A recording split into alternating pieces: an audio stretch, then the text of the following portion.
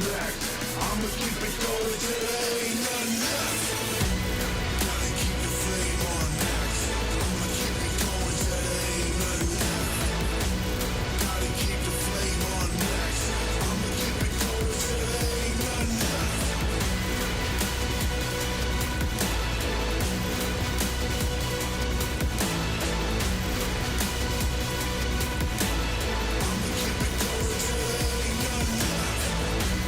Gotta keep the flame on next.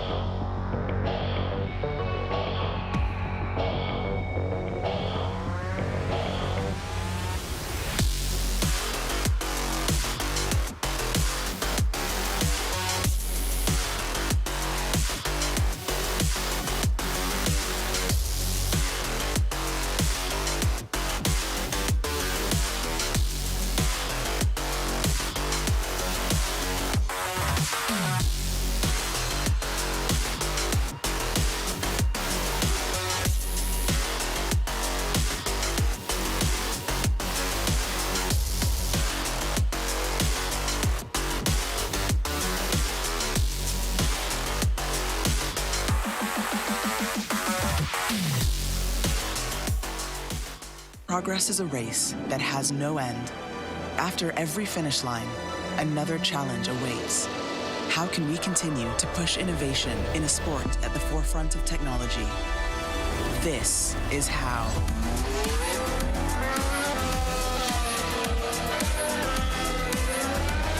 Discover how Aramco and the Aston Martin Formula One team aim to meet Formula One's sustainable fuel targets. Aramco, powered by How.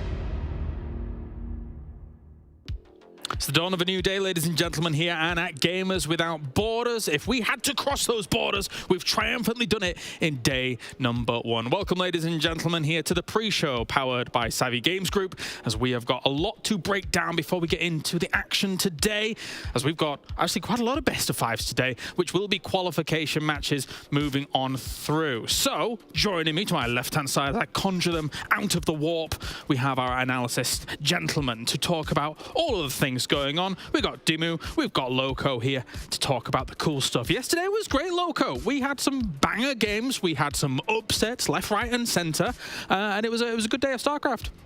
Yeah, no, for sure. I was thinking about like what the best game of yesterday was, but honestly, there were so many good matches, right? I mean, I think in the end, one of my personal favorites was the Special versus Raynor series with the crazy Liberator play and the proxy starports and strategies that we just don't really see all too often. But honestly, for a first day of a tournament, it really doesn't get much better than what we had yesterday. Yeah, definitely. I mean, the upsets didn't even begin there. We actually had them in the Korean bracket as well here, Dimu. And looking at how things went down, I think a lot of people looked at maybe Dark taking out Solar. That wasn't the case, though, as Solar's moved on into that qualification match. No, absolutely. I mean, Solar beating Dark, like that could have gone either way. Both of Solar's big premier tournament wins are actually against Dark, which that is kind of fun to say. Yeah. I think Gumiho taking out Hero was massive. But yes, like we have seen that Hero has looked more vulnerable as of late.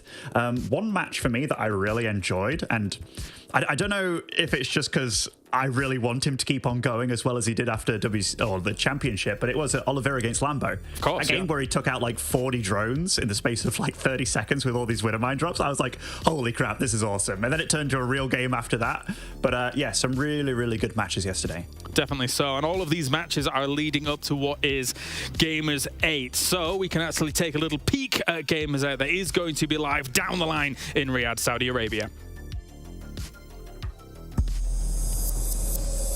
In the heart of an ancient desert, the land of heroes awaits.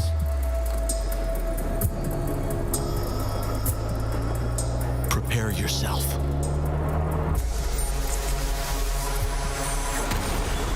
To witness feats you never thought possible.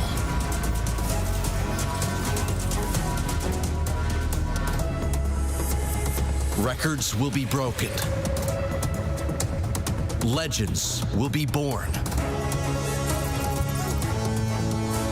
And fortunes will be made. The stage is set.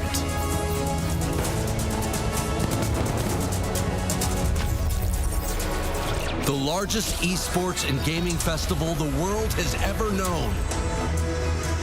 Ready or not, here it comes. Gamers 8. The land of heroes.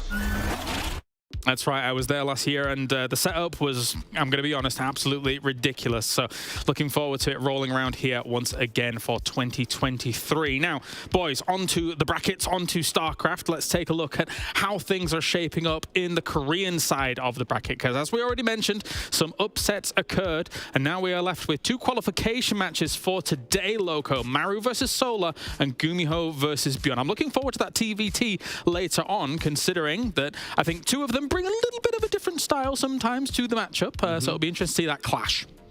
You know, for sure, Gumiho is obviously known for his crazy build orders and just really solid strategic play, whereas Bjorn likes to really micro his units and just try to squeeze as much value out of his army as he can. So those two going up against each other is really sick.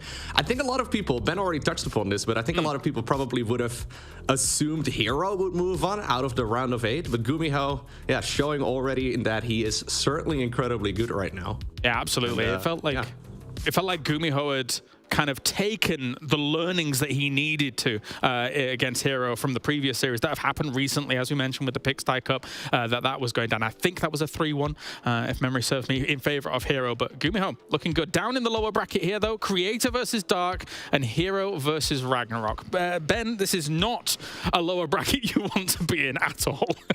No, like, you know, I was kind of looking at this and I'm like, if you're in Creator or Ragnarok shoes, you're like, holy crap. And this is the lower bracket. it. Like, that is a unfortunate place to be. Dark's an absolute beast. Hero's a beast. Ragnarok's still got to prove himself. Creator, on the other hand, he's a guy that's, you know, during last year, he was definitely on the up and up, which is kind of weird to say after he's been around for like 11, 12 years of StarCraft 2. But yeah, I mean, that is absolutely brutal. Like, you drop down against Bjorn and then you're up against Hero. Arguably out of the frying pan into the fire for Ragnarok over there. Yeah, definitely so. All right, well, let's take a look at how we got here from yesterday's games for Gamers Without Borders.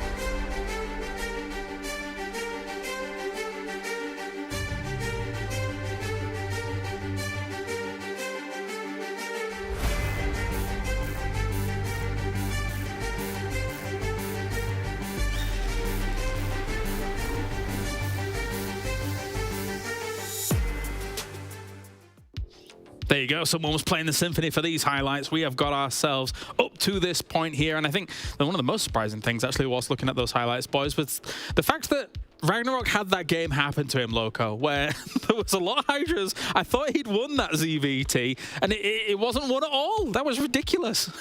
Yeah, sometimes those games just don't go the way that you had them anticipated, right? I mean, yeah, we already talked about some of the upsets. Just in general, I think if we would have done predictions, most of us would have been completely wrong. Yeah, I feel the same way. It was a difficult bracket to get right, it seems. But let's take a look at the EPT bracket as well, because I can only imagine that that was also a little bit difficult for everybody to get right at home, as we have Oliveira and Hero Marine advancing on in the top, and Special going up against Cyril down on this spot here. Ben, again, it's not the result a lot of people predicted, but if Special could make magic happen, it would be one hell of a run. I mean, honestly, like, he's been looking for a solid set of performances, because his WCS performances in that region, they were nothing short of disappointing for him. Like, the fact that he didn't continue to dominate that region, and in fact, it wasn't to Kelazil that he got dethroned, it was Cham. Yeah. Which, for all intents and purposes, like, that should not happen for Special, but he looked phenomenal against Raynor, and he looked really good at WCS, or rather, WCS Championship as well. So, is it his time to shine after being around for so long? Because he's done it before in the past as well. Like, he was one of the first foreigners being top 4 at BlizzCons and things like that, so he's absolutely got what it takes. It's just about performing. But all the other results, I mean, Hero Marine against Spirit, they've been getting closer and closer matchups and stuff. I think Lambo versus Spirit matches up very nicely for both of them. Raynor against Showtime, holy crap. I mean, that is a real rough draw for both of them. I think it's possible for both of them. No, absolutely. Again, I think if you're in Showtime's shoes, Loco, you didn't really expect Raynor to be down here. In your mind, you were probably planning for that Special match, but now Raynor's down here. Yeah, for sure. I think a lot of people would have expected a Raynor versus Cyril in the upper bracket, but instead we're going to get a Raynor versus Showtime in the lower bracket. This kind of reminds me a little bit of Dark versus Creator, right? On the other end, on the Korean end of things, where, yeah, it's just not an elimination match you really expect just yet at this point of the tournament. Can you imagine you're in Showtime shoes and it's like, yeah, I'm going into this bracket for like one of the biggest tournaments we've got in StarCraft 2 right now, and it's like Cyril first off. It's like, well, that sucks. And then it's like, oh my god, Raynor first round of the lower bracket as well. Like, what an unlucky played boy. Really well too, right? Like, he put up an incredible fight against Cyril, and it honestly looked like he could have won the whole thing. But I mean, winning against Cyril in the first place, especially in Zerg versus Protoss, is just, it looks nearly impossible most of the time, and he did so well. Now he's going to have to do it again against Raynor. And yeah, Raynor's ZVP is not bad either. No, I think one of the coolest things about this tournament so far is when the upsets have happened, the underdog has actually performed really well, while the favorite has also been performing well. And we've had the guys like Showtime that you would class as the underdog against Serral still absolutely stand up and make it look like a truly good match, because it was a truly good match. So yeah, everybody's been performing out of their mind so far, which is really cool to see. Absolutely. And let's take a look back at some of those performances from yesterday here from the EPT bracket.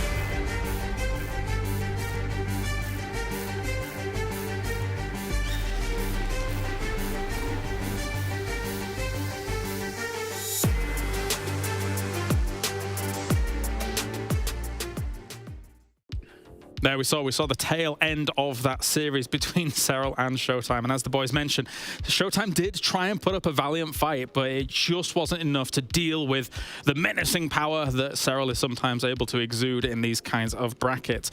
So that's how we stand here with the brackets now. I'm wondering where we're going next. It's the schedule. That's the one. I remember. Okay, we've got 6 series coming at you today, 4 of which I believe are qualification matches. So we are going to start up at the top of things. We are going to start with our best of 3s in the lower bracket, Loco, and then move on to those qualification matches. So some great fixtures to come today.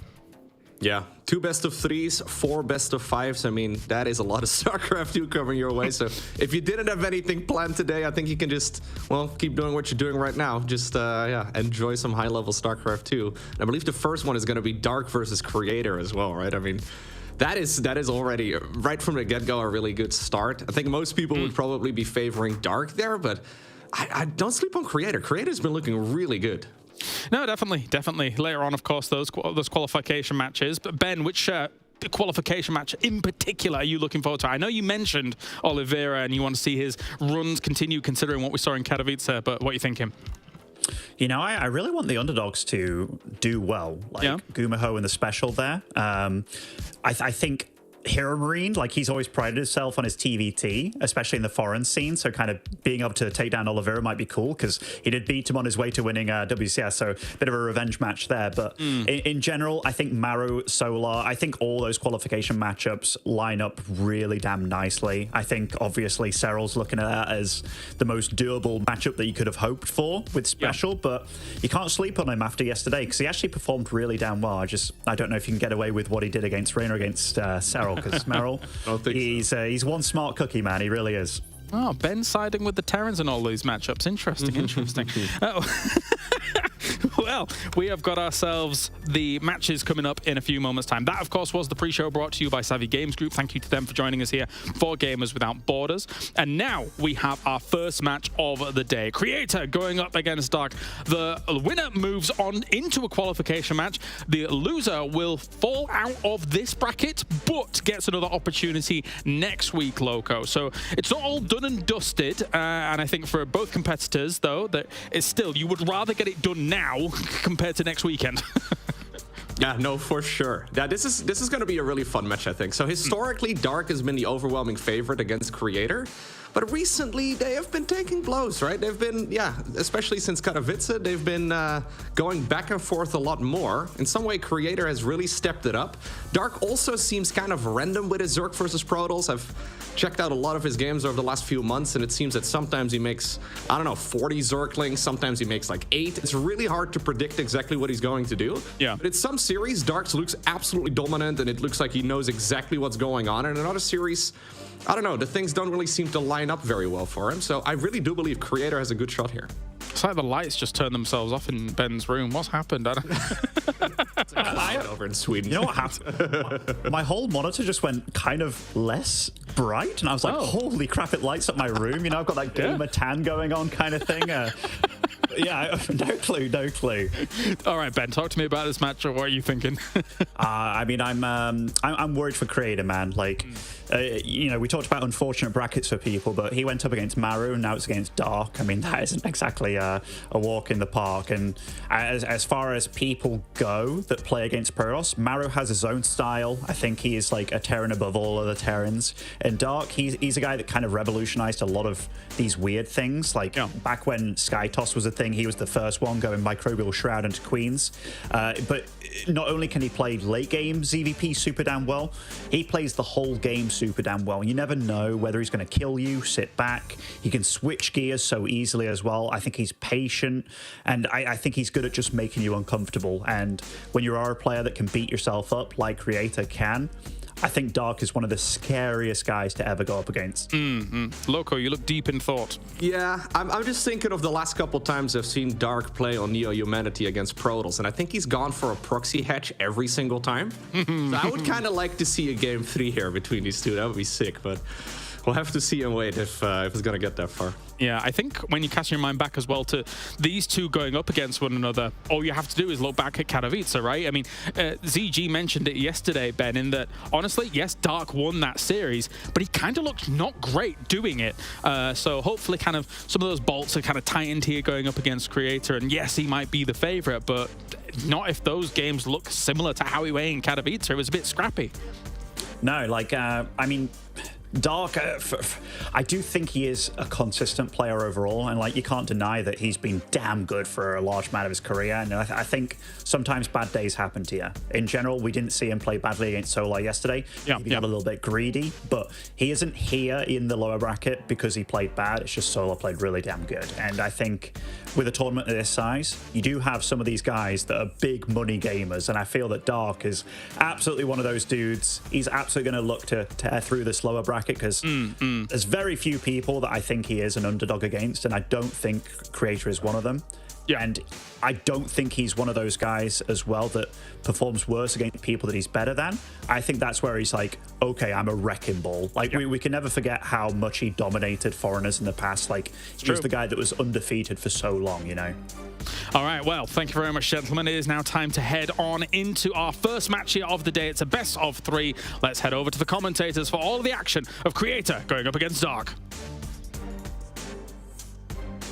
All right, well, we are going to be getting into that one. I'm here with Wardy, and exciting to get game 2 underway with mate.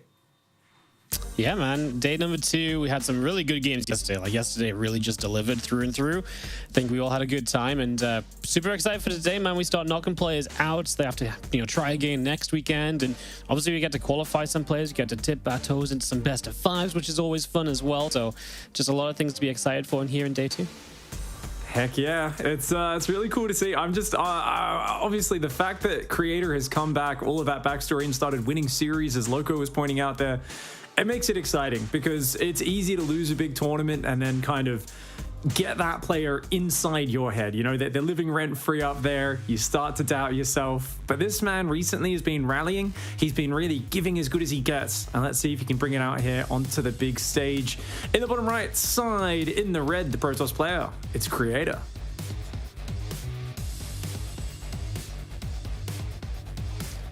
He is taking on in the upper left one of the toughest circuits in the world to beat.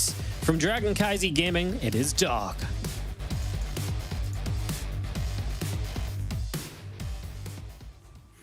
I really like the analysis from Muslim and Loco there on the desk, talking about how Dark's just been doing unpredictable, wild things. And sometimes it looks fantastically brilliant, and other times it does look like it doesn't really come together. I feel like Dark's probably the best player in the world at getting supply blocked accidentally and then turning it into an all-in that it looks like was planned from the start. And it feels like Protoss players can't really get a read on him. And I think that's the hard thing, because Creator is all about scouting, reacting, and responding to his opponent.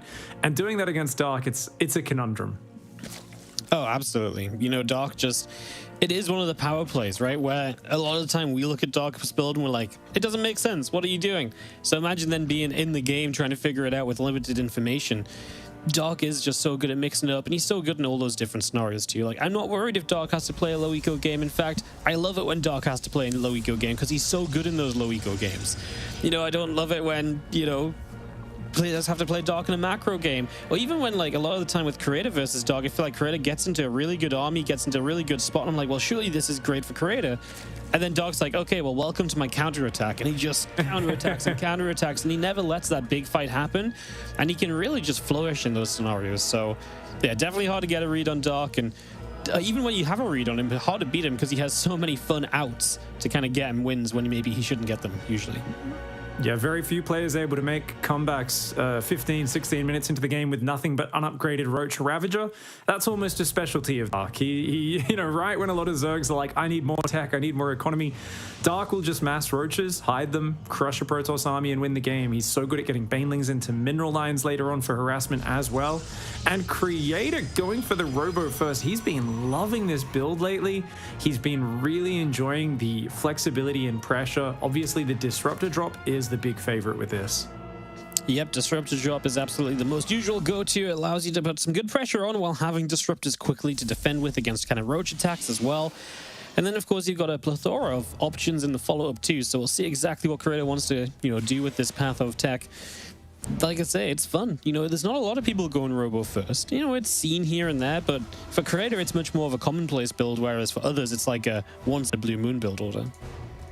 I feel like ever since that Void Ray patch hit, you know, a lot of us were thinking we're Creator, who was so reliant on the Void Ray for his Protoss first Zerg, that he was going to become much worse as a player.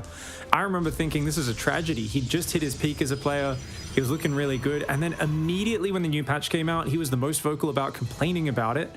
And then he adapted better than pretty much every other Protoss player. He was so quick to pick up all these different robo timings, beautiful gateway attacks, all sorts of different strategies. So I love the diversifications that he's added into the matchup. And if Dark does just play a defensive game, unlikely, but if he does, and hey, it's a best of three, a couple of games to try it out, then it's going to be difficult to stop because Creator just hits these very crisp attacks. Oh, absolutely. You know, you can't just sit back and do nothing as well against Creator, because when he gets to then do his attacks at exactly when he wants to, yeah, it's going to be tough to deal with as well. I mean, they're both just very good players, and we saw yesterday really just how good Creator was decision-making wise against Mara. Yeah, he got into some bad positions, but he really played to as many options as he had available, and oftentimes to what I felt were the best options in difficult scenarios. So we'll see what he does here. Baneling Nest, by the way, from Dark to start us off is going to be a Ling Bane focus from him. No sign of a Roach Roaring yet. Obviously, we do see that Disruptor drop on the way from Creator that comes with the Warp Prism speed, so the Disruptor can get across the map more quickly, and the Prism has more maneuverability. It's a lot of Lings right now from Dark, and I'm a little worried that Creator might not have a lot to really work with kind of a bigger Ling Bane burst if that's what Dark keeps on committing through to. Yeah, I think at the moment it's defensive. Dark wants to shut down the Glaive Adept play, which of course Creator's doing a great job of faking out here, really making this look like, oh, this is, you know, Glaives is finishing. It could be Dark Templar behind it. Dark is convinced that this is a Twilight Council build. He lets the Spore Crawlers finish. He masses Zerglings. And guess what? Creator just goes home. He's going to head back, pick up those Disruptors, and go into a Colossus. This is a fantastic start for Creator because he's up on 4 gases, up 6 workers, and with a very big tech lead. Dark may feel forced to bust here, and indeed he is wardy, but there's already a shield battery and a sentry. Creator knows his opponent so well. He knows that Dark is impatient, and he should be completely ready for this. Yep, his defense is what it needs to be, basically. I mean, just obviously execute properly, drop the force field at the right time. Disruptors find 1 queen to start, which is some good initial damage. These units just need to be careful. It's perfect with the Stalker in the front. That's the most defendable unit there. Can absorb the most. Yeah, don't get baited out. That's where it becomes problematic, as Creator is going to make his life more difficult if he stays right there. Being walled in on 2 bases was brilliant. The further he moves out from that second base, the more ridiculous this attack is going to become in Dark's favor. Oh, here we go, Wardy. It's going to be coming in. There is a Colossus out here, but it doesn't have a lot guarding it. Dark's just going to YOLO. He's going to dive right on in there. The Colossus will walk away, leaving the army to its own devices, but with a force field there blocking the wall off. The start of the fight may be good for Dark, but you know what? 6 drones went down behind it to the Disruptor drop. The Colossus will be able to defend, but a good snipe on the third base for Dark. Yeah, getting rid of that third, slowing down what was already a very slow third base, right? So it wasn't like Creator was already aiming for like a greedy economy. This is kind of like, oh, very defensive and all the rest. So getting your third base cancelled now really kind of sucks a little bit more than usual. Creator follows up with +1 and Blink. Obviously, most importantly, kept the Colossus alive, and he did get some damage done during this with those disruptors. If he hadn't done that, Dark might be off and away in this game, but getting a few drones behind it all just helps Creator hang on in there despite the initial army trade. And just still coming around, looking at the edges, seeing if you can get another queen. Good movements by Dark, but you can't really avoid losing a queen each time that happens. The army pokes forward. I call it an army. That might be a bit of a stretch. That was like 2 Zealots, a Sentry, 2 Stalkers, and an Adept with 1 Colossus. It's more like a little squad that's hoping to slow the creep down and then probably get right out of there. Creator wants to make Dark afraid, but Dark was already massing Roaches and Lings. He doesn't have Roach speed, though, so his army's not very mobile. That being said, Creator needs to get out of here. He could not be committing to this push just yet. No, why we stood on creep, I understand that Dark's only handling Vayne, but I feel like you're just kind of tempting fate a little bit, especially with someone like Dark who is so good at finding those kind of weird, awkward fights. Then counterattack gets deflected and the disruptors go back into the prism to go back to hunting down some drones or so. Dark right now trying to drone up. He drops the Spire as well. Tech-wise, Dark is not in a great position. He's trying to get that 4th base up. He's done an admirable job after committing to so much Ling Bane of making this position playable for himself, but I would not call it a good position for the Zerg. The Protoss is on equal workers. Blink and +1's kicking in, and that's going to give a very powerful push timing. The Disruptors, the Robo units, all of them from the early game are going to be so effective. And a Dark Shrine coming in behind it. That's a very interesting choice. I think Creator here just wants to add a bunch of Archons to this army potentially. And Dark moving down with his queens. He's not building a lot of workers, but here we go. Armies coming forwards. And it's so weird because it feels like without a 4th base, this is pretty damn committed. Creator needs to get something done. But at the same time, Dark, is he going to commit to mass muta? Is it just around a Corruptors to deal with the Colossus? This game feels very awkward for both players. Their next few decisions are going to be very crucial.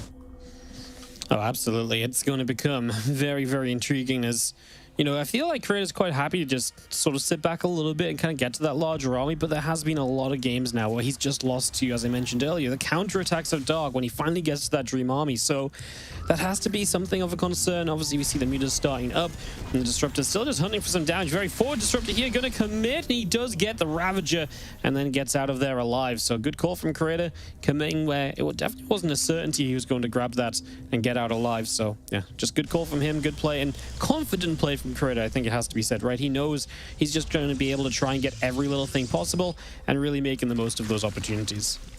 Dark's nowhere near Hive Tech, but he snuck 10 mutas out. They're going to go down the bottom of the map. I think they're going to run into the Warp Prism down there, or actually 2 Adepts.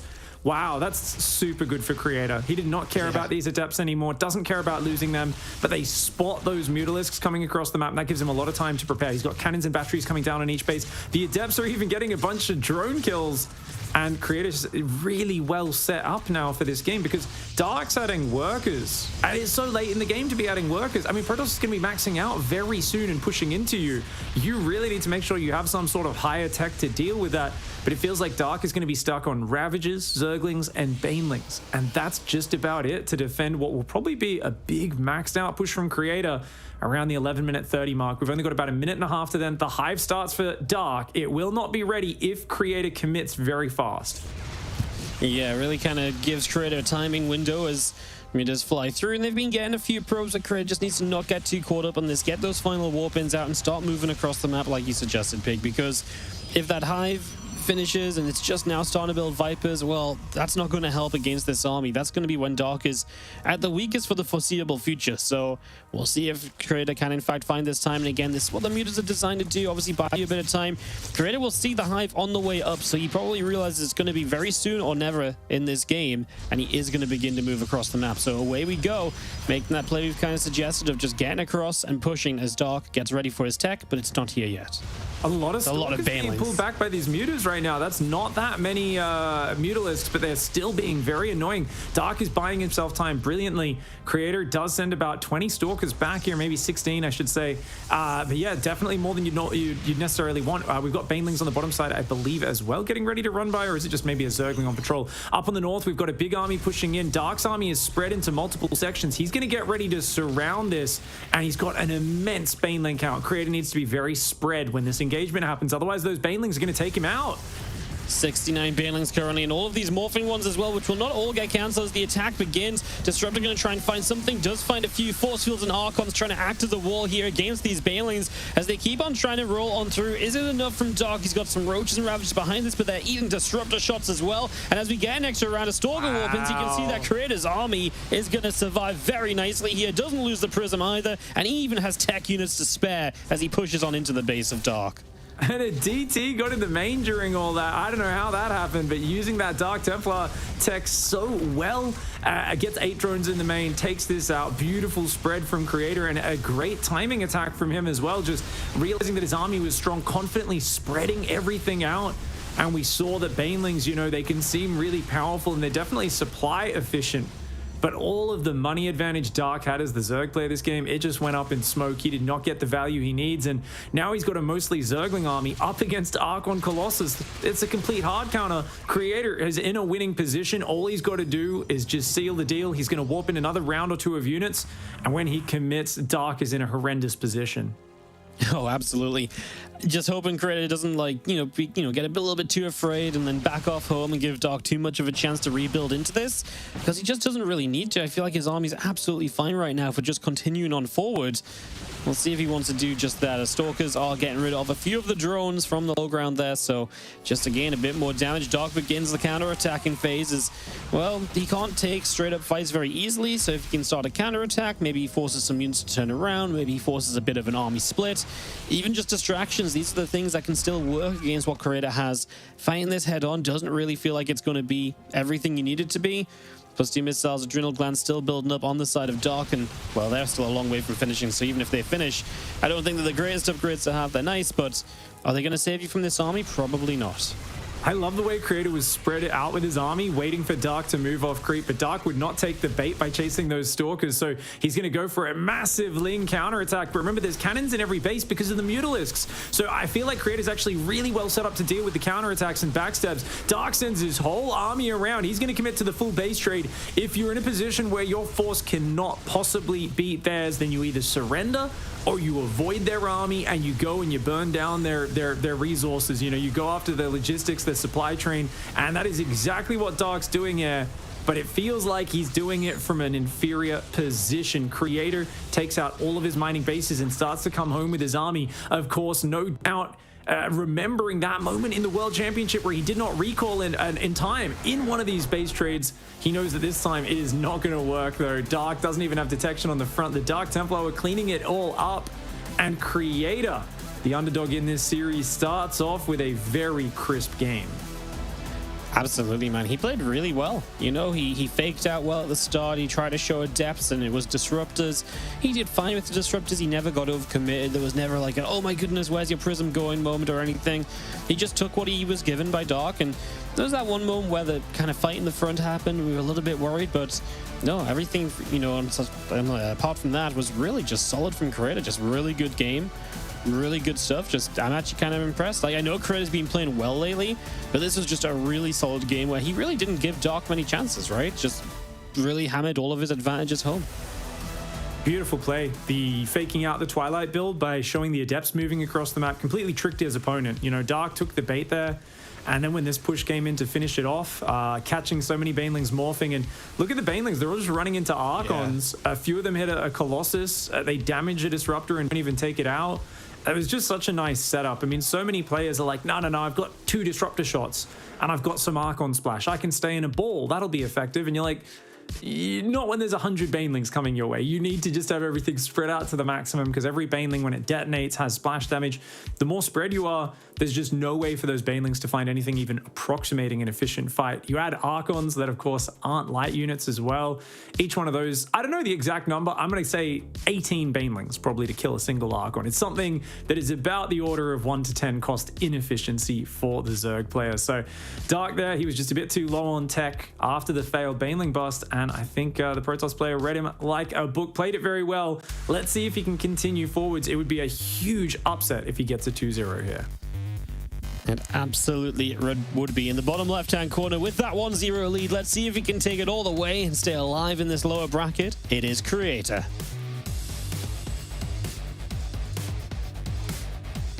And his opponent in the top right, the blue Zerg, representing Dragon Kaiser Gaming. It's Dark.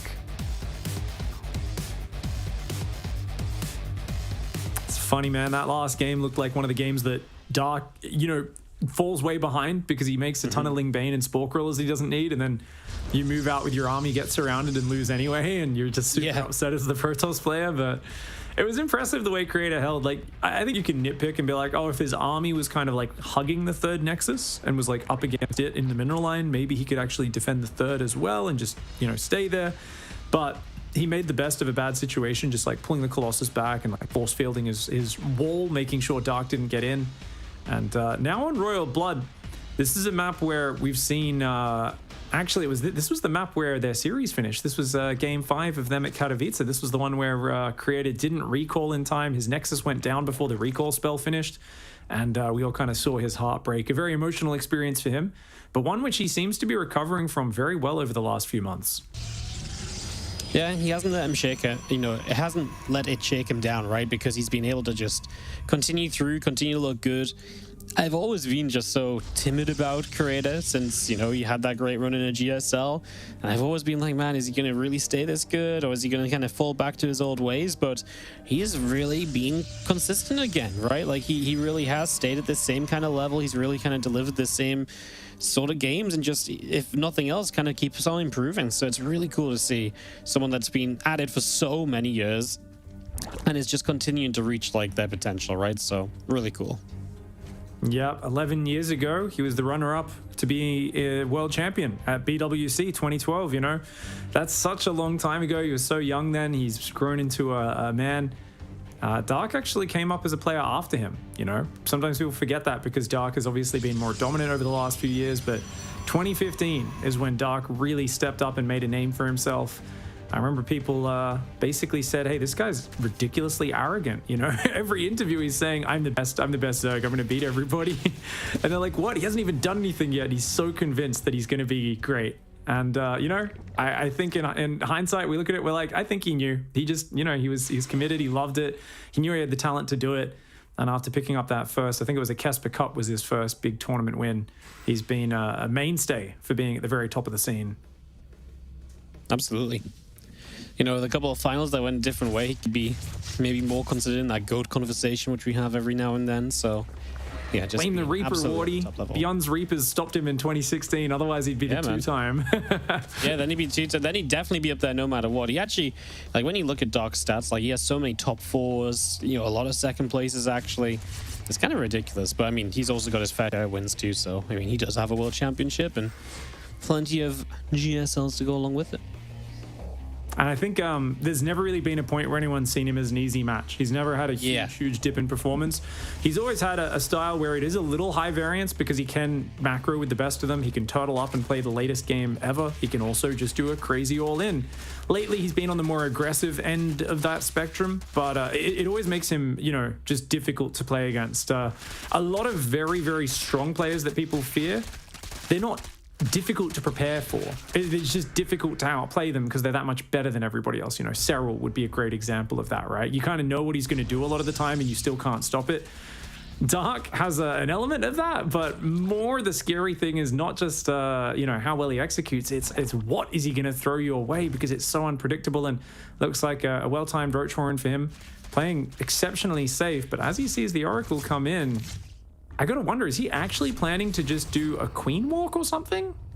Oh my god, are those queens going off creep on the right? It feels like it, right? I mean, he is just on the way across the map, and he's not droning. He's waiting for the road drone. He's building units and units and units. So he's just going to pull the trigger and go, and we'll see if Creator can be prepared for this, as his oracles need to try and find this out. He needs to find these queens coming the other side. The oracle kind of stops short of those queens. Might notice that these queens are very far forward, but they could still just be kind of a hunting defensive pair of queens. Tags the revelation on the third base, but the lack of drones is on the natural, so he doesn't even really find much info there. He ends on one battery, but yeah, there now he sees everything. He only knows now when it's already on his doorstep. Queens are so slow to move off creep, but Dark, a master of hiding his strategies. He's managed to pull a fast one on Creator. Down 8 workers is Dark, but he's got a very scary army right now. Oh, I do like the wall off on the natural expand. He's already got extra shield batteries coming up in the natural as well, but the lack of production is what hurts you here as Protoss. He was investing in Forge, Twilight Council, all these tech structures that take a while to pay off. If he knew this was coming, he'd have more gateways. Great adept micro, though, from Creator. He's making the best of a bad situation. Yep, he's making the most of it, and of course, in some scenarios, as long as you don't lose too much while losing the third base, you can lose the third base here and rebuild out of this, so we'll see if that maybe comes to play. Obviously, for now, he's going to start defending the natural. He's got a Voider on the way up the extra gates, and he did start Blink pretty quickly, so he didn't hesitate on that, so he can still maybe end up on a teched up set of Blink Stalkers and start trading his way back into this game further down the line. That has to be, I imagine, his main plan here, because obviously without a third base, you've got to be able to do something at the very least. If he sits back and does nothing, he's going to be in trouble. I guess he knows the queens are going to go home, and the Void Ray will just help him clear up overlords and maintain a little bit of control over the ground. Creator's going to need to retake a third and head towards probably Disruptor Tech. Oracle's going for a little bit of counter damage. If he can slow down Dark's economic buildup, then maybe he can keep this to a not terrible position. But already one Oracle goes down. That Oracle gets a couple of drones, but it's deep in the red. Void Ray moving around, looking for some overlords. Anything he can get to slow Dark down would be massive. But this is the point where you look at it and you say, hey, the numbers aren't too bad at the bottom of your screen. Yeah, check back in 2 minutes from now. That's the scary point. That's where Dark could have exploded economically. Dark's still building queens, interestingly. I thought he already had about 7 queens out, but looks like a nice denial on that. Oh, the drone actually gets it down. That Void Ray is going to be frustrated. Creator, his Void Ray will be going down to these queens. Barely gets away in the red life. And over in the top right, it looks like the Oracle does get a stasis trap. So a bit of a distraction going on. It feels like Dark is taking a little more damage than I expected, but Creator on the ropes with that lack of a third base. He's got nothing but Blink Stalkers at home. You know, he does not. He's just got the Stalkers. Again, maybe if you can get on the map and start trading with these Stalkers, that's where the hope's going to be. Getting the Prism up, he's getting ready to go for all of this. Problem is Dark is sitting on a third base, fourth base on the way. This is all saturated now as well, so at that kind of point where, like you said, Dark's going to begin exploding very soon, so it's important that this is where the Stalkers perhaps get on the map and start making their stand.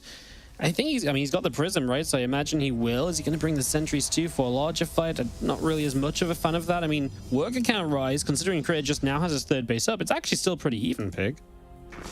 Yeah, the numbers aren't too bad at all. I really thought Dark would have hit 70 workers about 2 minutes ago. I thought he was going to drone up so much faster, but he wasn't able to. The Stalkers are now coming to the front. This actually looks like a very playable position for Creator. Everything you said about not taking too many losses on the third, hey, he took out like tons of Zerglings, shaded the Adepts out, and now he's got a big army on the front, but Dark is an amazing player at using Roach Ravager. The Oracle's actually getting a lot of drones in the main base, though. 9 workers go down.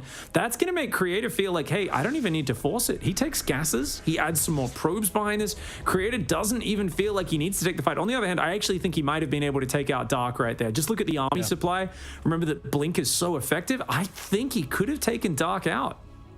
Yeah, I think he could have done. He had a position, he had a setup, and those Oracles, like I said, they did good damage, but they almost betrayed him because now he's like, oh, actually, I can back away. Whereas if he'd just gone, well, who knows? He moves into the Robo Bay and the Robo Facility number 2.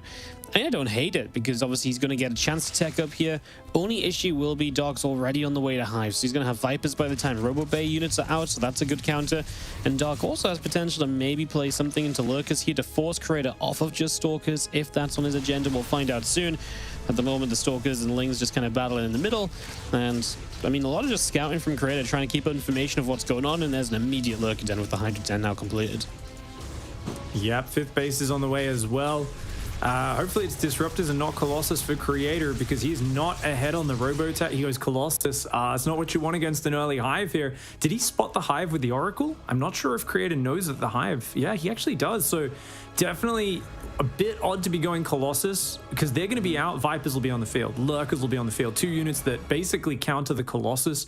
So definitely something where if Creator gets 2 Colossus, I don't hate it too much. But if he goes for a number 3 and 4, that's where it's a really bad investment. We'd much rather just start to see Disruptors, especially against these Lurkers, and just in general, just you know the Robo units, they are so easily picked off by Vipers, so it's always going to be something of a concern.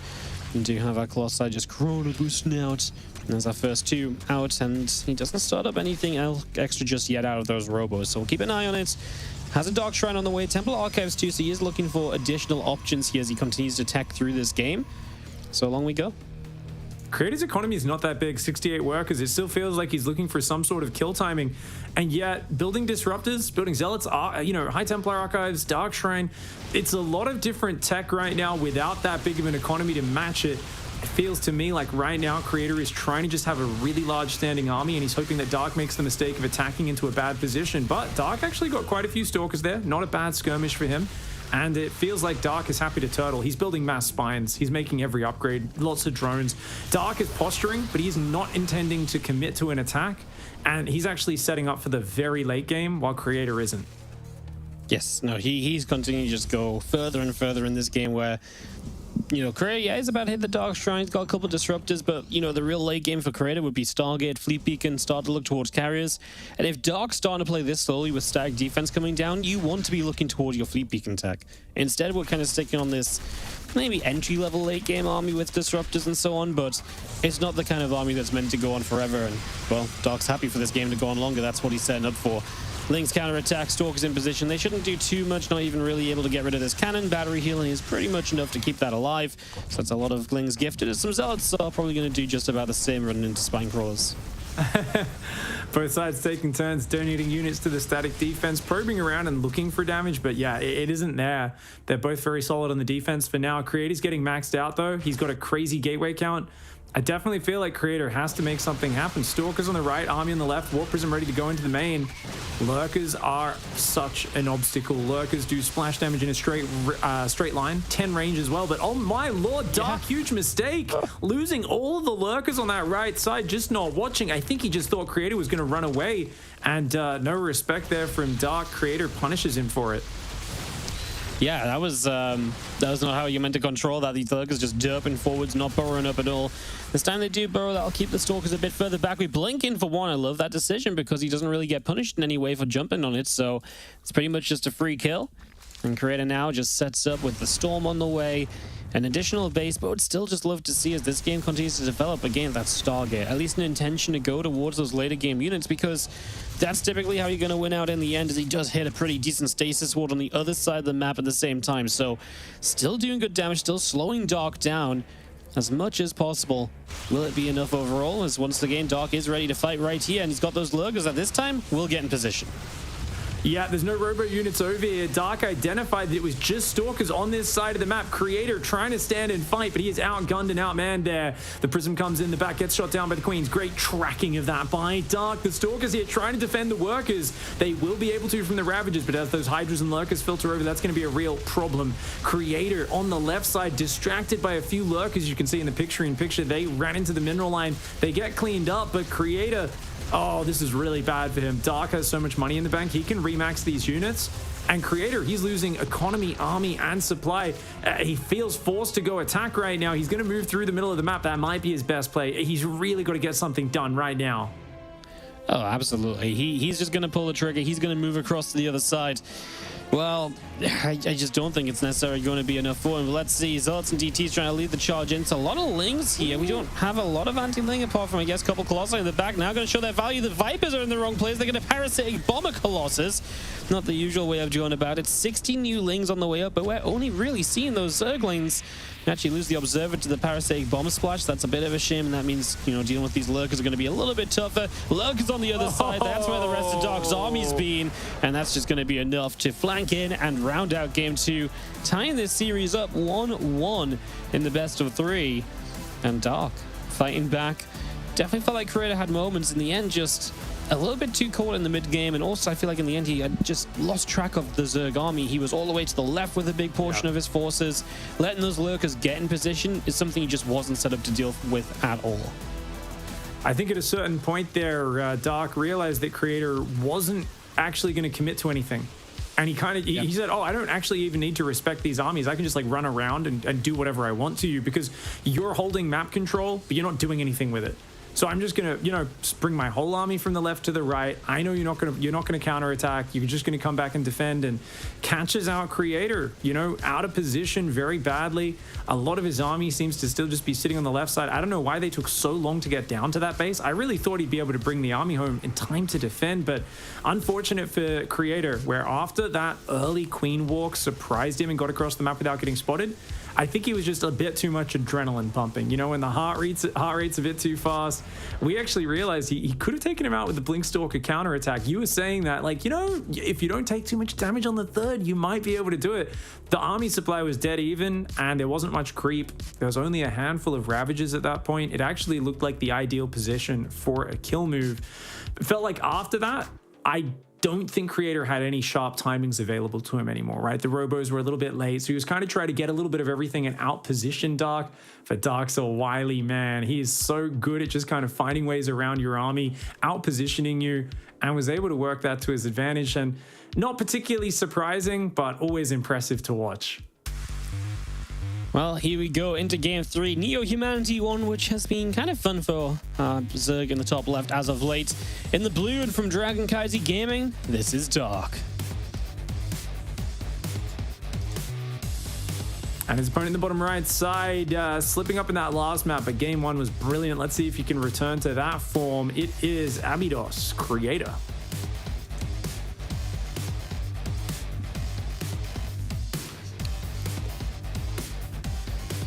Some sneaky moves by Dark. So I wonder if he kind of pulls it out again on a map that really can encourage some sneakiness and some weirder things. I mean, Loco said every game he's seen of Dark recently on this map is Proxy Hatch.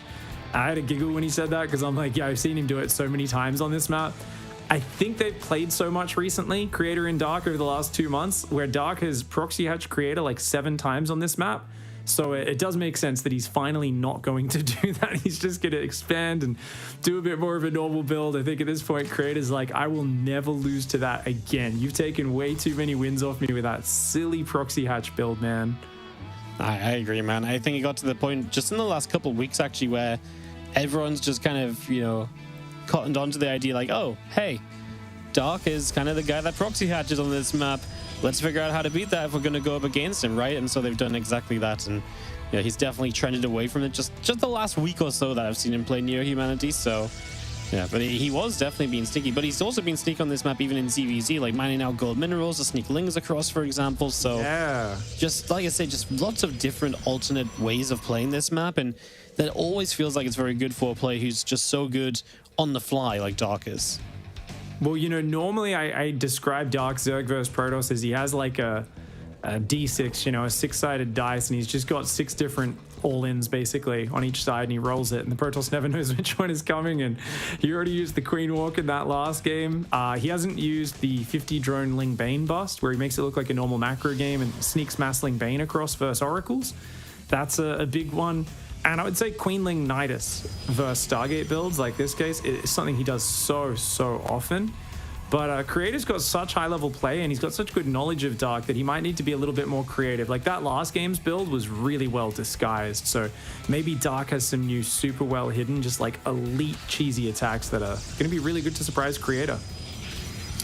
Gets this pylon down just by a bit more time before this hatchery gets to go into place. You can see Dark is floating money, so this has been an effective block to buy a few seconds. Costs you very little as Creator. Doesn't necessarily miss those minerals in a big way until the cancel comes down. So, yeah, just a nice little something. But Stargate's about to finish, and Creator can start into his first Stargate unit, which more often than not is the Oracle, but there are some players that have been a little bit Void Ray opening friendly lately, and Creator has been one of those guys, but apparently not today. It's going to be that Oracle once again. Dark's doing a really good job with all of his basics today. I feel like after losing that series to Solar, It's a little bit of a fire under Dark. Ah, does lose that drone though. Nice play by Creator. Really good micro. Getting a drone, massive. This early on, something Creator's not really expecting. He didn't commit a lot to that adapt pressure. It's a normal poke, mostly for scouting. But any damage he'll take, he's already got the Oracle guarding that third base as well. So very clean defensive play, not leaving any openings for Dark. Exactly what you want to be doing, right? You just don't want to give Dark those opportunities. You don't want to give him those... I mean, you just don't want to give Dark any kind of freedom because, again, the moment that Dark can get away with just doing as he wishes, you never know what's going to happen and your game just becomes so much more difficult for you. So don't give him any edges. Use these oracles to scout well. Keep on top of what he's doing. Try and keep yourself in this game as much as possible. That's the plan from Creators. He drops down at third base and still just cranking out the oracles. We'll see the Twilight Forge follow-up tech here very soon, I'd imagine. I'd be kind of shocked if we saw anything outside of it just being kind of Stalkers, Blink, and +1, but we'll see if maybe he has some tricks up his sleeve. For now, just triple Oracle. Yeah, Creator does have a build where he goes like Robo and a third Gateway and like a Forge and really delays the Twilight Council. It's kind of dicey. You know, if you delay Blink too long, Dark is a fan of things like just weird Swarmhost Nidus builds. He'll pull that out. Nidus Swarmhost is very good on this map. You've got a lot of angles you can throw from, which is why Blink giving you that mobility kind of just prepares you to counter that before it gets going. And indeed, the Forge and Twilight's on the way, as you predicted, Wardy. We've got also a fourth gas up for Creator. Creator's doing a good job of just slowing the creep down, and the worker count, it's been very close to even for a while. Dark is now only just starting to take the lead at the 5-minute mark, and he's going for a very quick fourth on the left side. Yeah, he really is just getting that straight down.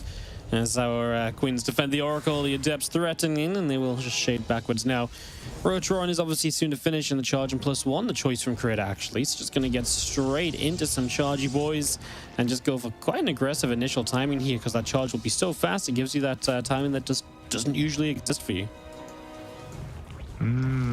Going up to double Evo Chamber is Dark right now. He's gone up to 6 gases all at once. Double Evo. This is like a lot of economy that he's going for. Tech, all that sort of stuff. I really do feel like Zealot Archon is so powerful as a surprise attack, but it's also something where any Protoss who's done that a lot, they've had it just win games, and they've also just...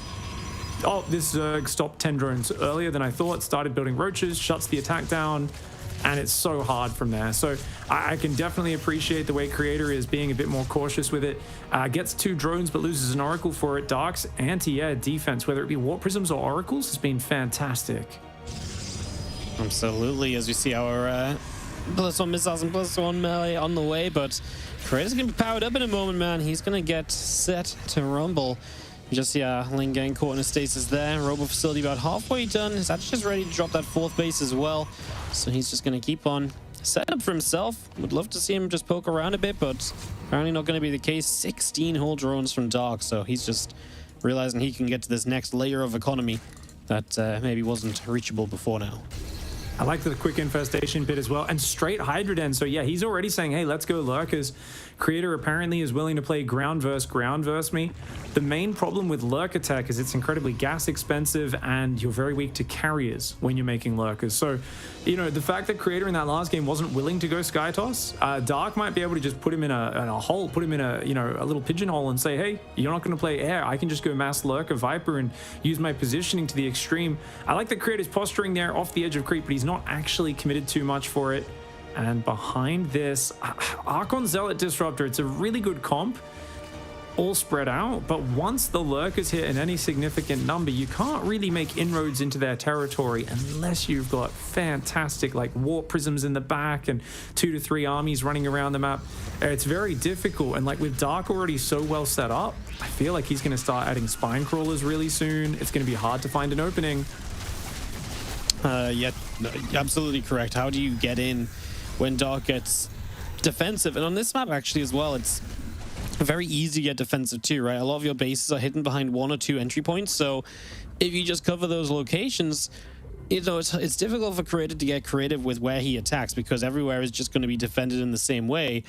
And likewise, if the lurkers do find themselves down one of those avenues and they get in position, then Creator's going to find it difficult to bust through those as well, get a sudden flank on them or anything. So got to be very careful, very active right now. He is going into that Stargate fleet beacon setup.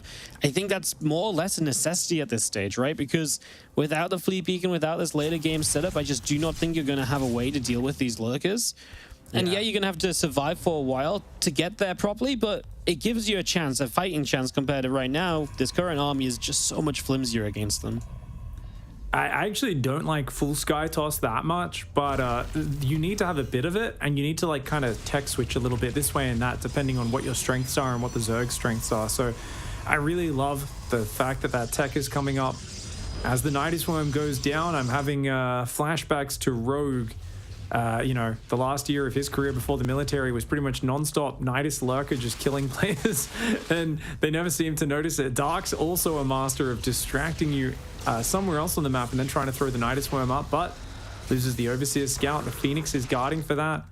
Carriers aren't now under production. And such a respectful game from both players where they're just kind of circling each other, waiting for the other to make a mistake, but if you've got two players just waiting for a mistake, eventually it's going to come down to who's better at progressing their position in the game. Right now, with the Skytoss transition, I'd say it's probably Creator. We haven't seen many spellcasters out for Dark, no Spire tech, so he's not really set up for the late game. No, that's very true. He's very happy with this lurker stage, but the next phase, which if there is enough carriers up, generally you want to see that Spire and Corruptor play coming out, and that's not here yet either. Dark's going to poke forward a little bit. He's actually going to get a good jump on a Disruptor, an Immortal, and Archon. All these units likely to just die. Throws of Biles to help finish off the Archon as well. So what a great grab. Just moves in, gets a bunch of tech units, and yeah, Creator just had those units way far forward with no real kind of attention being paid. So now he's going to wander up this right side with his little group of Archons. Yeah, you don't want to lose a second army after that first one goes down. He is replacing the units with a lot at home. He's got great production, but right now, Creator, he had a big army that was kind of, sleeping on duty in that last game that made it so hard to defend. He's got to get this army back. He takes out a hatchery, he will lose a Nexus. The important thing is to not throw your army away as Creator. Just pull back, wait till everything's together, and then get in there. But now Dark's got a fantastic position. Lings breaching the natural. Carriers are going to be forced to show themselves. Yep, these carriers are exactly what you need right now. You don't have to do any fancy flanks or anything against lurkers with the carriers at least, but yeah, the position is just great. Good Phoenix lifts, right? Just to get rid of a couple of the lurker burrows, gives you a better way into this army and allows Creator to make something of a stand, but he's already lost a lot. 20 probes, a good amount of army just obviously on the initiation of this fight and all the rest of it. Dark can use the Nidus network to escape with the lurkers as well. As he gets out of here, Creator is just hurting. His army supply is low, his worker count is low, he's got gateways unpowered as well. And obviously Dark just instantly rebuilding off the back of this. Now double Spire on the way, begins to prep for the later game against this higher carrier count too. Just getting better and better setup as the moments pass on by. Creator was just a bit too far out on the map there. You said it, off creep, kind of unsupported.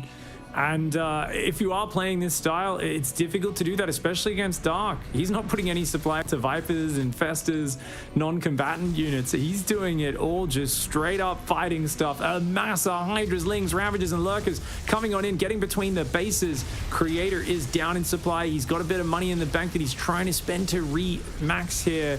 But Disruptor's getting taken out by the Lurkers. The Lings are breaching the natural expand as well. A Creator, he's going to try and loop around the army. I don't know if he's going to be able to get on top of anything. There's more Lurkers there. He doesn't really have an answer to these Lurkers. Yeah, but then with Lings just in this natural as well, he's losing production. This Disruptor that pops out likely to go down as well.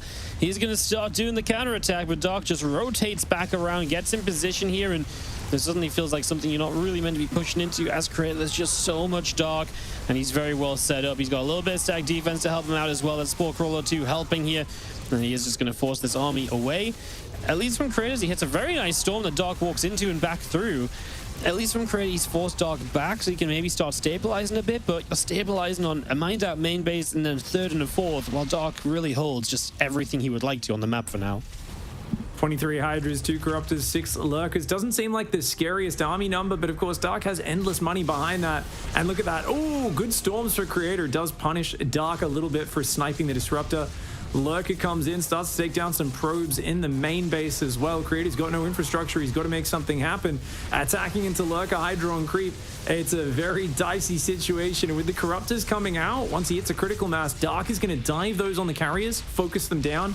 That's where things get really hard for Creator. Creator still has a small chance. He's down only 25 army supply, and it's amazing Protoss army supply. But with only one Archon to cover against the Corruptors, that's not going to be enough. It gets some massive splash damage on those Corruptors, but it's too little too late. Half of the carriers are already down. More Corruptors and Hydras rallying on out of this. And Dark there will not be going down in 2 series in this tournament. No. He says, look, yesterday I let that one slip away from me, but today it's going to be all Zerg dominating the Protoss player, and that was a fantastic way to rally for Dark. All right, we're going to go to the desk, see what they have to say about Dark's victory as we start off day 2 of Gamers Without Borders. Thank you, boys. Yes, it seems there is no defeating Dark for Creator here today, as well as some other instances in the past as well. We've got the Muslim as well as Loco to talk about this one, and let's talk to a man who's a big fan of lurkers. Dimu, what do you think about the overall play here from Dark, Mr. Ben?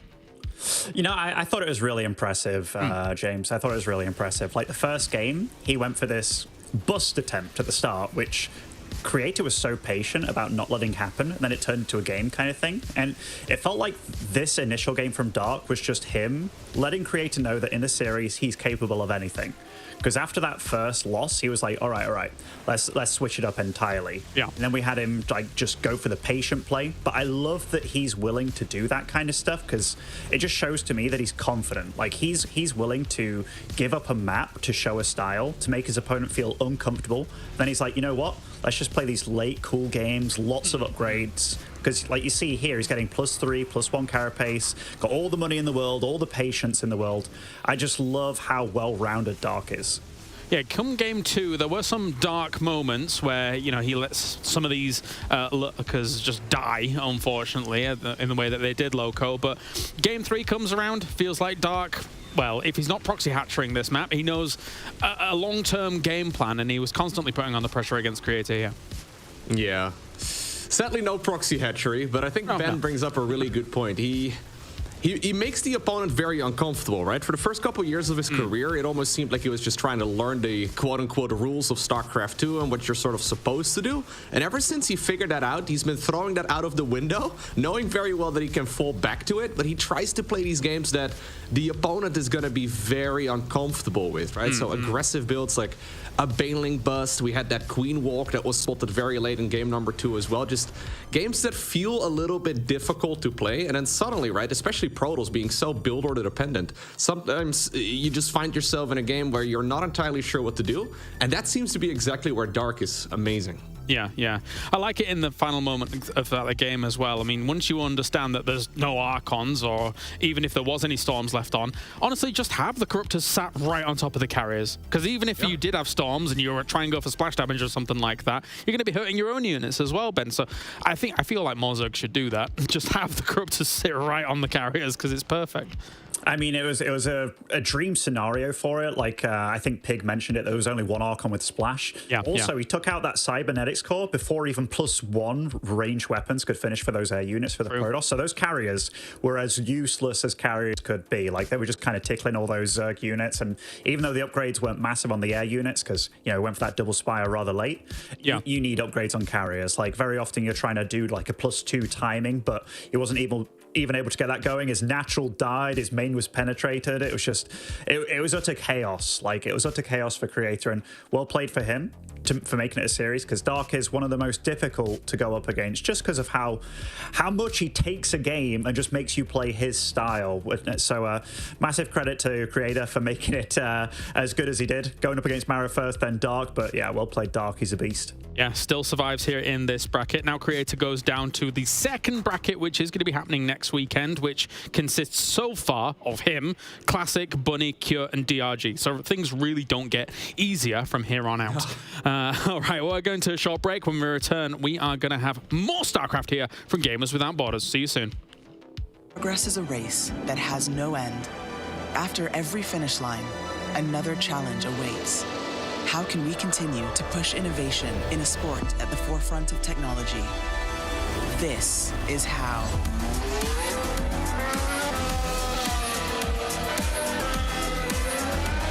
Discover how Aramco and the Aston Martin Formula One team aim to meet Formula One's sustainable fuel targets.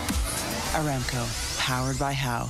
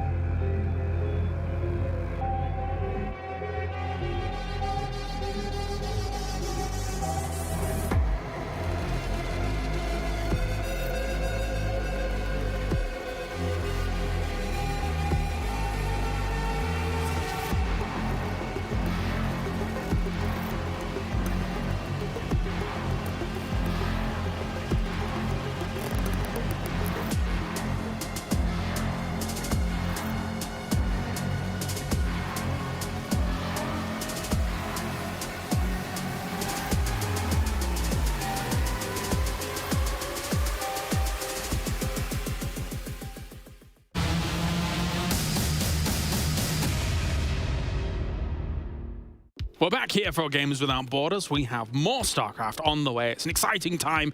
We only have 5 more series today. Actually, it feels like that one, even though it went all the way, it kind of felt a bit quick. But anyway, we've got ourselves another one on the board here. I've got Piggly Wiggly and Wardy to join me for this one. Boys, you've just come off the back of casting. That was a good series. Awesome stuff. Now we're moving on to Hero versus Ragnarok. And Pig, I didn't expect this to be in the lower bracket, but, you know, here we are, and they're going to have to duke it out. Yeah, Ragnarok was actually so close to taking down Bjorn as well. I mean, yesterday there was a moment where he was in Bjorn's main base with about 100 units, and Bjorn had like 1 Thor on the map. And somehow Bjorn came back, won that game, won the series. So a bit unfortunate for Ragnarok, but also to see Hero there is, of course, the bigger upset. He was doing very well versus Gumio with some aggressive oracles and all that sort of stuff yesterday. But man, sometimes if your aggression is your special sauce and just being a bit of a crazy guy who's not afraid, sometimes it kicks you in the butt a little bit. Hero got a bit too aggressive yesterday. Yeah, and here they are, Ragnarok versus Hero here. And Wardy, in respects to both players, they're sort of killers in the matchup, especially Hero when it comes to going up against Zergs. Ragnarok, for the most part, is very good in the matchup, but does lose to the likes of Hero, Max Pax, Classic, Creator. So, I mean, are you leaning towards Hero here, or what are your thoughts coming into the matchup? I think you have to, right? I think Hero still has shown us really good PvZ as of late. He's so good at being aggressive. He makes life so difficult for the Zerg players a lot of the time. And he has had players like Dark on farm lately, it feels like, as well. A lot of events I've been casting, just, you know, if Hero can do that, then you expect him to be a favorite at least against Ragnarok. In a best of 3, I think anything can happen, and Ragnarok has been very solid as of late outside of a blip performance, mostly in ZVT. So yeah, obviously it's possible for Ragnarok to take it, but I think it would be a huge upset to see Hero actually fall here. As an MMO raider, I fully appreciate you saying a player has somebody on farm. that's tickled me. Did, man. Yeah, I mean, you're not wrong, I suppose. Nick, your thoughts coming into this matchup? Hey, he's not wrong. Woody's not wrong on any of that, mate. Definitely, Hero's a dynamic player. He's got some of the best adept Oracle micro in the game. And he's got a huge range, but Ragnarok's clever, he's crafty, and Ragnarok's secret to success is always about avoiding the difficult situations and being 1 step ahead of his opponent. Doing that against Hero, easier said than done. Hero's got to be an overwhelming favorite in the match, but I think specifically most players will just look at them in terms of their overall pedigree and think Hero, you know, 90% win rate. I think it's much closer to 65-35 in favor of Hero. Okay. So take a look at the maps coming in as well. It's going to be altitude to start things off here. Go into Dragon Scales afterwards, and Ancient Cistern if we need it. And what just in general, for when I watch Hero, I think one of the greatest things about watching him in this matchup is just the fact that he makes things happen with early gateway units that I felt weren't possible before Hero started doing it. So it's good that he's a guy that's like a pioneer when it comes to this kind of matchup and how he's able to get things done. He revolutionized this matchup a lot when he came back from the military, right? Like, he took us away from kind of boring PvZ and he made PvZ exciting again. He made it like a very trade-heavy matchup. And while we've steered away from that a little bit, elements of it still remain, right? So, yeah, I definitely expect Hero to come in aggressive, you know, feisty. He's not the kind of player that's going to open and sit back, relax, play defense. Let's build up this big army, kind of akin to what we just saw Creator doing a little bit more. I think he's going to be a bit more active on the map. He is going to have that killer instinct as well if he feels like he has enough and he has a way to trade into an advantage or even a victory. Fair. Any final thoughts, Pig, before we get into this? I think it's just going to be really exciting to see what strategies both players come out with. Ragnarok's very capable of pulling drones and trying to drill through the wall and like just do a crazy Ling Flood all in. It's really going to be all about the mind games for him. If Ragnarok cannot get the right read, he may crumble under the pressure the Hero is going to bring. Very excited to see how this series plays out. All right, I'm getting word we're just 1 minute out from this. How about yourself, Wardy? Any final thoughts before we jump in? It'd be interesting to just see what kind of style Ragnarok brings, you know, how aggressive he wants to be, if he's going to be sort of really looking to hit like big timings, if he wants to hit just sort of like 60 drone attacks, or maybe even earlier than that and be very aggressive, or if he does feel like he can get to a macro game, or even if he gets to choose to play a macro game, because obviously sometimes you can try and play a macro game and Hero can say, no, you know, I am going to be aggressive, I am going to be in your face. And then it's kind of funny because usually, I guess the Zerg's always the reactionary player, but it's just tough because in this matchup right now, you can be forced to stay on lower tech units, and I'd say usually that's where Ragnarok likes to be, but maybe not so much against Hero because Hero's so good at that phase as well. So Yeah, kind of. It's a fun one, man. Like it's really genuinely just going to be one of those kind of fun clashes where anything can really go down. And I think, as you say before, I don't think either player really truly expected them to be settled in this position right now in the lower bracket. All right, well, thank you very much, gentlemen. Who's going to wipe and have to go again? Who's going to be on farm for the other one? Let's figure things out as we head over to our commentators to bring you all of the action. Hello, everyone. Thank you very much, Kalaris. It's time for our next best of 3 series. My name is Loco. I'm joined here by Ben, the Muslim, or Demu. I'm going to keep getting your name wrong. Anyways, Ben, how are you doing? I'm doing great, mate. I'm doing great, and don't worry, it's a work in progress, you know. I think this one's cool. Like, for every Protoss fan out there, Hero is, you know, he's been the shining star over the past year. Ever since he came back from the army, he's like one of those rare exceptions that came back stronger than when he left, which is super crazy. And yeah, he's truly revolutionized a lot of plays for Protoss and really given them all hope. It's been a little bit shaky as of late, but he's the kind of player that you know he's that caliber that he's absolutely going to come alive at any point in time. And speaking of, spawning over in the bottom left-hand side, representing DKZ Gaming, it is Hero.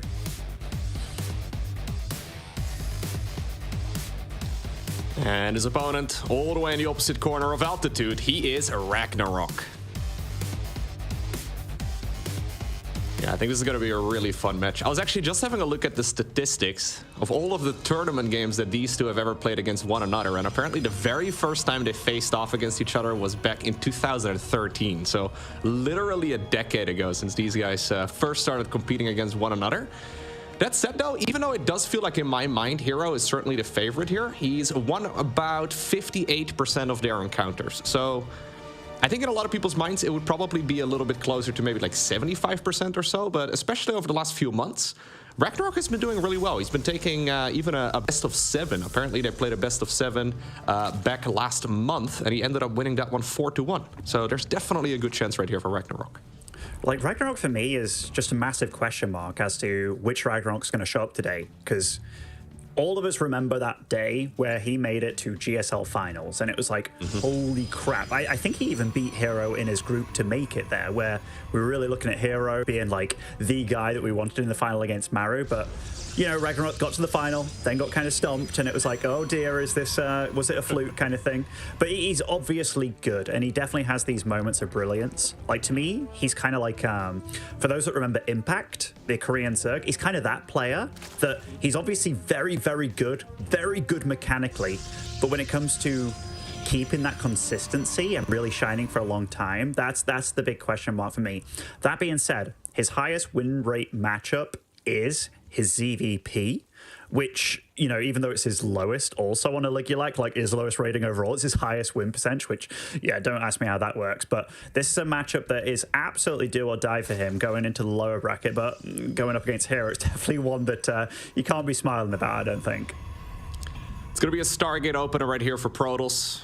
The boys already brought it up, but this is one of the builds that Hero is a big fan of, right? So he really popularized that Oracle style that then transitions towards the Blink Stalker with the upgrades, and I'm fully expecting him to play that quite a bit in this series as well, as he is Ragnarok, that is trying to hide the drone. At this point, Hero doesn't see it yet, but it's a relatively good assumption to make anyways, and we will be seeing the Adept moving out here. Although, he might keep it at home for the time being. He might be a little bit concerned about the Zerglings, but he should find out once the Oracles start flying anyways. Yeah, the more orthodox this game is, the more I like it for Ragnarok, just because it's kind of the cheeky shenanigans that Hero whips out that can be very scary. But, you know, Zergs are getting better and better. This is one of the larger maps in the pool. It's pretty hard to really do that kind of stuff. I like the fact that he's going into Phoenix here. Like, Phoenix for me are definitely a unit that you can really kind of put your print on a game and really showcase how good you are and make the life very difficult for the Zerg player. Yeah, I'm curious to see if it's just going to be one Phoenix, sort of like the Viking in the Zerg versus Terran matchup, just to snipe a couple Overlords. Oh, hello, buddy. You got to go to the left just a little bit. There you go. He's not producing anything else out of the Stargate just yet, so I have to keep an eye out on exactly what the plan is. Because normally, even a Phoenix opener does get followed with at least an Oracle or two. The problem is, the third Nexus has been taken, but there's really nothing able to defend right now. I mean, there's that one Adept that we didn't see move out earlier. This is not something you can actually hold.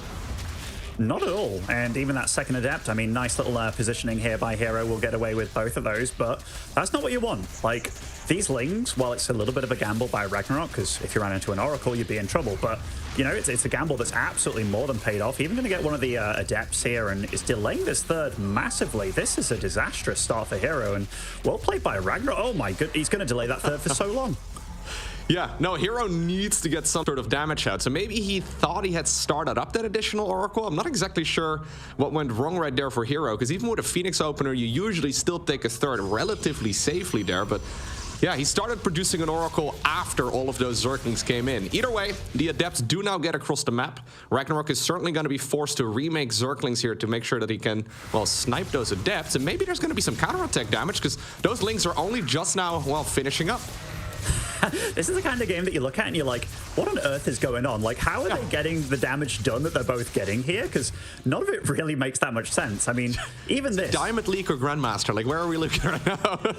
Yeah, it feels weird to say that because they're both obviously doing a lot of the right things, but Ragnarok getting that amount of damage done just based off, like, you know, it was a little bit of a risk making those amount of Lings, but they are safety Lings at the same time. But the fact that these three Adepts just came across totally unopposed, yeah, definitely back in the game. Hero is, and more than back in the game, stabilizing his third. He's got an Oracle there now, doesn't even have to use any energy. I mean, it is nice for Ragnarok to get the scout there, getting to see that there is actually an Oracle, so he can't just flood Lings. But yeah, what a game.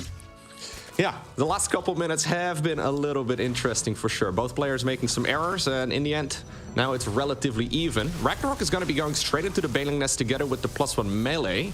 I don't believe he's got a lair yet here, so I'm curious to see exactly what the plan is going to be. I mean, we've already seen some big Ling Bane busts. I'd be surprised if he does it here against Protoss, but yeah, okay, he starts up the lair right now as the Baneling Nest is finishing. So maybe he's just a little concerned of like a big Adept push or something along those lines. I mean, with the fact that Charge is the first thing that's being upgraded at Twilight Council, and pretty damn quickly a Warp Prism coming out, these Banelings are pretty damn well timed for any kind of aggression that's going to happen.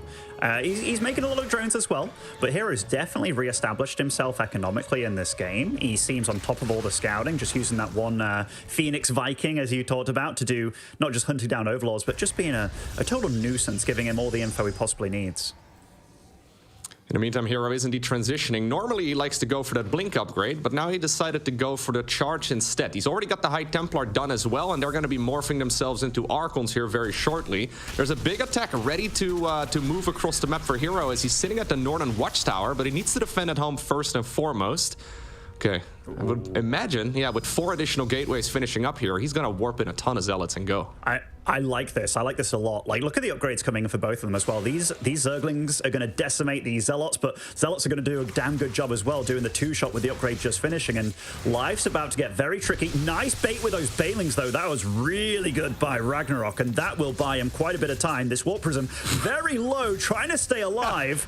But now I think those Archons are pretty much forfeit. So what a shutdown by Ragnarok. That was looking scary there. Yeah, where was that prism going in the first place? It just flew through the third base, into the natural, through the main, and it got out eventually, but it lost its cargo. Those 2 Archons are very, very expensive. Ragnarok made a ton of Zerglings, didn't really need to use them just yet. Can he really get value out of them at this point? Not really, but he certainly he can certainly use them in a follow-up attack as well. Maybe he can move them on over to the 4th base. I mean, they do have +1 melee. These units deal a lot of damage. I mean, the thing is, if you think about Hero, if we took the analogy that he's on a boat, the wind is out of his sails right now. Like, this is not the game he wanted to be playing. Like, that 4th cancelled, these Lings have been put to use, which, you know, he's also getting an army behind this of, like, Hydra, Ling, Bane, getting all the juicy upgrades as well. He just lost all the links to a small number of units there for Protoss. This game is not going the way either of these guys had planned. Yeah, what's going on? Well, I mean, okay, there's a lot of mess, a lot of chaos, but the Zerg is on 4 bases. Protoss is trying to get up to 4 bases as well. They're both decently economic, but Hero's kind of stuck in this like mid-ground position. Like he was really counting on that push dealing a lot more damage than it did to kind of wound the Zerg, whereas he's not really wounded. Like he's been the one wounding. It's a very, very weird game, but he has to do something, and he's going to try and do it on this left side of the map here. Yeah, this is where the game becomes very difficult because all of the timings that you're usually, playing against and the ones that you're usually going for, they're all thrown out of the window, right? None of the things you've been practicing are really considered to be a standard anymore at this point. So both players have to figure out what the best direction is in a game like this. Hero would like to go for a move out, but it's dangerous, right? Especially when you want to try and secure that 4th base. He decided to march all of those units back home, and I honestly don't mind it. It seems to me that Ragnarok is just sticking around on Hydroling Bane for now, and I don't think you really need to move too aggressively into that. I do love when Protosses start their +1 air weapons very nice and early here, because that shows me that they're willing to transition. But given that it is rather cheap, like 100, when you are quite rich, you're up to those 80 worker count kind of things, might as well get it started. And that shows me that he is ready, or at least getting ready for what could potentially happen afterwards. Whereas Ragnarok, he's got a huge flood of army on both sides of the map right now, and it's pure Lingbane Hydra. +2 has just finished on these Banelings, so they will hit damn hard. But where are they going to hit? Hero seems nice little warp in there to try and make a wall, and overall a good pull away as well. Not too many probes lost just yet. Even I mean, he looks good, and I mean, chaos is going to ensue. Banelings rolling in right now on the right side of the map. The army on the left also making a bit of a move. These Banes, though, are hunting down the probes, just like we saw earlier already.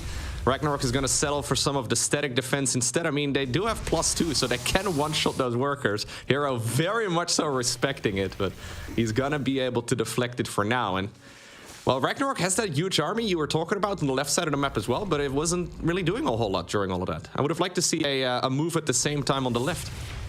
Yeah, I mean, it might have been worth happening. I mean, they were both doing a good job of having 2 armies on the map and just kind of making sure that the other one wasn't up to no good. If there's one thing that I feel that is lacking for Ragnarok, it's that creep spread. It's been kind of just outside of his doorstep for quite some time, but he's been so good positionally, just making life uncomfortable for Hero. And here, is this a moment where he could get a nice flank going on? It looks like it's possible. Disruptor shot does come out. It's nice, but who's sandwiching who here? Yeah. Hero with a nice move in from his 3rd base there and does deflect the attack for now.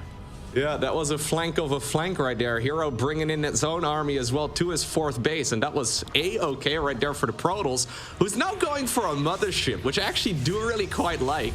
It's one of those units that you don't really expect here as the Zerg, because he's once again trying to roll down with the Banes, not really getting a lot of value. Ragnarok just finished up the Hive, but only started up the Lurker Den after the Hive finished up. I thought maybe it's going to be even something like Ultras would be possible, or maybe it's just going to be for Vipers, but no, instead he decided to start up the Lurker Den after the Hive finishes. I think both of the players in this game are feeling a little out of it here, and they're trying to make the best of the situation. I do feel, though, that the longer this game's going on, the more I feel that Hero's getting comfortable. Like, if the first few minutes were just like, okay, everything went awry. If you told me how bad this game went early on for Hero, I wouldn't believe you. Because right now, he's now getting kind of stable. And that creep spread that I talked about, Loco, look at it. Yeah. It's still not advancing. Like, there's a little sliver down the middle. The beautiful disruptor shot, beautiful. But every moment that passes here, I'm just liking it more and more for Hero. That mothership that you talked about, the fleet beacon, the +2, the extra Stargates as well. Like, he's ready for what this game is going to bring. Now he's feeling it. I love it for him. Yeah. He needs to be careful because his army is incredibly split. They're on the opposing watchtowers right here on altitude, which is a massive map. So if Ragnarok puts all of his units in one side of the map, I would love to see it maybe try to surround one of these armies. But now the Mama ship is out. Carriers are coming up as well. Honestly, Hero is ready to lose some of those units as well. He really doesn't want to sit around on this lower tier army for all too much longer, and that's also why he's now sending in the Prism, trying to get a little bit of damage done. These Zealots will certainly not make it out, but at the very least, they're gonna be buying a lot of time, right? At this point, Hero's trying to go for the carriers. You brought up the very quick +1 upgrade for those air units as well. That one is long done. He's gonna get +2 about halfway finished when the first carrier hits the battlefield. Yeah, and him sat at both of those watchtowers, like his vision was insane for this game, and just eking out a few units lost here and there, like with the Zealots, and he's remaxing on carriers. Like he's doing this really methodically and really cool. Even this Warp Prism, like he keeps on putting it in Warp Prism mode, just so if he does F2, it's not going to run back. So he's doing everything that he possibly can just to feel safe. Can we look at his vision just momentarily here? Because he gets to see where the creep spread is, where it isn't. He gets to see when the movie's coming, and look how well he's doing all of this. And now his carriers, they are shown. Yeah, I think Hero's playing an absolute beautiful beyond 5 minutes of this game here. Yeah. Ragnarok has been thinking that this is mostly a mid-game type of army here from Hero. This is the first time that he figures out properly exactly what he's playing against. He's going into lurkers, which is nice and all. It's not bad in a game against Skytles either, but you definitely need something that can address those heavy hitters from the Protoss. For now, though, most of the Protoss units are those ground units, and look at the amount of Archons. So many Disruptors in the mix as well. There's only a handful of lurkers here, and he's just gonna march in. Yeah, good luck taking out that army, Ragnarok. I mean, he's trying to get a flank on, but these are +2 Archons, and will be quite a lot of Zerg dying. In fact, yeah, I don't see him taking out that army with what he has, man. He is not prepared for these carriers. They're +2 carries as well, Loco. They're just going to absolutely murder this army. I see a lot of probes dying as well, but man, Hero, from a real damn rocky start, you could really tell that his fundamentals came in there, and it was just like, okay, this is how you play this map, this is how you play this matchup, and well done by him. It felt like two very different players, like the first stage of the game compared to that latter stage, but yeah, I'm feeling him for the rest of the series now. No, 100%. Yeah, I think both players at the start of this game were like, okay, what in the world just happened? This isn't what we had prepared. This isn't what we wanted to do.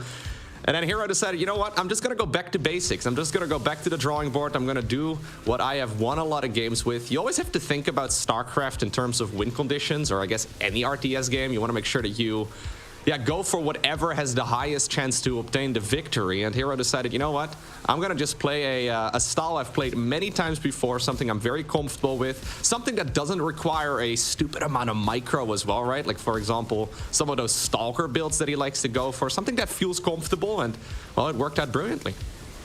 It really did. And like the style that Ragnarok played as well, like all these banelings going for like suicide squads here, there, and everywhere. If one of them lands and he takes out a bunch of probes, we might be looking at a totally different outcome. But he defended against those really well. There wasn't any moment that it was like, oh yeah, he's not moving the probes. He was moving the probes. He was pulling them really nice and early. He was warping in defensively. He was even like grabbing 1 or 2 probes from the pack to try and finish off the banelings as they were rolling after. So yeah, Hero looked on point, and that's after a game where his Warp Prism flew in with 5 Adepts, they all got blown up, and then he lost the 2 Archons, and then he kept that Warp Prism alive for the whole game. Yeah, I'm worried for Ragnarok, man. Like, if you are a Ragnarok fan out there and you see a game like that, you're just like, okay, how does the game have to go for him to stand a chance? Because he was not ready. He was not ready at all for any of that. Alrighty, here we go. Game number 2 in this best of 3 series is gonna take place on the map Dragon Scales. And spotting right here in the top left-hand corner with the red Protoss pieces, the man who won game number 1, and he goes by the name of Hero. And sporting over in the bottom right as our Blue Zerg, what can he bring in this series? It is Ragnarok.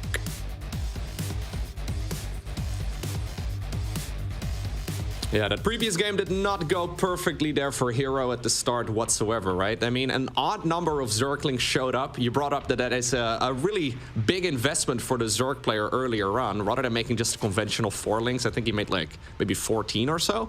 It turned out with the Phoenix opener, that's enough to then force the cancel on the 3rd Nexus. And at that point, I really liked the game for Ragnarok, right? I mean, when you get the cancel on your opponent's 3rd base, and then those 3 Adepts went in for the counterattack and somehow killed 10 drones. We're both sitting here scratching our heads wondering exactly what happened there, because where else are those Adepts going to go at that point in the match? Either way, this is a fresh game. Both players get a fresh start once again, and we'll see if this one is going to open up a little bit more smoothly.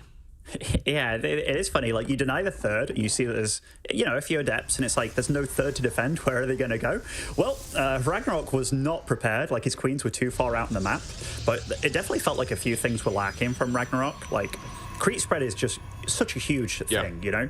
If you can't move out on creep, but maybe that's also why Hero was positioned on those towers. Maybe he did try to get creep spread, and Hero was just like, oh, you're spreading creep? I have vision everywhere. Like, I'm just going to stop it. But yeah, I think a few things just kind of folded for Ragnarok. I think he felt that this Hydraling Bane stuff was going to, you know, deal more than it did.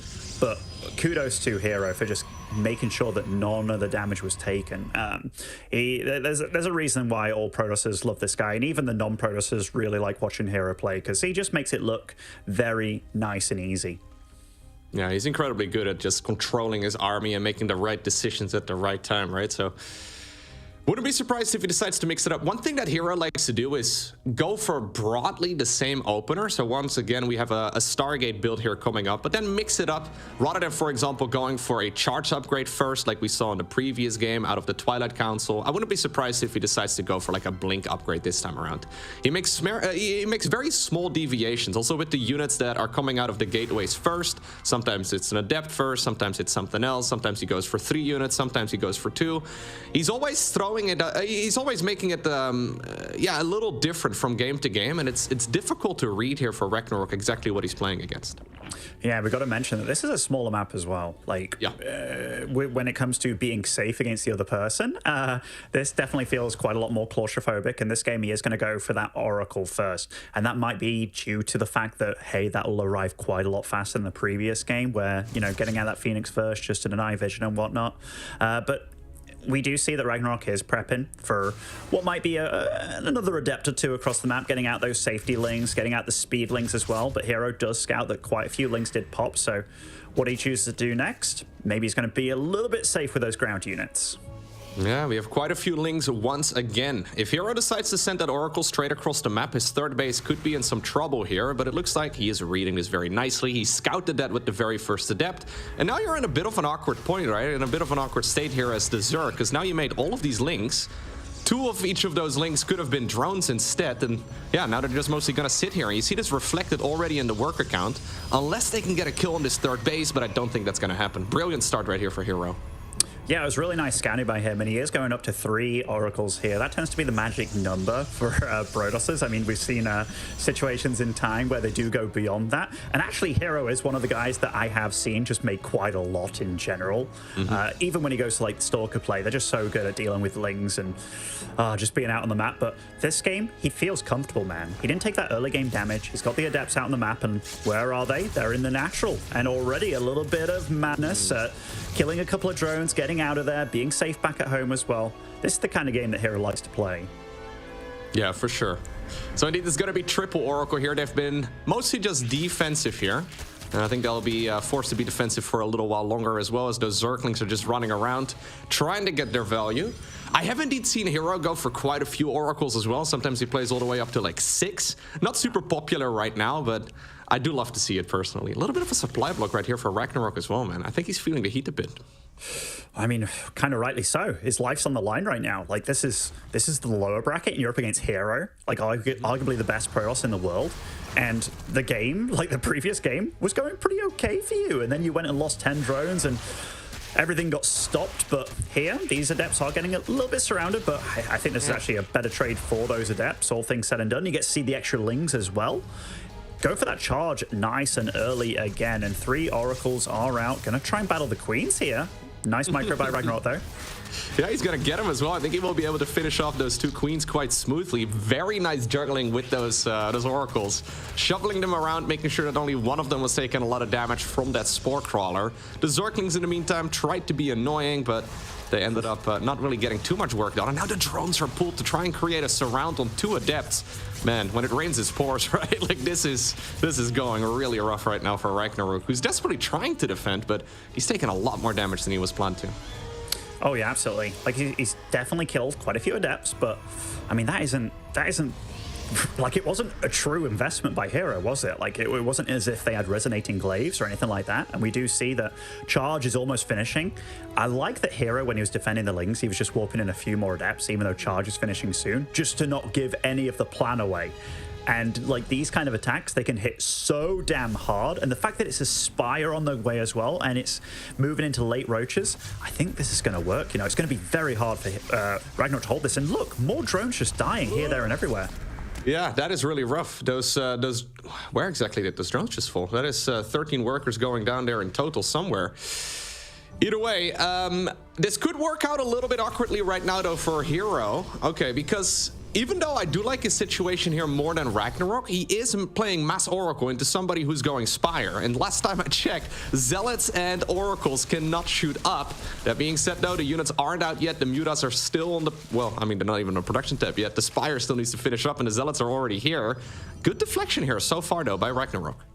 It certainly is. And does Hero know about the Spire yet? I mean, that's a good, healthy number of queens, but these oracles, and still making more, by the way, up to 6 there. I mean, the 7th one just died, but oh my god, he's actually going for it. All the queens are going to die here, Loco. This is not exactly what you want if you're Ragnarok, and he's having to fire all 3 of his bases right now against a lot of Lings, a lot of oracles, and does have mutas coming out, but they don't exactly deal damage super fast, and I think Hero, he must have spotted the Spire. Like, he must have. He was in all 3 bases. It surprises me a little that he must have noticed it. Yeah, he noticed it just now at the very least, but he must have noticed it before as well. And he's like, you know what? I'm going to make more Oracles and Zealots into somebody who is likely going to switch to Mutas here. He's still making Oracles. You would imagine something like, well, Phoenixes, right? When you're going already into a Stargate, when you have one of those. Yeah, adding on a couple Phoenixes is usually the go-to answer here. But I think in this case, it's the right call. Like, how many Mutas can he really have? There's only 5 of them. It's mostly just roaches here, for Ragnarok for now. Question is he gonna double down on Mutas, right? Like, he's already gone for the Hydra then. Is he really gonna add on even more Mutalisks from here? Because he's probably making the assumption that those Mutas are well countered at this point as well. So it's a bit of a mind game going on here too. It is a little bit of a mind game. The thing is, like, I love that Observer that got to see those Mutas and where they were, and he tried to dart round here, because Mutas, they're not a unit that you want to be defensive so much. Like, yes, shutting down Warp Prisms, but they are the unit which you want in probe lines, and he bought enough time to make sure that he's got a cannon in each base. He's looking pretty good. His economy's solid. He was late on the Forge upgrades for sure, but this isn't really a true super upgrade game. He is respecting the Muta count and the ability to double down, because he is getting those Phoenix, but yeah, all things said and done, Ragnarok's got himself up to a pretty decent army supply. Granted, it's not the strongest army in the world, Roach Hydra with a few Mutas out in the field, but he's alive, which that's more than you can say about a lot of Zergs in this situation.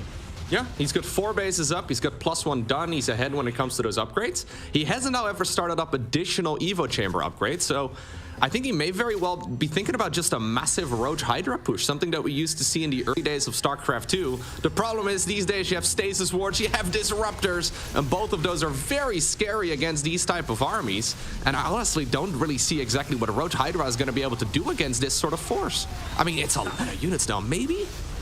I mean, like, these oracles are actually going toe-to-toe with these Hydras, man, and they're trading. Even the Phoenix coming in, like, this is going from bad to worse for Ragnarok, I feel, and that sturdy army. I mean, these Disruptors were being used as tanks almost as well, which is kind of crazy, but he survives, he holds, and he's got his 4th base up behind this, and Ragnarok, look at his supply. That is not the kind of supply you want when you're stuck on Roach Hydra. He queues up 11 drones right now. Ragnarok's like, you know what? I guess if I have to make army right now, I die, because if my opponent counterattacks, there's no way I'm going to hold. So I'm just going to put all my eggs in the basket of making drones, and I'll try and see if I can win the game. I think the plan is probably eventually to go to something like Brute Lords or, well, a much higher tier unit, but Ragnarok, he's trying to drone up his 4th base a little bit more aggressively, and it seems like he's even getting away with it, but this is a very risky move, because there's still a large Protoss army out there. I mean, he kind of had to, right? Like, do you buckle down and just make a lot of units and just kind of run in with the same tech and just kind of die again? Like, I kind of like the fact that he went for one extreme, which was trying to get his eco going, but this army that's about to appear at his front door, and in fact it's just kind of skirting around, waiting for those Archons to morph in. And again, look at Hero getting +1 air weapons, getting the fleet beacon out. He's ready for this game going on, and lovely snipe on that first Disruptor by Ragnarok. He's really utilizing his vision here, but lovely split again. Yeah, very nicely done. And Ragnarok is fighting this on creep now, right? Hive is coming up. There certainly is a chance for Ragnarok to transition away from this. This has been a very interesting series so far, Ben. I'm still a little flabbergasted by the fact that Hero, I'm fairly sure, he knew about the Spire, and then he's like, okay, great. More Oracles, more Zealots, and a Robo Bay. Like, that combination of things just doesn't really make a whole lot of sense, but he's been able to make it work. Just, running circles around his opponent and just constantly trying to be, well, everywhere where the Zerg is not. Yeah, I think, like, I mean, those Oracle plays can really catch you off guard. Like, we were talking about it before it happened, and even though we didn't get massive direct damage done, eliminating all those queens and stopping the, larvae production to make a push happen where it's like way scarier and way more reinforcements faster, but also the fact that you have to remake those queens just to make sure that the oracles don't come in again, which I think is what Hero was thinking about there, wanting to go in again after killing all the queens. But now his army, like, this is a strong, stocky army. We do have Vipers coming out, which will make it a lot more difficult to have these robo units really dish out what they've been doing so far. But again, Hero, he's just bouncing around. Like, he's going up to the carriers, the mothership now. His economy's damn good, which we're being shown by our lovely observer over here. And the one thing that is good for Ragnarok besides the Vipers, those upgrades are big. +3 on the Queens and the Hydras. These carriers, they're going to have their work cut out for them. Yeah, Ragnarok saying, okay, 5 bases, that's all I'm going to get, but it's also all I'm going to need. Sadly for him, one of those expansions is going to be picked up very easily, but at the same time, he's taking care of one of the Nexi on the other side of the map. The problem is, the entire top right-hand corner of this map has already been acquired by the Protoss, so though a denial right there on the +3 certainly is a good start right here and could be the beginning of a comeback. The problem is, though, the main issue here for Zerg is that he doesn't really have anything to counter a mothership and then a whole lot of those carriers. +2 once again started up. He can abduct a couple of those units. Please don't kill your own Evo Chamber. Oh, please don't kill that. Okay. Yeah, no, I mean, he's going to have to transition to carriers corruptors at some point with upgrades, forgive me there. But when is he going to get the time? Like, I feel that he knows that time is not really on his side. Because if they go for a fight right now, that's 3 extra carriers just about to pop. I think that's Hero's window. And the fact that he's setting up for like 6 bases here when the Zerg's struggling to get up his 5th, that is not what you want at all. Did he forget that he had a Spire already from the Mutas? Like, he's making a new Spire right now, but he's not getting upgrades in his first one. He's also not going for a greater Spire, so I think he's one of those guys that's like OCDing, and, you know, you have to start up the upgrades simultaneously, you know? Oh, +1 carapace. Maybe that's it, yeah. I've met those guys. They are far more common than you think. But these roaches are doing a good job of just buying time, and also it's supply that Ragnarok wants to get rid of. But the fact that he has to go mass Hydras to stop the carriers for now, that's not what you want. Lovely disruptor shots here. 23 additional Hydras now coming up. He's got 2 Spires here, just about to finish as well. If he goes double upgrades at the same time, that would be really funny, but also a little questionable. I don't think that would be the right call. Either way, though, Hero's army is becoming really scary right now. He can start just throwing away some of those units and replace them with higher tier ones. In the last game, we saw him making a big move as soon as +2 was finished, and, well, that upgrade is finishing up right now. You can see it on the right side of the screen, just 10 seconds away. You may be right, actually, Ben. He just started up 1 upgrade. The hatchery lives? Oh my god, okay. I mean, players do have their ticks, man. Like, they really do. I remember for a long time. I think he just forgot, because he made the +1 flyer in this fire in the main. I think he forgot as well. He's like, those mutas that I made earlier, nah, never happened. But you have those players like Bjorn that always used to start his armor upgrade on bio before his attack upgrade, which makes no sense whatsoever. Sometimes you even forget to get the attack upgrade, and it's just like, why? If you're gonna get one of them, get the other one. But yeah, players have these habits and stuff. Didn't happen in this game, unfortunately, for Ragnarok. He just completely forgot. But yeah, we'll start the upgrades nonetheless, and is starting to get the corruptors out. It's just the fact that Hero's establishing this kind of game here, where he went back up to double forge, so he's getting really damn good upgrades for his ground units. He's getting those, in fact, what's that upgrade called? It's like tectonic blah blah blah for destabilizers. Yes. Yeah, it's going to be really good for taking out these buildings in the late game. Like, he's ready for the late game way before Ragnarok is here, and that's a good position to be in as a Protoss. Yep. That's going to allow those Tempests to do a lot more damage to the Spore Crawlers. Those Oracles from early game are still around as well, throwing Revelations right now. That's going to allow those Tempests to shoot at their maximum range, and soon they're going to be able to deal twice as much damage. There's a good abduction though, but nothing really to finish it off, although the Hydra's okay. They will sneak in from the side, get a High Templar too. You know what? Ragnarok is really making the best of the small eco that he's got. He's also sniping a base on the left side of the map. Those Hydras also finishing the job. I mean, I honestly thought the writing was on the wall for Ragnarok a few minutes ago, but he's hanging in there, and his army is improving. He is hanging in there, and his army is improving. It's just, you know, you ask any Euro Zerg, maybe even any Korean Zerg as well. I mean, you don't want to be on a Hydra comp. Like, you don't. Like, not in this stage of the game. And he will want to trade them out kind of slowly, maybe for lurkers, trading out drones as well for static defense. I love that he's getting out so many Spore Crawlers. You know, any Zerg that's a professional these days, they've been through the era of Sky Toss where you played it in and out every game for years. So, you know, he should be more than equipped to deal with this kind of stuff. It's just he's having to play it from a position that it wasn't necessarily like, oh yeah, I'm gonna aim for this right from the get-go. No. Like, this is a game that's got here, not out of the want for Ragnarok, I feel. No, you're definitely right. It's very difficult here for Protoss to push in because of all of those Spore Crawlers, right? There's just so much damage coming out of those. Ooh, very nice abduction on the Mama ship. I believe that's minus 400, if I'm not mistaken. Anyways, yeah, the Time Warps do still go down. He wants to continue fighting here in this area, but I think Zerg just has a bit too much stuff here. It still felt like an okay trade, even though we lost the mothership. Like, you know, the fact that he's in this position here, there's no creep here either. And like, just bouncing from side to side, that's a lot of AoE available in this army as well. The Storms, the Archons, the Disruptors. This is not an army that you can bounce on top of, even if you wanted to. And look at that supply from Ragnarok. It's just dwindling, man. Like, it's dwindling real damn hard here.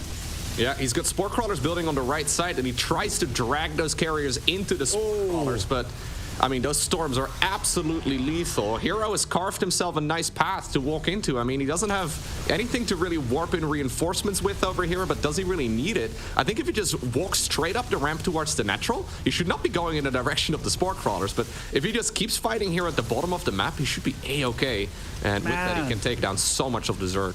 Hero is just the big bully on the playground right here, man. And Ragnarok, he's the scared little kid. He's getting his lunch money taken away from him right now. All these Hydras getting absolutely butchered. And even though I see good units on this production tab for him, Hero's just marched himself into his base. And there's been nothing to stop him. Can we look at the resource loss tab here? Because I think, yeah, he's lost almost twice as much. And look how rich he is back at home. I mean, he recalls. Okay. That's almost like a disrespect recall. He left a few units behind here, and he's like, you know what? Take him. I don't need him. Take my Tempest. Starts making some Void Rays as well. Look how rich he is, Loco. That is mental. Yeah, I think he just does not want to take any risks. This series has been pretty tricky for the both of them, and in the end, Hero certainly is playing a little bit better, but it's not without his own mistakes as well, right? So he's just making sure that he is, well, crossing his T's, dotting his I's, making sure he does not lose against something silly. Decides to recall and out of there. This is going to give him a little bit of time, though. Ragnarok, that is, who now is going to be able to get some more energy on the Vipers. There's some good fungal growths as well. He tries to fly those Corruptors into all of those carriers, but there's so much splash damage. I think Hero's played a lot better than Ragnarok this series. Like, it definitely, you talked about bumps, but once Hero got going, he looked good. Like, he looked like he was just a different level than Ragnarok after the first 6 minutes in that first game. And he had his wicked way with Ragnarok, man. Like, he really did. Even though Ragnarok is good at CVP, and we obviously know he can play, and he has beaten Hero in the past. I mean, you talked about it being like a 60% advantage maybe for Hero 58, but this series did not look close once the games got going. No, you're very right, Ben. Okay, that's going to be it for us for right now. We'll throw it to the analysts, and we'll see what they have to say. Thank you. Yes, proper domination coming in here from Hero against Ragnarok. It really felt, Gentleman Pig and Waddy joining me, I'll start with you, Pig, that Hero had a very clear game plan. He wanted to get to the late game, did so very successfully, and he goes up against the Ragnarok that feels stuck in a mid-game for such a long portion of this series. what a different hero to what we see when he's playing against guys like Serral, where you see him, you know, throw the kitchen sink at him, try to catch him off guard. Here against Ragnarok, he clearly seemed to think, hey, get to that late game, I will be strong and solid. The disruptor shots were on point, even the occasional one landing on his own Archon, as we see there. But it was really excellent play, and it felt like, you know, Hero didn't feel forced to make a massive play at any point in the series. It was just keep progressing, and I think I'll outplay you in the long run. Yep, looked great, looked really good. It felt like even when I'm thinking that Ragnarok is kind of in this mid game, these compositions, surely you want to be doing something in the mid game with it, Wardy, but it always felt like it was Hero on the other side of the map putting pressure on. Yeah, I mean, the start of the games definitely weren't great for Ragnarok, and her game was very weird on both sides, but that game 2 was horrible for him. He took so much freaking damage, and usually from them, like, well, Hero just comes and kills him now, right? But no, Hero really, I think he just kind of, you know, backs up what Pig was saying, because Hero just wanted to play a super long game, and he just said, oh, I've got a position to do that. Go on then, Ragnarok, throw yourself at me. You throw the kitchen sink around this time, because I'm quite happy to play long and late. And yeah, obviously, just Ragnarok never had a competitive army against this, as the casters said. You can't really play with Hydras at this point of a PvZ, and yet that's pretty much all he really had. He had a few Corruptors at some stage. It just wasn't enough. It wasn't the stack defense setup that you need against this amount of army. And yeah, at the end of the day, Hero just played a very solid series. I think going into it, we kind of expected that, knowing that Ragnarok could maybe twist it up a little bit. But yeah, Hero gets there and does it maybe a bit differently, but gets there all the same. Yeah, let's check in with the bracket then here, as we are 2 series deep when it comes to the South Korean bracket. Here is the lower, and Hero moves on. Ragnarok will again join the bracket next weekend here to try and fight for another opportunity to get towards Gamers 8. But a little bit of a post-Katowice slump, I suppose, for Ragnarok. I say that, Pig, though, but you're going up against the best players in the world constantly, so slump is not exactly a literal term here for him. I mean, it just speaks to the competitive environment in StarCraft. If a slump is losing to Beyond and Hero in competitive matches, then, well, I guess he's on one. But, you know, when you make a GSL finals, people will call it a slump and whatnot at any point. So I think Ragnarok has a great chance next weekend, but a very good rally for Hero, because it was an upset that Gumiho took Hero out. It was an upset a little bit that Solar took out Dark yesterday. So we've seen these guys kind of step up their game today and really just not give any openings to their new opponents in the second round. And Hero lives to fight another day, which will be tomorrow his final opportunity for this bracket, at least, Wardy. Hopes for him? I mean, of course, we don't know exactly who's going to be playing from the upper bracket, but I mean, when Hero looks good, he looks good. When Hero looks good, he does look good, and honestly, I wouldn't say there's anyone he couldn't beat from the upper bracket. I believe he'll play the loser of Maru versus Solar, so obviously we kind of favor Maru there, right? So if it does end up against Solar, I think that's a very winnable series for Hero, especially, you know, based on what he just did today against Ragnarok. I could see this being a bit of a carbon copy of today's match, only best of 5 style. All right, well, thanks very much, gentlemen. Time for a break. When we return, we get on to qualification matches here for Gamers 8. So join us after this at Gamers Without Borders for a best of 5. See you soon. Progress is a race that has no end. After every finish line, another challenge awaits. How can we continue to push innovation in a sport at the forefront of technology? This is how.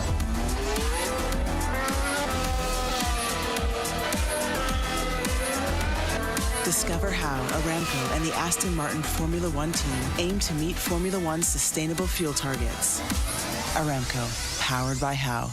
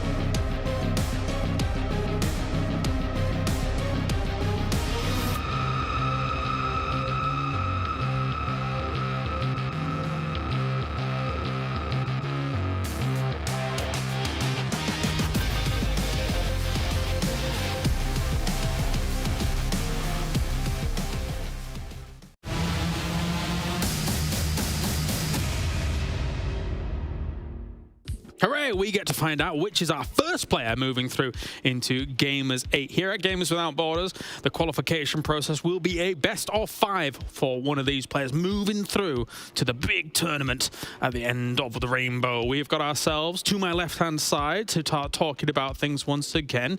It's Ben, looking a lot shorter than than Wardy. What is going on here? Mate, I have no idea. It's like my camera hasn't changed, okay? It hasn't changed whatsoever. So I have no idea why I'm over in this little corner. Now you know it feels to be me.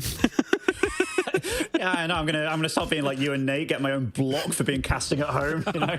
Oh yeah, perfect. Yeah, I use one at home, Ben. Thanks. Yeah. All right, let's talk about this bracket because we've got 2 best of 5s coming up now. Later on, we will have Gumiho going up against Bjorn, and we have Maru versus Solar as the first one, Wardy. And you know, it was 2 months ago where I'm going to break the 4th wall here in the Colaris Dome. If you go 50 meters that way, I was in space, and then we saw a nuke hit Solar from Maru. So that wasn't the best of scenarios. But the good thing about this coming into it is that actually Solar is one of the Zergs lately that can beat Maru. So it's a good best of 5 here.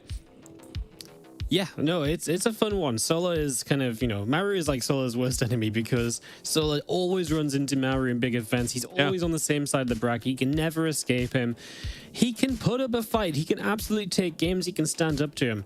He does struggle to take a full series, though, I think, and that's kind of the issue. And especially against a Maru right now that is very kind of fun in how he plays. You know, he's very kind of, he's got a lot of options. You know, he can play some mech, he can play some bio, he'll proxy Raxi, he'll open with Reapers.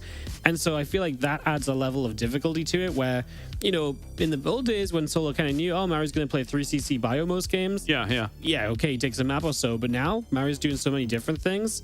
I actually feel like Solo might have a tough time in this best of 5. Cheeky and sneaky one sometimes is our new Maru. But anyway, before we actually do get into this series, full swing, full-fledged, and the breakdown continues, let's check in with one of the greatest of all time, Maru. 안녕하세요. 온사이드 게이밍 소속 테란 조성주 마루입니다. 이번 대회 생겨가지고 너무 좋고 또 열심히 해가지고 일단 예선부터 뚫어야 되기 때문에 예선 열심히 해보겠습니다. So much damage done. And there was a massive Widowmine on the Mutas that also got a bunch of Banelings as well. That is, you can see Solar's face. 솔직히 카토비치 때 자신이 너무 있었는데 그때 우승 못했어가지고 너무 아쉬웠는데 또 좋은 기회가 온 것 같아서 이번에 또 높이 올라갈 수 있도록 해야 될 것 같아요. 자신은 딱히 없습니다.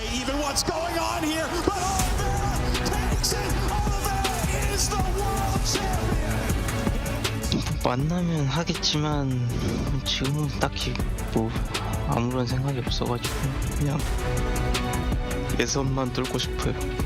지금 그런 생각은 딱히 없습니다. 준비한 걸 해야 된다고 느꼈고 좀 즉흥적으로 해가지고 좀 경기력이 잘 안 나온 것 같은데 솔직히 그때 이후로 멘탈이 좀 나갔어가지고 경기를 챙겨보진 않았지만 좀 배운 것도 있고 더 나아질 것 같아요 그때보다. 그래서 그때보다는 좋을 것 같습니다.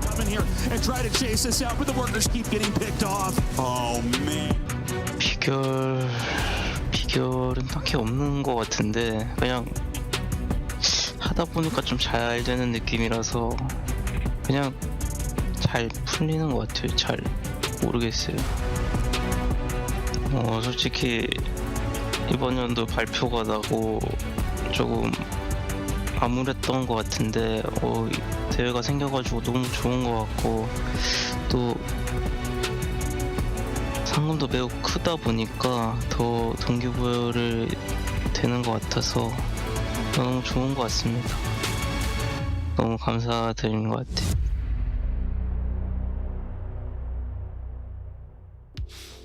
As Maru says, a great opportunity, as always, to support the ecosystem here in StarCraft 2. And for a guy like Maru, he's sure aiming for those top prizes. Again, joined here by Ben and Wardy to talk about this one coming in. Let's take a look at Maru going up against Solar. And yeah, I mean, Ben, when we look at that breakdown from Maru, he's usually a man of few words. He is coming out of his shell a little bit, but he did sound a little bit dejected to a degree, but I still think he should be very confident in his abilities as one of the greatest of all time.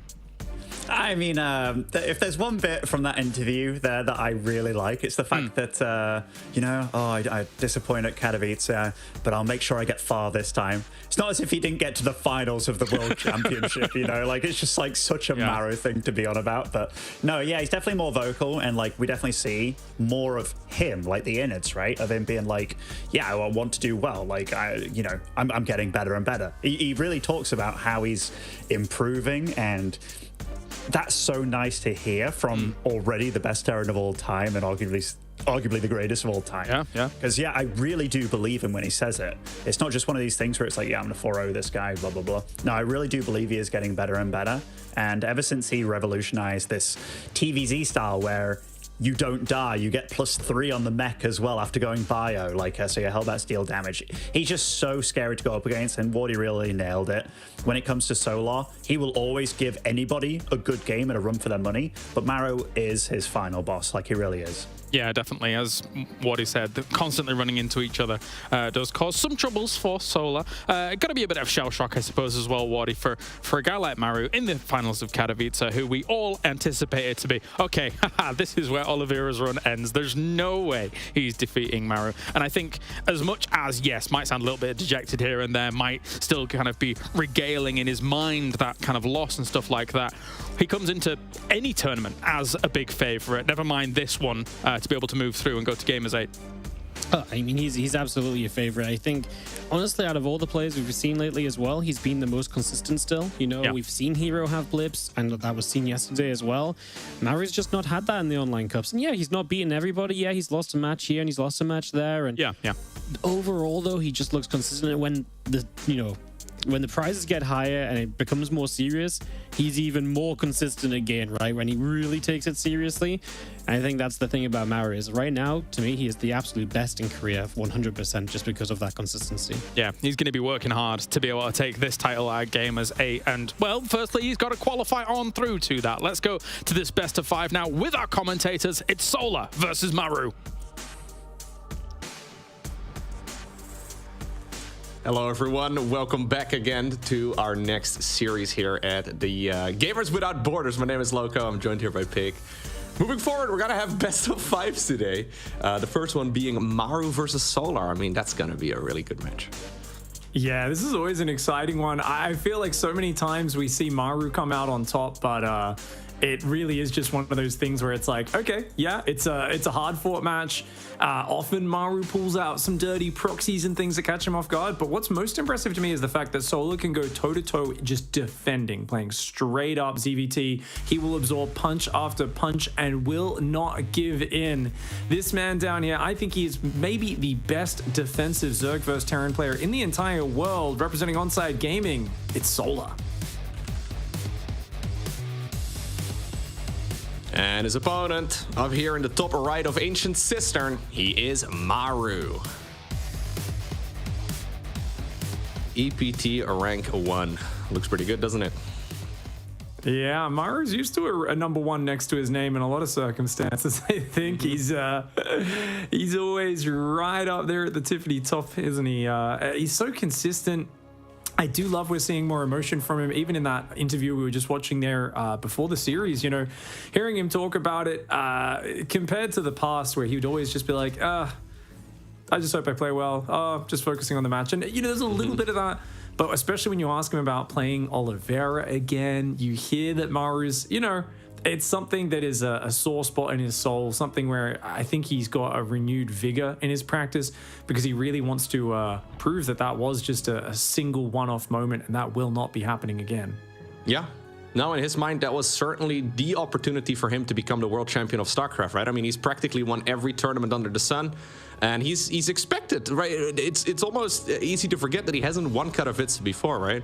But yeah, he's never won one of the biggest events in all of StarCraft 2, and he would certainly like to add that to the list of wins that he's already got.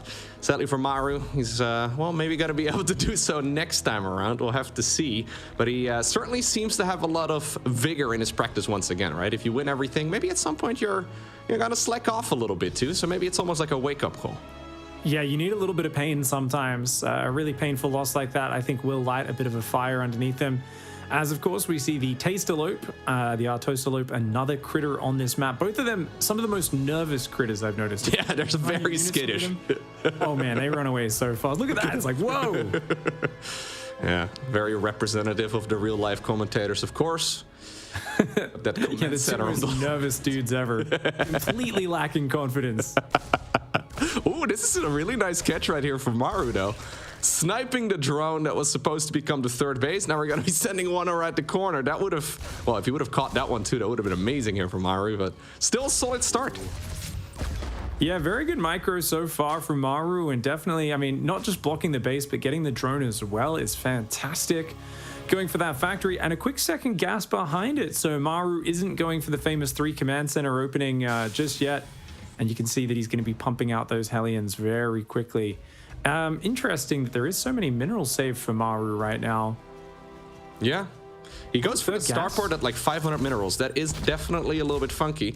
He has not yet started up any Hellions. Yeah. Is it a 2-starport BC build? Is that what we're looking at, Loco? Are we seeing something crazy and cheesy out of Maru? It certainly could be. I'm a little surprised that he was so slow on the Hellions, though. He could have started us up a while ago. He could have also... Is that the third gas? It has to be a battlecruiser opener for sure. Yeah, you're right. There it is. Oh, that's awesome. That's going to be really interesting to see how this goes. I mean, the funny thing is, I feel like if you play a bit too crazy aggressive with like Hellbat timings or anything, Sol is so good at shutting down all of the weird aggressive openings. I haven't seen Maru try this build against Solar before, so I'm really curious to see if it's something that he's like just never really done much for Solar, and can Solar scout it? Can he realize what's going on? Because normally he relies on just Zerglings running up the ramp to get vision, and it's very unlikely that Maru's going to let him in there. He realizes this build is all about surprising your opponent. You cannot let him know it's coming. That's why the Hellions are well positioned. No scouting for you, Solar. Yeah, at least he saw that there was a couple of depots over there already at the front. That's usually a decent giveaway. That is not at the very least a quick triple CC opener. So now you can start thinking, okay, why are those Hellions sitting there defensively? It's a 1-1-1, I guess. Well, it's not a battlecruiser opener, by the way. He decides to go for some Banshee shenanigans instead. You have to react to it, though, mostly the same way, I guess, as Solar. Maybe you can get away without the Spire, but is he not going to start up Cloak as well? I'm assuming that one has to. Yeah, I think that comes in later only. I think it's more about speed to start and just get across the map. But of course, Cloak will come in there as well. I really always feel that this build is such a kind of fun build to watch. I don't know if it's always the most effective. It really relies on the first Banshee wave surprising the opponent. And unlike battlecruisers that can teleport across the map, those Banshees have to fly across the map. So high chances of them getting spotted en route. Solar is going for a Roach Warren and Spore Crawlers. Seems like he might be expecting mech play. Yeah, he's a little concerned, that's for sure. Right, he's got that Spore Crawler position, mostly just to counter Liberators or something like that. He really wants to save that Overlord. Good guy Queens right there, making sure that all of those Overlords are safe. But the problem right here for Solar is that he doesn't know what he's playing against. He's seen the depot at the front, so this is a pretty obvious giveaway that it should be some sort of 1-1-1. I guess in this case it's a 1-1-2, we might say. Although that sounds a little bit funny. He doesn't know about it yet, though, and he's going to need something more reliable than just Queens and Spore Crawlers against Mass Banshee. How many Banshees are we on already? Because 2 more are about to spawn. Yeah, I mean 4. Okay. I think the Queens and Spores can do it, but you got to be in position, and it's highly likely the 4th base gets sniped down, and then they start going around and picking off other things. Having 2 Spore Crawlers in each base will be a good start, and of course getting a Spire. to chase the units down can be good. I actually think Infestors is the best because you know Maru's going to be playing mech afterwards. He'll be going up into that mech and then probably Ghosts as the final cherry on top of the cake for his composition. Right now it's Mass Roach Ravager for Solar, looking like he expects some sort of ground-based aggression, maybe a drop. The Banshees coming in towards the main. Overseers are morphing. There's a lot of Queens ready, but they're all in the third base. That main base is wide open. Yeah, here we go. So the Spore Crawler does reburrow itself right there in the middle of the mineral line. That's going to give him quite a bit of detection. There is already an Overseer done as well, so that's going to be joining with the Queens. And so far, honestly, the crisis management here for Solar has been absolutely amazing. He is now sending some of the units that he's got across the map, hoping to force those Banshees back, and it looks like that is also happening right there. So considering the fact that Solar didn't know, he did a really good job. The problem is those units are on a one-way trip. They're certainly not going to go back. Speed Banshees are very good at scrambling back and cleaning them up. None of them have air attacks. The Lings might get some damage. That's where the hope is here for Solar. But great quick pull for Maru. Fantastic response. And now he's well on his way into Battle Mech. Battle Mech, named that because it is always looking to fight. A lot of mech is looking to just kind of build defensive walls and build up. But Battle Mech is out on the map. It's harassing, denying bases, and expanding at a rapid rate. This is a style that's about consuming the map. It's almost where the Terran swaps into Zerg mode and is actually the mobile player. Cyclones and Hellions will be coming in behind. These Banshees do deny some Spore Crawlers on that base. Evo Chamber's very exposed in the back of the base. Could be a nice sniping target. Banshees with some of the highest damage outputs in the entire game. Transfusers getting spammed on the Evo Chamber, but they just cannot save it. Yeah, normally those Evo Chambers are in a really nice safe position, but now they get sniped pretty easily, at least one of them. Some of the Banshees, though, are taking a lot of damage, and I think that's the second one going down in this little engagement. And in the meantime, love this little counterattack right here from Solar. He's actually causing a lot of chaos on the other side of the map as well. But stopping those Banshees is just a really tall order, right? I mean, I love Battle Mech personally, the Cyclone Hellion-based army, but Cyclone Hellion Banshee is so much fun to watch. You're very right. It feels like it's the Terran player who's trying to Zerk the Zerk, right? It really does feel like suddenly the roles have switched. But I like the fact that Solar decides to go for an attack there, because it's really tempting to just sort of sit on the creep and defend against everything, but yeah, not getting any counterattack damage done whatsoever is usually not a good situation to be in. Well, that did keep Maru away from a fourth for a little bit there as he took out the SCV, building the command center, slowed it down. Extra factories are now coming up, though, so it's going to be a massive amount of production using those starports to prepare add-ons for those factories while he's saying, you know what? If you've got 4 or 5 Banshees out, that's good enough for now. I'll add more later probably, but I need to focus on the ground army. Now, Solar's not really prioritizing Evo Chamber upgrades. He did lose one, but I definitely want to see him start up that +1 range again. Otherwise, his units will not have the firepower that he really needs. And it looks like his goal here is just to go lots of Vipers. I think we'll see 4 or 5 Vipers start up the moment this hive is finished. And there we go, 4 Vipers in the production tab. He's going to use those to abduct the units, basically just grabbing them, pulling them into the middle of his shorter ranged army, and that's going to allow him to be cost efficient, but he's not there just yet, and the Cyclones are on the doorstep. Yeah, okay, he's gonna try and snipe that hatchery, but at least that will be prevented here. Solar reacting just barely in the nick of time, but he gets it done. Needs to be careful, though. This is a scary amount of units, right? These Terran units don't mess around. Infernal Pre-Igniter, that's the blue flame upgrade for the Hellions, is gonna finish up momentarily as well. 4th base here at the 3 o'clock does get spotted too, but yeah, Maru's still dancing, man. This is entirely different than that vanilla mech army that we're also very used to. He's just dancing back and forth, outpacing the Zerg player here, and there's the Banshees once again. Yeah, the Banshee's going to try and join in as a Spore Crawler, but it's a bit too far to the south. Overseer is needed with that army absolutely quickly because Maru, he's been using a lot of scans to give the high ground vision, but it's worth it. He's getting so much value. Finally, the Vipers come in and shut that down. You see the power of the abduct right there. Solar hanging on, doing it very nicely, but the Banshee is still rotating around the side. Multiple Spore Crawlers on the bases, going to limit his ability to do damage, and those Vipers already going back to get more energy. Yeah, lovely play right here, though, by both players. Solar doing a really good job hanging in here. Now, look at the work account, right? It really does kind of feel like the Terran is outpacing the Zerg here. 92 SCVs versus 80 drones. He's desperately trying to add on some more workers, but those Banshees are going all over. Oh, Overseer also brought back to safety. You do love to see that. Not usually the way we want to see the abductions, but still a neat little mechanic. And he's now adding on the Vikings, too. One of the problems you run into here as Terran is that you don't have any of those ghosts, right? You don't have ghosts to EMP all of those Vipers, and you kind of have to rely on, well, things like, for example, Vikings to slowly shoot those units out of the sky. But I think Spellcasters are going to be Solar saving grace here.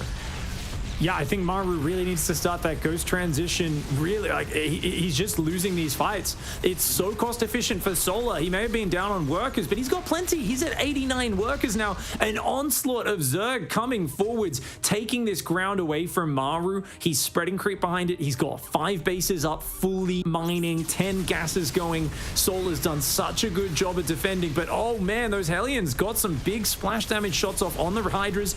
At the same time, the top base did get taken by Maru, as we saw in the picture-in-picture. Maru's having to burn a lot of scans just to keep these fights going anything even close to even. And the moment those Vipers come back, those Cyclones are going to say goodnight. Yeah, Cyclones are really expensive units, man. The Terran army kind of moves around like Marines and Marauders do, but it is significantly more expensive.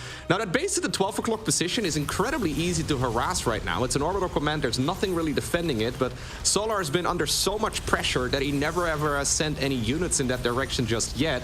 Now the Queens are starting to tiptoe off creep as well. We need to wait, right? He's okay, there you go, a couple of Zerglings. But he's gotta wait until the Vipers once again have energy to continue properly contesting all of this, well, Terran mech. He's got to be patient as well. The Vipers need to wait till they have 2 abductees. Only 75 to 100 energy on each Viper, which means he can only abduct once on a lot of those Vipers. And that means he's having to spend a lot of time running forwards fighting rather than being more efficient and gathering up more energy. Nice. Viking focus fire gets a full energy Viper. Great attention to detail from Maru. Okay, Maru trying his best to just maneuver around the map now. He's getting pushed back pretty hard. Solar's been fighting on creep for a lot of these engagements, but now he's feeling adventurous since he does have some more energy. That being said, though, this is a really beautiful flank right here by the Terran player who's trying to surround this Zerg army. My god. I don't know if he's got enough, though. Yeah, those Hydras just putting in so much damage.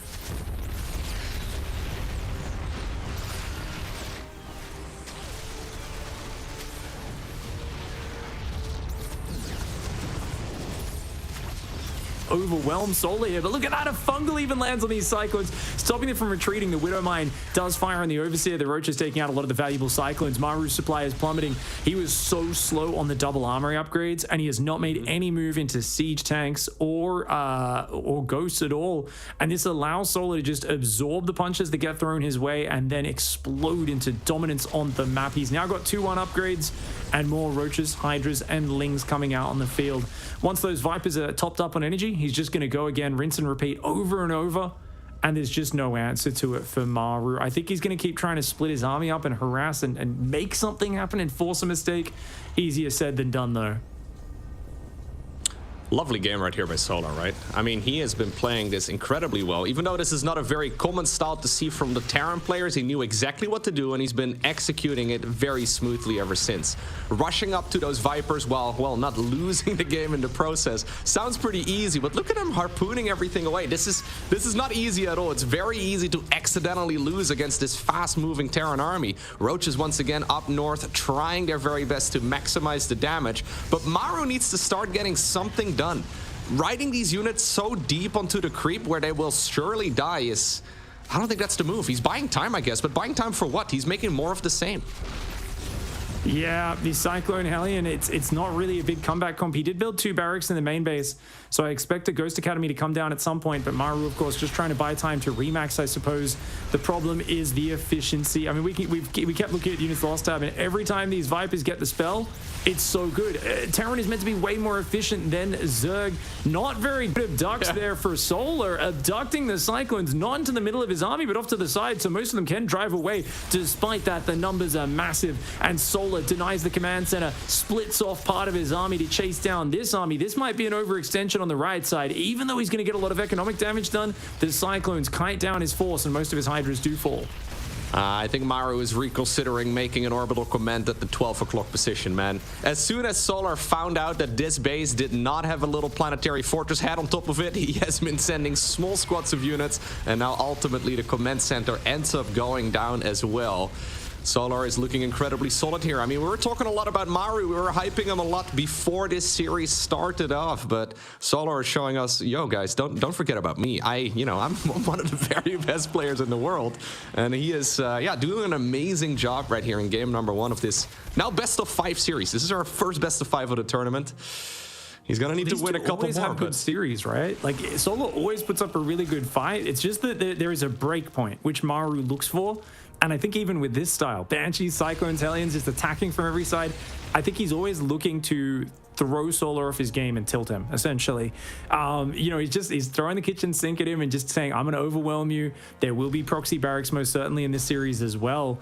And for Solar, it's can he maintain this level of play? Because he really always looks like he's got what it takes to beat Maru. But look at that fight from Maru. Great EMPs on the Vipers. Hydra flank from the north. Oh man, the Hellions roasted those Hydras on the bottom side. But I think the numbers might just be too much. Look at the supply. I mean, that was an amazing fight from Maru. That was a god tier fight, but at the end of it, Solar's got the money to build another 60 supply army advantage, and that's a big problem for the Terran. Yeah, Maru has re-secured that base all the way up north. Those Vipers, man. These guys, you can't really tell exactly how much value they've provided in this game because, well, they don't directly kill units themselves, but they have been responsible for basically half of the damage done to the Terran army at this point. Yeah, he's waiting until they have accumulated a bit of energy once again. Now, I definitely agree. That previous fight was amazing for Maru, right? Suddenly flanking that entire Zerg force. Lovely work there, but maybe the Ghost can allow him to get back into the game, but, well, he needs to keep him alive. Well, good EMP. Yeah, very nice there. Oh, Abducts catching some of these units, but it's just too much. I mean, the Abducts are so efficient. Solar preserved those Vipers. They kept getting abduct after abduct, and they simply weathered the storm and then punched back. And that's what their series often look like. Maru throwing the kitchen sink at him, Solar defending, taking beating after beating. It always looks like he's about to crumble, and then he hits a certain moment. Often it's when Hive Tech finishes, and suddenly Solar's in the driver's seat, and he looks so powerful at that stage. Vipers showing that they are the counter to the Cyclone Hellion Banshee mech. I do wonder, was there a chance for Maru to transition earlier? Could a planetary on the far top, like you mentioned, have made a difference? I don't know. I feel like these counterattacks, you were praising them earlier, Loco. I actually agree. I think the double counterattack on the third really slowed Maru down. Otherwise, he might have got out of control. Yeah, I'm really impressed with the way that Solar defended the initial Banshees, right? So he didn't really know what he was playing against. 4 Banshees were made. They show up with the cloaking upgrade, with the speed upgrade. I mean, there were Spore Crawlers. Lair was done, so he could go for the Overseer, but Solar, calm and collected. He microed against that. He sent in that roach attack that you were just talking about, right? Trying to pull those Banshees back, and he honestly handled that extremely well. So, yeah, brilliant game right there by Solar. I'm very impressed by him. I mean, these are the abductions that we weren't impressed by. That kind of looked like one of my ladder games right there, Pig. one mistake in a sea of perfection, you know. It's funny because you actually can't abduct if you're right in the middle of the rocks or a cliff or something like that. So you've actually got to be a bit careful. I definitely see a lot of players in the heat of the action. Sometimes they're just sitting there spamming the spell with the Vipers and they're like over a pillar or something and they're like, why isn't the spell casting? And you could tell Solar purposely moved them up to the high ground, but hey, his army wasn't quite there just yet. Despite it, very good play. Do you think we're going to see mech from Maru again? Or was that didn't work, back to bio? Yeah, maybe. It's very map dependent, right? So I don't think... I don't know exactly what map is coming up next, but I don't think we're going to be seeing it all too often anymore. This kind of felt like Maru. He's playing a best of 5 now rather than best of 3. He's taking a chance. He's going to go for a build that we don't really see all too often. I would imagine that he's going to play something a little bit more standard here in game number 2. Because if he does something a little cheeky again here in the second game of this best of 5 and he ends up losing it, then you have to win 3 games in a row against Solar, which I don't think it's really going to happen. Well, that would be very, very difficult indeed, because this man is a monster in the bottom right side of the map in the red. That's Solar. And his opponent all the way in the top left-hand corner of Dragon Scales, also his teammate, he goes by the name of Maru. Going for the low ground supply depot here.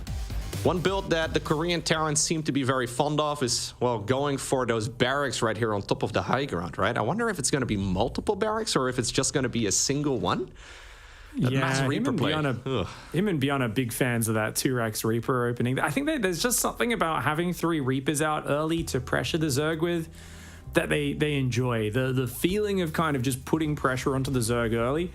I'm a vocal critic of this build because I feel that both Maru and Beyond, they overuse it. And I think any strategy that is easy to defend like this one, when overused, does become just less effective. Zerg players, especially when they know what to expect and they've memorized all the timings and everything, they get really adept at defending. And this map especially, a very high percentage that they pull the build out. So I'm curious to see what Solar's got in store. The add-ons will be on the outside of the wall, which means they could be sniped. Yeah, the add-ons always show up on the same side of those structures, so a little bit of RNG, of course, in the spawn location, and you can't control exactly where they are going to go. Sometimes with this build, they have been creating a variety of it where you go for the 3rd barracks as well, and that's not really something Solar is going to be able to find out.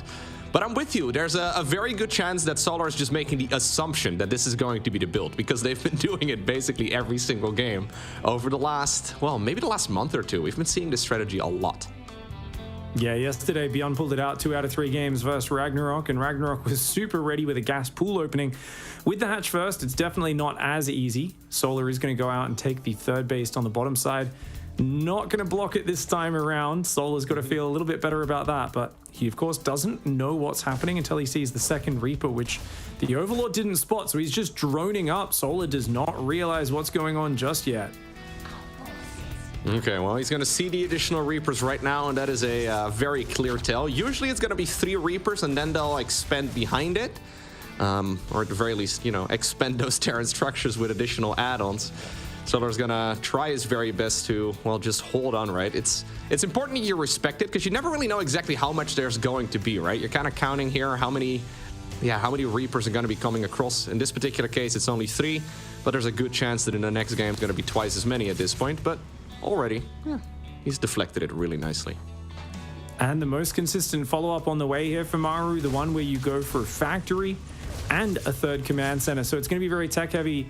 He will go towards a double barracks drop and just kind of skip any sort of normal early game, go straight to the mid game. That barracks there, just checking there's no Overlord on the pillar, watching what he's up to, I guess. Could be a misclick, but I'm going to say it was purposeful.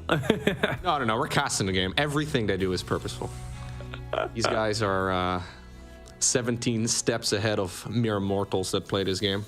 No, you're very right. Actions a second, and they're all intentional, Loco. 100%. There's no repeater rates or rapid fire or anything along those lines either. These guys are just absolute monsters on the keyboard.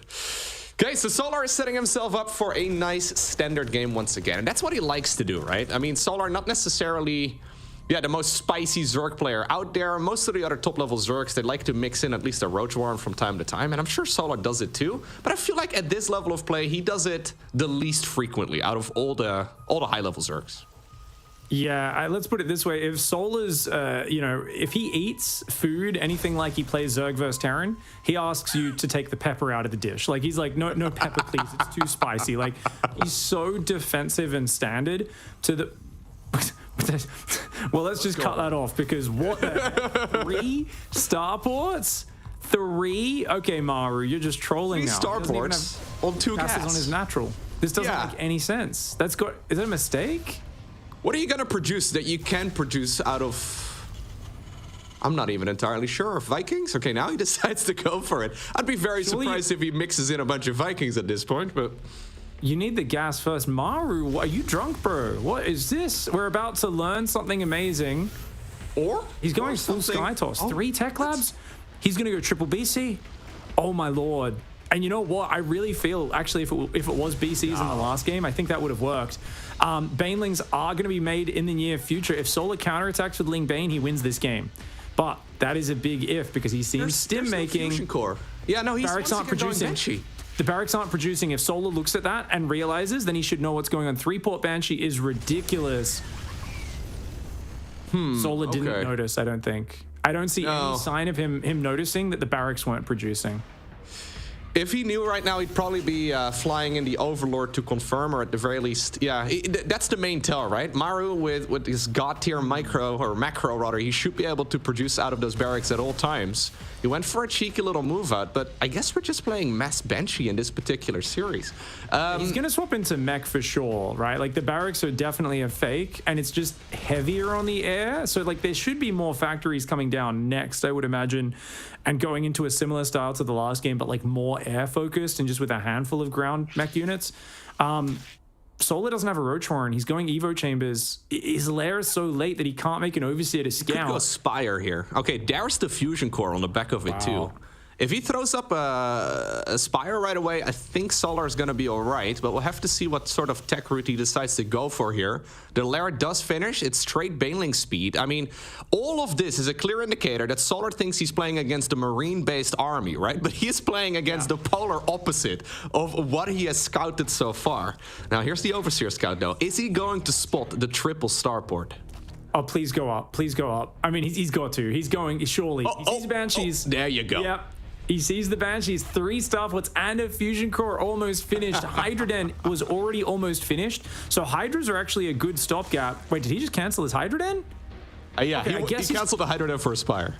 He's got enough queens, I guess. That Spire is going to get sniped, though. That's a really bad Spire placement. He needs to build a lot more spores, get his queens in position, and I'm hoping he doesn't regret canceling that, because Solar right now realizes, I mean, he's got to be a bit offended that Maru's trying something so ballsy versus him. The queens are not there. The Spire's exposed, and oh, no.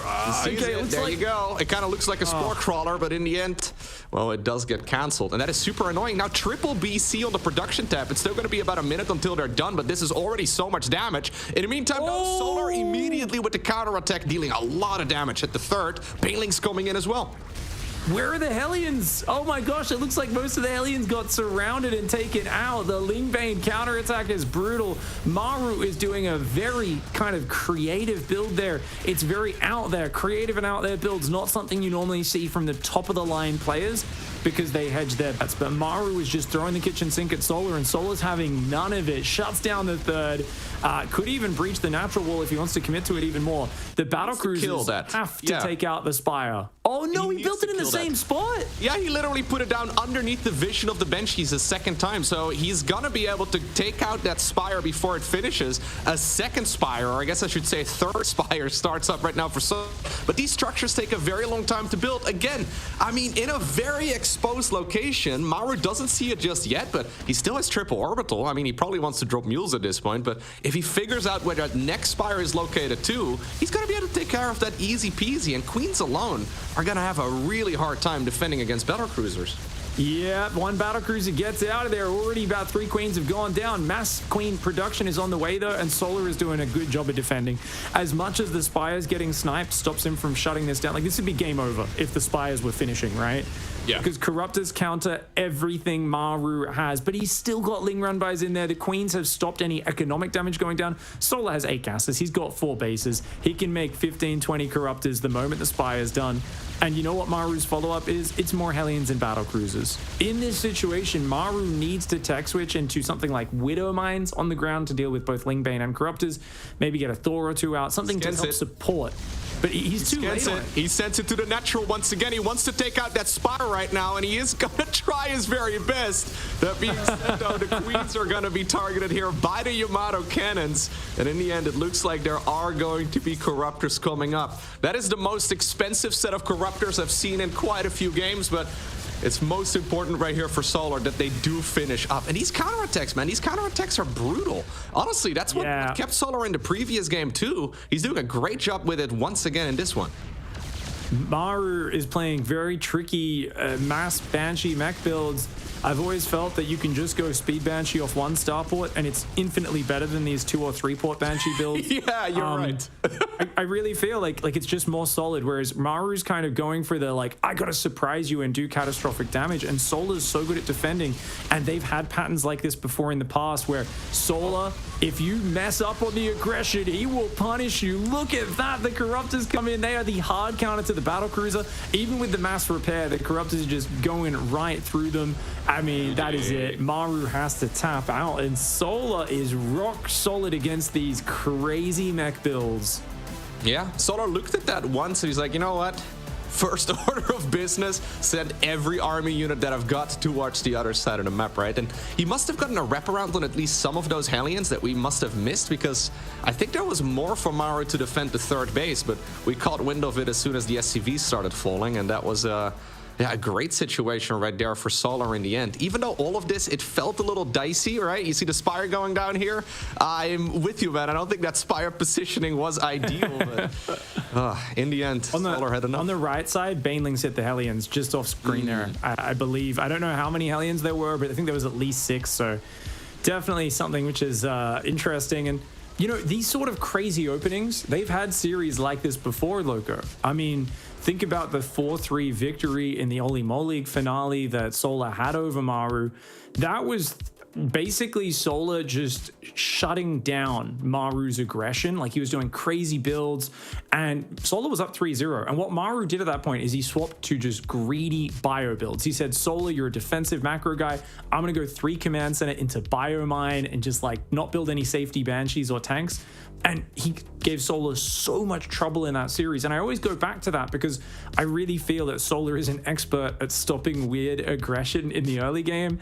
And I pretty much guarantee if Maru just wants to play his best build, it's 3 command center into bio. You know, use that play that you were in your A game at, because right now, Onside Gaming Zerg player up here in the top right side is looking like he might get a 3-0 over one of the favorites of the entire tournament. It's Solar. And his opponent down here in the bottom left of a Royal Blood. I'm wondering if he's going to go Banshees again. I didn't expect he would do it twice in a row, but he goes by the name of Maru.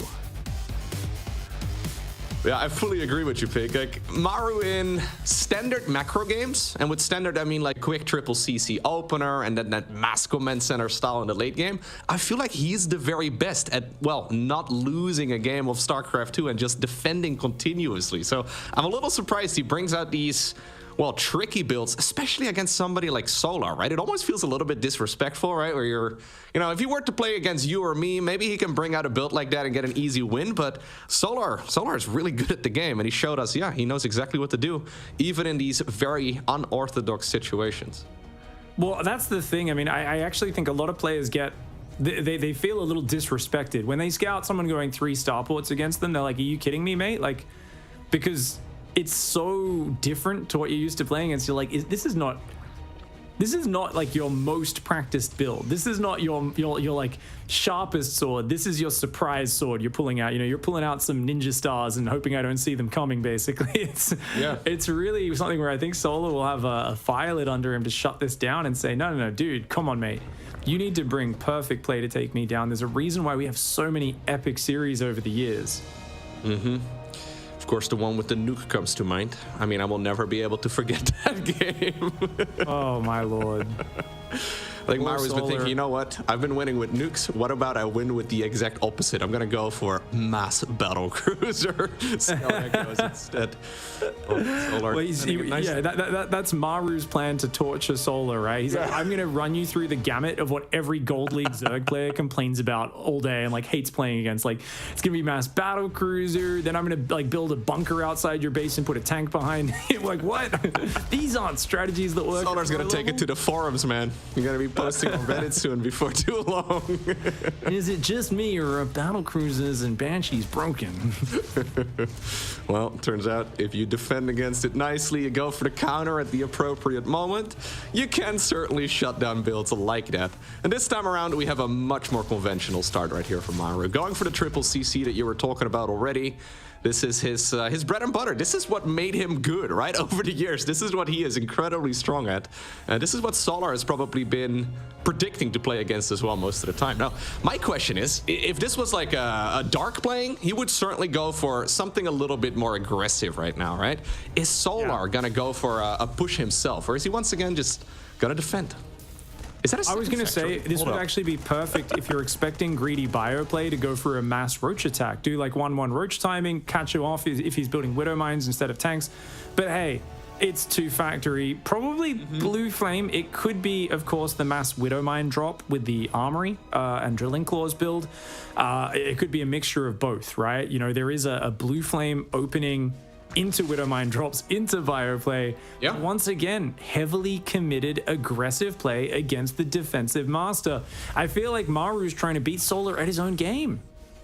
Okay, there's the third factory coming up, man. Maybe Maru's been watching some of the Euthermal videos. He's like, you know what? I'm gonna try some of these crazy build orders as well and see if they work. But I mean, if Solar defends as well as he does in this, well, series so far, like he did previously, he should be okay. The main trick here, right, is that Maru's gonna suddenly catch him off guard, and Solar needs to be prepared. Yeah, I think this is a build. Actually, Clem did this, didn't he? In my tournament I ran a month ago, Pigsty. It's just 3cc straight into battle mech. So this has no starport, no air units at all. So there's a big problem with just being able to defend a giant push later on. But the Zerg needs a quick lair. They need roach speed up early, or your Cyclones are going to be a nightmare. They're just going to be picking away at them. And there's not a lot of high ground, low ground dynamics on this map. So you don't need to use as many scans, right? There's a lot more of able to just lock on, run back, lock on, run back, lock on, run back, and kite down those units. Solar's now got a lair on the way and a roach horn at a pretty good timing. So there won't be too much of a window for that to happen. But Maru's just going to basically, hold down the Hellion Cyclone key while exploding his economy, and he's going to look to expand at a rapid rate behind it. Once again, swarming the Zerg player. Solar's opening, though, has been completely untouched. Look at that worker difference. Already up 20 workers. Solar is playing a very good series. Maybe Maru could only make a certain amount of starports in this particular series, and he's exhausted the amount he was allowed. He decides to go for mass Hellion Cyclone here. Now, it wasn't spotted, but what Solar did see was the third command center flying on over, and at that point, still continue his Hellion production. That is a little bit funky. You're not supposed to be seeing Hellions anymore at that point in the game, especially if they're not really used to deny your creep. Like, what exactly is going on here in this game? So, we have Roaches this time around, and I think Roaches are an amazing choice. But you do have to be very careful. The creep spread, though, is so nice, right? I mean, I would like to see it one step further. Well, Maru disagrees. He wants to see it one step further back.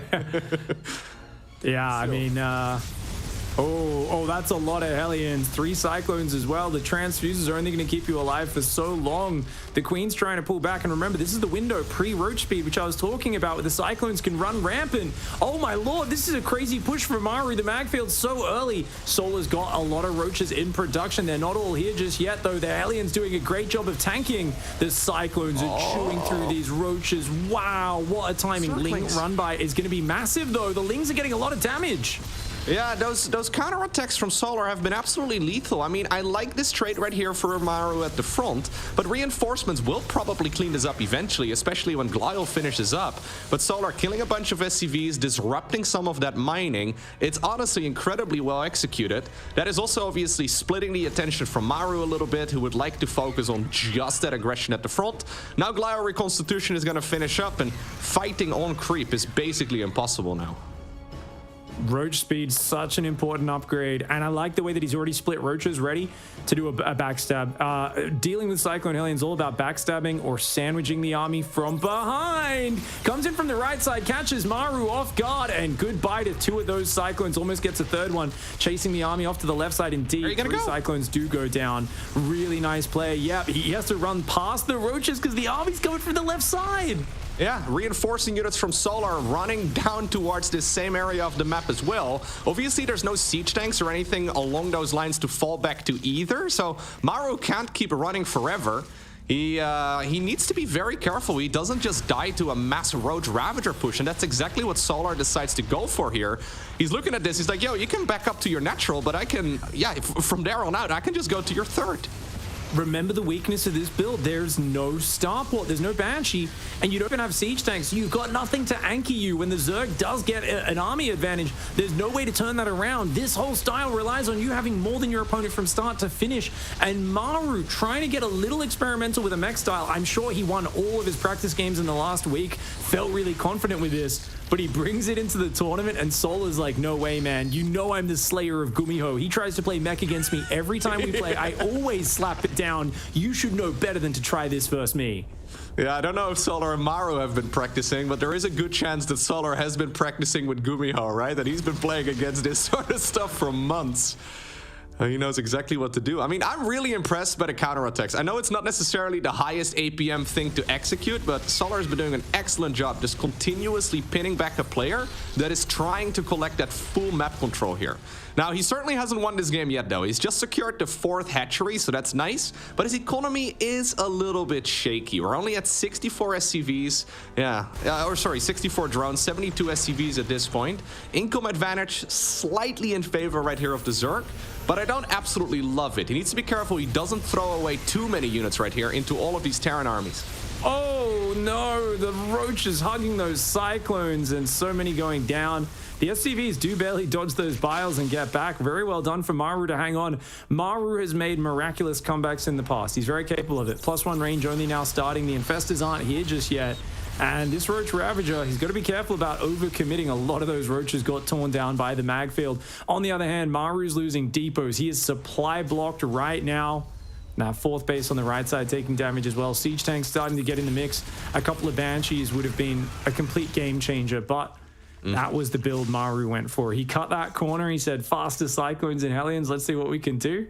And Solar showed that, yeah, a lot of Zerg units get taken down, but once Roach speed kicks in, you've got Roaches that are way cheaper than Cyclones. You can just overwhelm.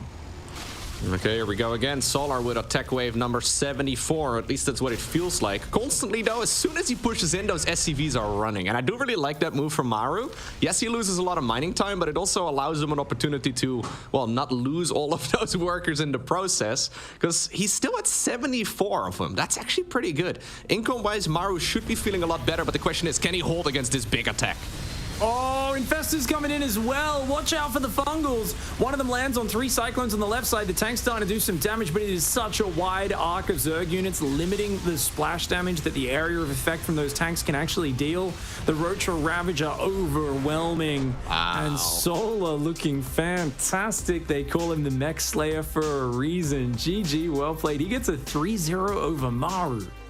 That is honestly insane. I don't think anybody would have expected a 3-0 win. I think all of us were sort of leaning towards Maru to take this series, but it's Solar who wins 3-0.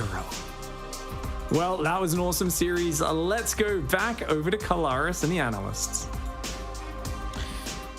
Yeah. Welcome back, Gamers Without Borders. Congratulations, Solar. He's going to Gamers 8. Joining me, we've got Ben and Wardy. Wardy. That was interesting. Don't ask me. Don't ask me, man. Like, I don't know.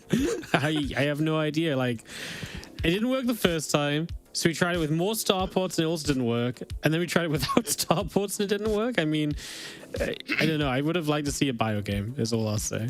There's no explanation for that, right? Like, Let's take a look. That was wild. Yeah, let's take a look at the highlights presented by Aramco. I do like that moment where, as analysts, you react with, don't ask me. That's brilliant. Ben, this was a series, one of the series of all time. Yeah, I mean, like, don't get me wrong. I understand opening with it in game 1, like the 2 Starport Banshee. I think it's totally fine to do that. Ancient Cistern, it's kind of a cool map for it. You saw the triangular base at the start, meant darting between the bases with the Banshees can be really good. But the fact that the second game, the triple Starport, like follow-up with 2 gases, that has left me completely like, what the hell? Like, truly, what the hell? That build didn't make any sense whatsoever. And he almost started to make it work, which is kind of nuts. Yeah. Just due to the fact that Solar remade the Spire in the same position like twice in a row. But yeah, just super damn weird series from Maru. I'm sad that I didn't get to see a more regular opening out of him. But you always have to remember, like, these guys are teammates. Yeah, I have no idea what happened between them in practice games, whether this stuff was working against Solar or whether that Solar was just so good in the Orthodox games between them. But yeah, bizarre series, but well played, Solar, I guess. Yeah, definitely. Let's take a look at the highlights from game number 3 as well. Wardy, in theory, on paper, I think what Maru did is super cool. I really enjoyed the idea of this working. It's just that it seems like Solar had just really good reads and understanding of what to do at almost every single turn and kind of bopped him a bit. You know, it's not like what Maru did is bad necessarily either, right? Like, yeah, maybe the triple starport build was a little bit crazy, but these other builds are ones that have worked recently and they've been good. I think what's crazy is that Solar showed not just like oh, I got lucky and I hard countered you or something. Like Solar repeatedly showed like I'm good against mech. Yeah, like yeah. I'm really good against mech, in fact, because that first game was pretty darn good for Maru, and then Solar still turned it around. So at what point does Maruji not say, oh, okay, maybe I should actually try like a bio game here? Like, you know, maybe I just try out a bit of bio and we go from there. That's what really baffles me. I can understand him wanting to play mech. I can understand trying it twice. Okay, maybe not the game 2 build order, but yeah, I just feel like at some point you just gotta realize, hey, this isn't working out. I've got one map left. Maybe let's not do it, you know, third time over. I mean, that's definitely the thing that really baffles you, right? You've got potentially the best bio player of all time that didn't once touch it. Didn't once touch it. And that's the bit that me as a Maru fan and a Terran fan, I'm just like, Sure. damn, I'd have loved to have seen it. As you say, I think your theory of we don't know what happened in practice, maybe A, B, and C happened there to result in this, right? So who knows? But regardless of the fact we do know, our first player moving on into Gamers 8 is Solar. Congratulations to him. And it's a great run from him, all things considered here, Wardy. And now Maru versus Hero in the lower bracket, Wardy. Hey, that's good for us. It means we get to see Maru or Hero next week. True. I mean, that'll be a sick matchup tomorrow. Obviously, that's going to be a lot of fun. Best of 5, of course, as well. Second match of the day. Yeah, I think that's just something we got to look forward to. I just casted Maru Hero best of 7 the other day. It was awesome. So expecting nothing but great games there.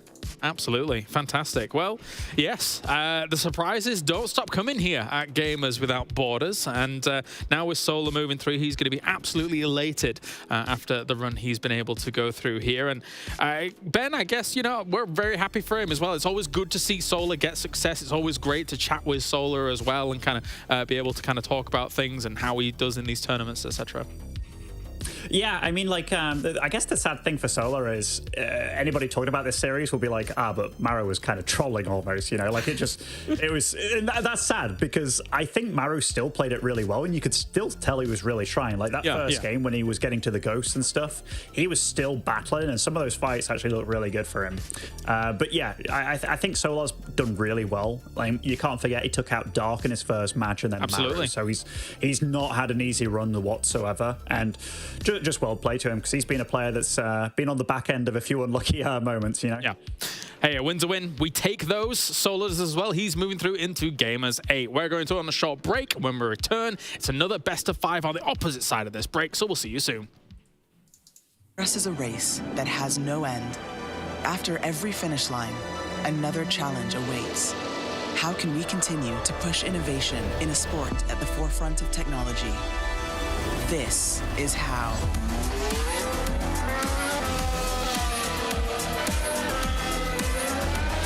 Discover how Aramco and the Aston Martin Formula One team aim to meet Formula One's sustainable fuel targets.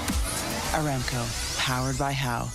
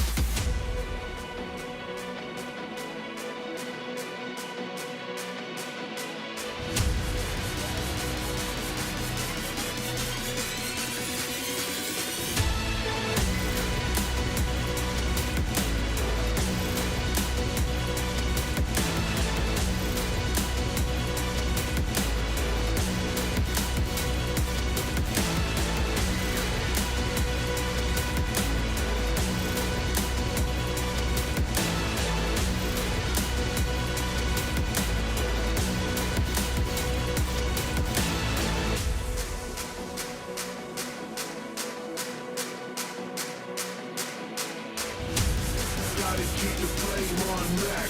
I'ma keep it going till there ain't nothing left. Gotta keep the flame on max.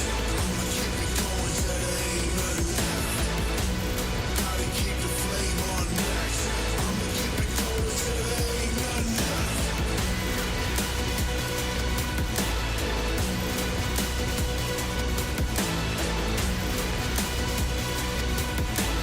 I'ma keep it going till there ain't nothing left.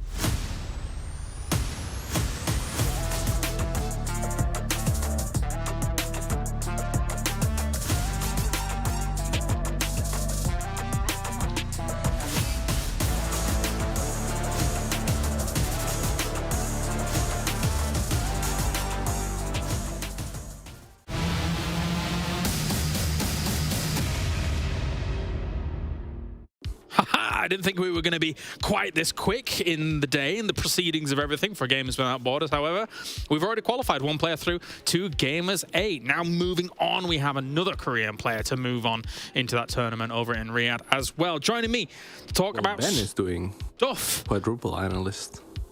It's Cats and Roddy. Does Cats realize he's on is the question. I am not sure, Papi. You know that we are live, Cats. What? We are live. Clarence just did a lovely intro. I'll let you go ahead and set up the stream, and I'll just have a little chitty chat with James. To be honest, James, I wasn't quite ready to go live either, because what on earth did I just witness? Right. I mean, ridiculous. I mean, let's talk about it here for a moment, Roddy, because I'm bamboozled. I'm going to be honest with you. I did think it was going to be a longer series than that. Never mind 3-0 for Solar. But what did you make of Maru overall? That's really hard. I feel like this is one of these moments where we honestly just need to have a little chitty chat with Maru to understand what completely happened there. Yeah. I do think when I see series like this, I think it's always important to keep in mind that these guys are human, and we can't just expect them to play their A game each and every single game. Just because we are ready and we sit down to cast them, that doesn't mean that Maru can always just peak whenever we expect him to peak. Maybe he just had an awful day. Maybe he felt slow. Sometimes we all have an off day, and he's like, you know what? I don't want to play bio today because I don't have it. I'm just going to try to have some fun with Mac, and Solar was having none of it. Like, that's honestly pretty much everything I got for you, mate. Fair. I wonder if Katz has got something for me. Can he hear me this time or no? I can hear you. This time I can hear you for sure. No, I don't really have anything. I mean, that was insane, right? Like, just going Banshees and them not working and then him trying again. And really, it doesn't feel like it's his forte. It's not like he is the underdog. It's not like Solar has had his number or anything like that. I was checking the match history, and no, like Solar took like 2 out of the last 6 or 7 series against Maru. So really, he could have done anything else. But yeah, this time around, he decided not to for whatever reasons. And that was the result. There you go. And now we guarantee have a Maru versus Hero lower bracket match, which is going to be exciting, I'm sure. But let's move on to the match coming up here, guys. TVT, and it will be Beyond going up against Gumiho. Cats, I'm going to give you the floor to start things off here between these two. Excited to see how this TVT is going to go down. Yeah, for sure. TVT with Bian is always super exciting because a lot of TVT players will kind of sit back and absorb. Bian is always on the offense, it feels like. But Gumiho is also no slouch, especially when it comes to like freaky builds and coming up with his own strategies. He is one of the very best in the world. Both players looking pretty good in TVT. Bian going something like 14-1 in his last 15 series. Granted, both of them do play against lesser opponents, right, in online cups and stuff like that. But there's a couple of victories against Cure, against Special, and so on and so forth, and we've seen what he can do against the likes of Maru as well, so should be a great series, I think. I would hope so, as we take a look at the maps coming in here. But beyond that, Roddy, what are you thinking coming in? Because Gumiho looked good yesterday. I'm hoping that Gumiho can bring even more oomph today. I mean, currently, as we said, teamless and, you know, maybe looking for a new team. But being able to get more wins on his resume here, moving through to Gamers 8, would be a nice boost in that direction.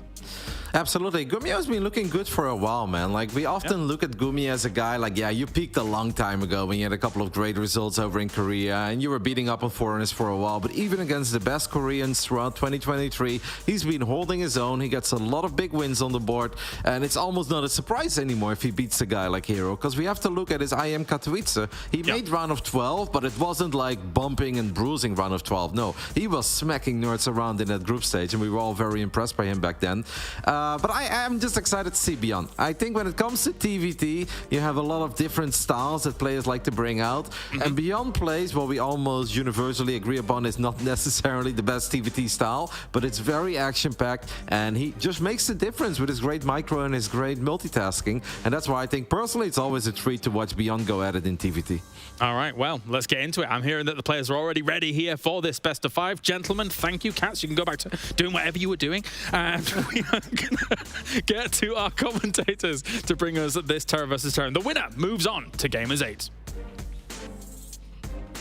All right, let's hop into this Terran versus Terran. I'm Fear Dragon, joined here by Zombie Grub, and this is going to be yet another one of those qualifying matches. Zombie Grub, I am not gonna lie. I actually looked at this particular series coming up and everything, and it was something I could see having happened in the bracket, but it wasn't actually what I expected to be like the surefire TVT that was gonna happen as a qualifying match.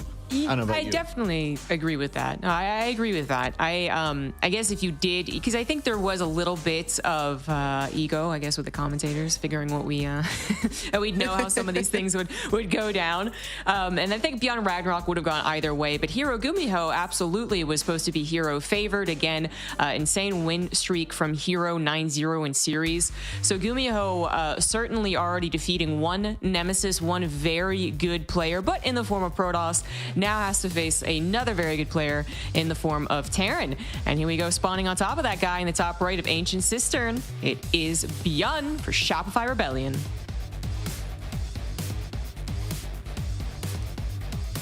And down here in the bottom left-hand side of the map, we have our blue Terran player. He is none other than Gumi-God himself, Gumiho. Oh yeah. Gumi-God, the Tal Terran. I do believe still uses a Tal as well. Ooh. All right, getting spicy to start things off. Got our first barracks proxy there for Gumiho. I was actually about to say that I really like the clash of these two players, because when I think of them, when I think of Beyond, yeah, he could throw out some nice strategies and everything here and there, but I really do think of him as just mechanically gifted in all the things that he does. And oh man, we're even getting 2 racks there from Beyond, so I'll let you talk about this in a second. But to finish the thought, then I think of Gumiho, it's like, I think of him for his strategy, not necessarily his mechanics. It's like they're opposite ends of Terrans in my mind. Well, yeah, no, I can definitely see that. I do think that Beyond has carved out that name for himself, that is the aggressive, like 8 racks bio player, which we'll definitely talk about if this game actually goes past the 5-minute mark, and then what Gumiho is likely to do as well. But we really got to talk about what's happening in this early game. Gumiho is proxy raxing. Usually if you go for 1 rax, it could be a sign that you're going to go for Marauder. Well, no, he's going just for a Reaper. Beyond is going for a 2 racks at home, which is a little less lethal, but nonetheless, 2 Reapers does beat 1 Fear Dragon. I did the math for you. And if Gumiho doesn't even have the advantage of Defender's advantage, right, the high ground pulling the SCVs, then he's going to be in a lot of trouble. And I don't know if I really like how this is starting out. Yeah, Gumiho might have a good time factory, but with the amount of Reapers that Beyond could get, that might not even be enough. Yeah, and it's a big problem too that Gumiho went into the main base and didn't actually scout out the second barracks either.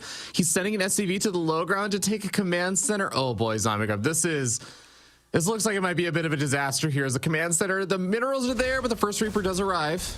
Okay, all right. Because that would have been so awkward, right? That would have been brand freaking new. So 1 Reaper might have been able to get that cancel. But yeah, it's absolutely a problem for Gumiho, who does have no offensive capabilities, really. And he's realized this, of course. He's like, oh, shoot, I got to get back out here. And then also might have some trouble on the defense. It looks like because he did save his first Reaper, the worst case scenario in my mind was that he sent 1 Reaper in and Beyond had 2, right? Then bops the first Reaper, chases down the reinforcing one, and then there's nothing besides the factory. Actually, with Beyond going across the map first and getting the kind of cancel, if you will, in the command center, I don't know, this is giving Gumiho some time to get some units, but he's still using his Reapers aggressively. I feel like this is a really dangerous move. This is such a bold play from Gumiho, but I think it's absolutely paying off at least on the offensive. Can he actually make the defense happen at home? A couple of Hellions are out. No repair happening on those Hellions just yet. He's just using the SCVs to buy some time, to buy some space. One of the Hellions ends up falling. A lot of the SCVs end up falling on both sides, but it does seem like Gumiho is getting the worst end of things, even if he may eventually clean this up. Yeah, I don't know. It's so it's such a weird, funky position, but absolutely Gumiho comes out 6 workers less, and his command center isn't that far ahead. I think that was a very bold move that Gumiho did. Yeah, 2 Hellions is a decent amount, but you are facing pretty much the best Reaper controller in the world, and even not the best can have trouble or can work against 1 or even 2 Hellions. So this continues to go well for Beyond. He's winning a lot of these micro wars. 3 Reapers with the grenades have such good crowd control that 2 Hellions doesn't outright beat that. So it's definitely a delicate dance right now for Gumiho.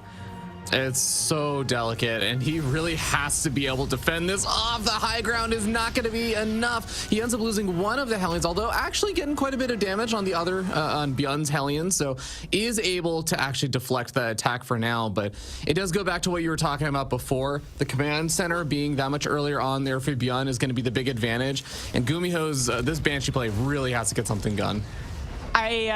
He's going for pinwheels, man. That's so Gumiho, he's like skirting the line, right? He's not going completely bonkers like Maru in that last series. Shout out to that one. But he's skirting the line on going a little bonkers, right? Choosing, I think, the riskier decision with the units he gets and then the technology that he gets. This is a big committal into Banshees, which basically, guys, have been not exactly useless, but they are not what they once were in TVT, that's for sure. If Bjorn does get a Cyclone and a Raven, but it's possible because Bjorn is Bjorn that he doesn't really, subscribe to the standard Raven play, that surprise Banshees might actually be genius, but I don't even know if they need pinwheels to be genius, Yeah, I'm really eager to find out how things are going to shape up over here. But man, these two Reapers are actually getting so much damage done over there. I thought that maybe things are not going to go that well since Cyclone locked onto a Hellion instead of the Siege Shank there for Bjorn, but he's still got a fair amount of value there. I guess one little bright side here for Gumiho is that it wasn't scouted, but now the scan comes down and he sees two Banshees. Okay, so that's really awkward, right? Because they were clearly chilling. All right, that was not scouting them in transit, and even though Gumiho tried to react in time to make it look like, oh yeah, I have two Banshees, the magic number that would usually only have Cloak and not make any more, it was kind of a, if Bjorn second guessed that it was only two Banshees, then he is totally in the right to do so. Yeah, we know that, but he would also be like, that's kind of weird movement for the Banshees. Yeah, absolutely, more Banshees are going to be on the way, and they got the speed first. So I guess the idea is that even if there was a Raven, you can outmaneuver them. The problem is if you just run face first into Vikings and a Cyclone, you just ran face first faster into them. Oh, Zombie Grab, that Viking buff really paying off dividends there as well, ensuring the kill on that Banshee. A missile turret gets a shot off on this Banshee, and it gets almost nothing done. The Vikings also kind of ward it off. And now, Zombie Grab, I have to wonder, when you've lost most of your Banshees, is the Cloak even going to have that much value anymore? I really don't think so. He still wants to do something to harass, but it's such a... It really doesn't bother Terrans, in my opinion, past that first surprise factor, right? Whether it's one Banshee without any upgrades and they're like, oh, you made a Banshee, or it's two with Cloak. Oh, you made Banshees with Cloak. I just feel like it doesn't have a lot of oomph afterwards, unlike maybe a very odd TVP, tons of ladder experience with that, or a TVZ, right? But yeah, Gumiho wants the harassment, maybe the cheeky snipe on a couple of tanks if Bjorn's really not paying attention and doesn't save scans, I guess. But I prefer him just to go ahead and cancel everything. This is a dangerous spot here for Gumiho. As you can already see, Bjorn feels like there's going to be an opportunity soon for him to go for his big attack. He's knocking down those rocks, looking for opportunity. Banshees are going to spot out the double drop. A single Viking, actually funny enough, going to be enough to ward him off. I guess also unloading underneath the Banshees is a little bit tough because they do have a high amount of DPS, so you probably do lose quite a few Marines in the process. Doesn't decide to commit to that, but I mean, he's still going to have a fair number of units coming out pretty soon. I do love Gumiho's positioning here. This one Viking plus one missile turret is kind of perfect to deal with a double drop, and Bjorn's just going to get tired of it and bring his Vikings over, so now it's only the missile turret to defend. Definitely a Bjorn favored game from the get-go. The Banshees are going to try and do some damage. I said they wouldn't do a whole lot past their first surprise. Let's see if I was wrong. Medivacs, yes? No? Yes, okay. Yeah, just making some decisions there as the Vikings landed, but we see that Bjorn is demolishing that one tank on the front lines, and a couple of the SCVs are going to be enough to ward him away. The two Banshees on the other side of the map doing quite a bit of harassment over here. One of them eventually ends up falling, but I mean, hey, I have to commend Gumiho because I thought that things were going to be a lot worse with that kind of a little harassment going on, but he held strong. Yeah, that was really nice defense of the first push, and that was going to be really important for him because he's going into mech, of course, and he's going to have a very limited production output. So yeah, that was nicely handled. The Banshees, I still say, were basically a complete failure. One Banshee got like in total 5 SCVs and maybe a Marauder and some Marines, but there was 4 Banshees in both upgrades. Okay. Drops this time around, finally successful. It's a weird one. 2 Vikings and an injured tank that gets destroyed mostly by those, I guess the tank was helping out, but it does kill 9 SCVs, so. Yeah, the drops spread out really, really quickly between the siege tank and everything on the right-hand side, but the Marines were the things that, like you said, getting the big damage done there with a lot of those SCV kills. Eventually, that all does get cleaned up, but surely that's still going to be a pretty comfortable position. We do see, yeah, very important to finish up those armories to get those upgrades coming up soon. Yeah, he, you know, as a mech player, you can delay them, certainly. It's the expectation that the bio player gets the faster upgrades as well as the faster expansions. Now, in this case, Gumiho did have a 30cc for a while, so that's really helped him come back into this game. It helped his SCV count certainly come back after all the early game harassment. And in context of a mech player, I think his 3rd CC timing on location really wasn't all that bad because he did such a great job defending against the initial attacks from Bjorn, which would have had a lot more spice if it wasn't for some well-placed missile turrets and Vikings. But the drops will continue, and Bjorn will just continue to try and pry this can open, right? Whether by force or by tactics. Either way, it still might work out in his favor, but Gumiho's kind of stabilized. Yeah, these suicide missions in from a lot of these Terran bio units from Bjorn have not been working out initially, but this one is definitely finding its mark as he finds a lot of the siege tanks. There's no bio or actually even Hellions or anything here to support Gumiho's army, so the 3rd base even forced to lift off a really awkward position, but I think the Liberators should eventually be able to push this all back. Yeah, perhaps those little strong word, stabilize. Okay, he's not quite stabilized yet, but he is in control, obviously, of the situation as far as he can be, which Gumiho is very good as a mech player. He's played it well throughout the entirety of StarCraft's history, being from the the good old days, and he's even played it when it's very non-meta, which I would still say it's basically non-meta, and can make it work against the best players. So if he makes this comeback happen, more power to him, but at this point, this is where it really gets scary, right? The 30 supply difference, Bjorn fully charged up in his production, freely getting command centers on location. Bjorn should have a lot of opportunities to do some damage. Well, he's going to try and find some sort of defense over here first as Gumiho's trying to go for that little Hellion run by, but Bjorn, like you said, he is still poaching around the map looking for opportunities to get damage on it. He's going to be able to snag these Hellions that were on the offensive. That's going to allow him to just allocate more units to the offense himself. He doesn't have to worry as much about defense if there's fewer of these Hellions running around the map. Absolutely, and it's actually kind of important that Gumiho at least tries to do this run by, even if it's only with 2 Hellions, because they still have Blue Flame. It's still quite potent, just to get that SCV count down, of course, sure, but to really keep some of these units back at home. So there's just 3 less Marauders getting that concave on top of his last effort tank, the thing that's saving his life. It could make or break a defense. The Gumiho still down overall 50 supply, 30 of it army. The upgrades finish up, but the upgrades aren't really the problem. It is just the amount of units that he has to spread out against the multi-pronged attacks. 13 tanks is starting to be a very comfortable number, but you also want some static defense, and you also got to worry about Bjorn's ability to transition into mass air if he figures the ground stuff isn't working out. Yeah, absolutely. That sensor tower is also going to be paying dividends as he does see the army attacking in from the bottom right-hand side. Needs to be prepared for potential second attack from the top left eventually, but for now, it's just about using these Vikings to try and push back the medevacs, try and kill a little of the sustainability of this attack. Is literally the 4th base flying over the attack saying, no, I got this. This is fine. I'm not worried about this defense. He's got to. He really needs his 4th base up. Oh. It's a little dangerous. Yeah, some Liberator harassment also was going down, so Gumiho really is making an attempt to get some damage done. It's very little, but again, some of these units kept at home is something. We also are seeing kind of this funny conundrum right from the get-go, honestly, right from when Bjorn was more bio than early Reaper harassment.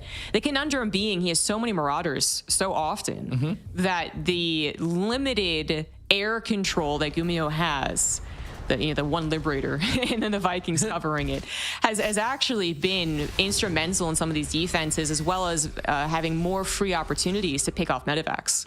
Yeah, and especially given how aggressive Bjorn has been about specifically finding these big drops to maneuver around the map and everything, it's actually going to become a really important factor. If he ends up losing too many more of these medevacs, then he actually loses a lot of the mobility of his army, especially on a map like Ancient Cistern. And a lot of stims that aren't getting healed up with every single Marauder. So they dash in thinking they have the opportunity, and suddenly they're getting killed a bit faster than they expect.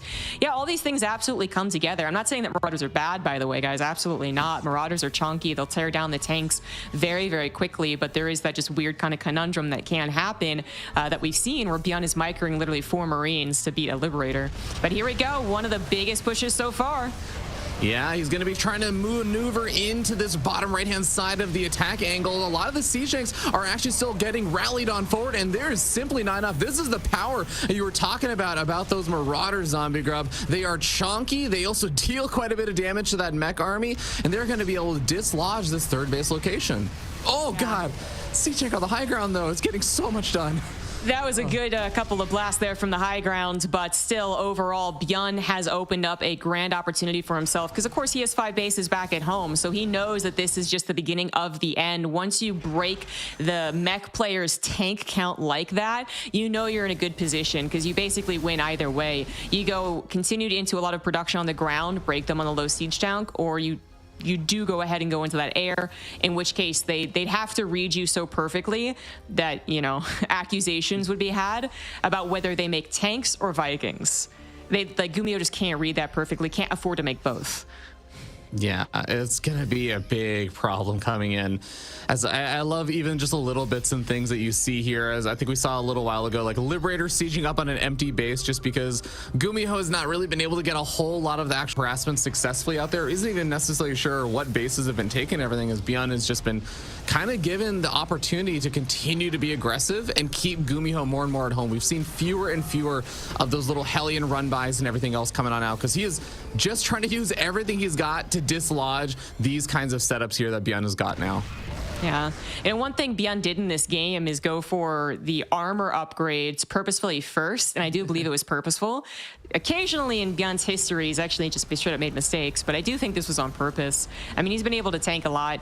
The medevacs did their job, I guess, as much as they could, and that allowed him to actually break that tank count, even as his army was getting, overstimmed and injured. So he is looking to end the game, as I said, through the ground or through the air. 13 Vikings for Bjorn now up against Gumiho's 8. Gumiho would have to have some missile turrets to complicate matters, but Bjorn still has tanks, so that would not be the complete defender's advantage. Gumiho brings it out now, brings us back now. That'd be very surprising. Yeah, I think there was a little bit of that defender's advantage for a bit going on for Gumiho, where the Viking count was still in his favor just because on his side of the map, that's where all of his Vikings were. Bjorn had not quite rallied them forward until now, but you can see that air superiority is enough to end the game, and Bjorn takes the first one. In very much Bjorn fashion, aggressive from the get-go. His 2 racks opener, I definitely think was more beneficial than the single proxy that Gumiho threw out. Then he just went into directly, basically, bio, right? There wasn't that stopover on the Ravens, which I do believe Gumiho was trying to really think this one out. There is a world in which he does defend perhaps better with the Reapers, first of all. Maybe he defends with his Reapers as opposed to attacks with them. And then he has these Banshees that are a bigger surprise. They don't get scanned. That's the first thing. Or they really do take better advantage of the fact that Bjorn was probably likely to not go into a Raven defense, right? But then he got Pinwheels first, so the lack of Raven actually wasn't so much the issue. And then, he ran face first in the Vikings, so there was that. But Bjorn would go directly into producing Medivacs, Stim, and Marauders, and that maybe could be punishable by a Banshee strategy, but it just was not at all in this game. Yeah, and that's definitely going to be a problem.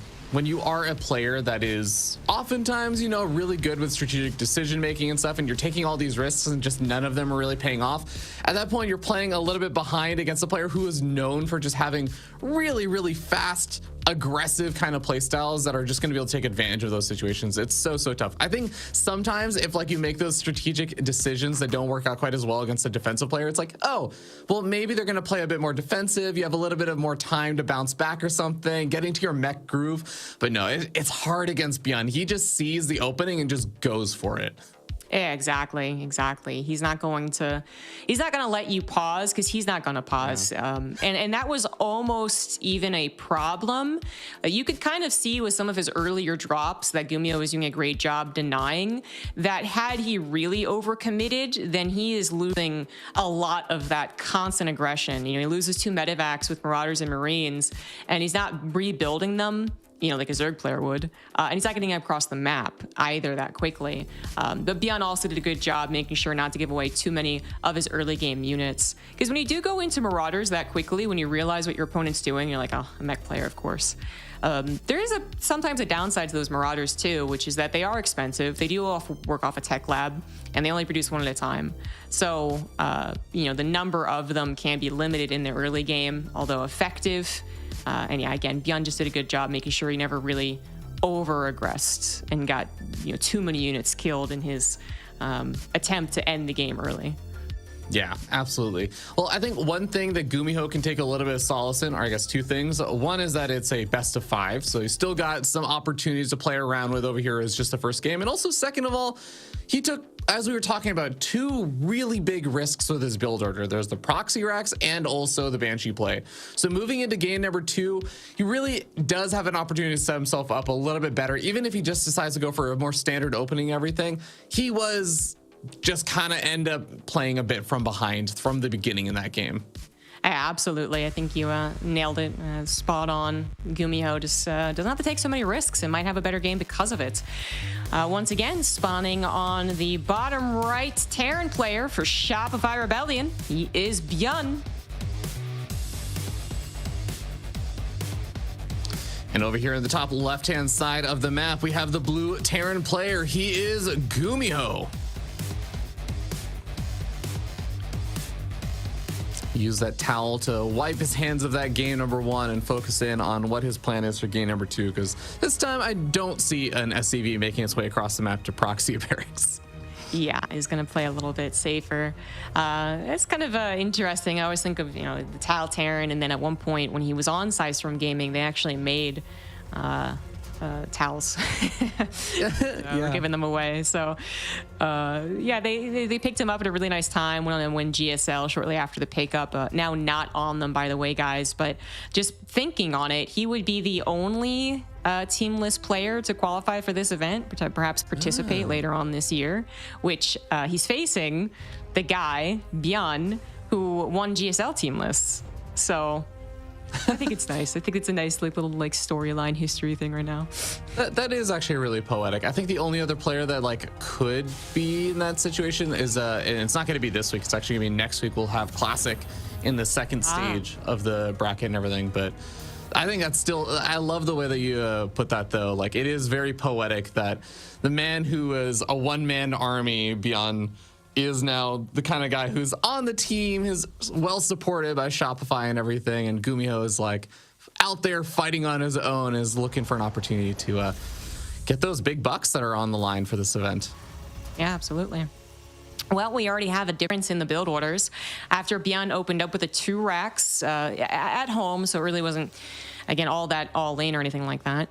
He goes into a 1 racks expand, a build that at one point was about 90% of TVTs. I'd say for the last 3 years is actually about 10 to 20% of TVTs. It is considered risky, I suppose, compared to what the other person could be doing, as well as maybe not as control oriented in the beginning either, right? So with the factory expand, you not only have some defensive structures, but you also have the option of doing X, Y, Z, A, B, C, D, all the things, which Command Center naturally pushes off a little bit.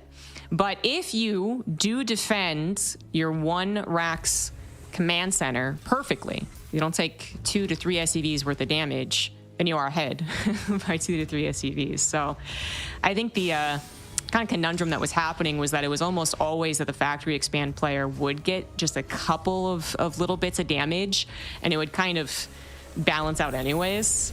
But let's see what happens here, because if Gumiho's playing with defense in mind, because Byun is naturally an aggressive player, and then Byun turns it on his head, goes for the 1x expand, then Gumiho's not going to get anything. He's just already behind.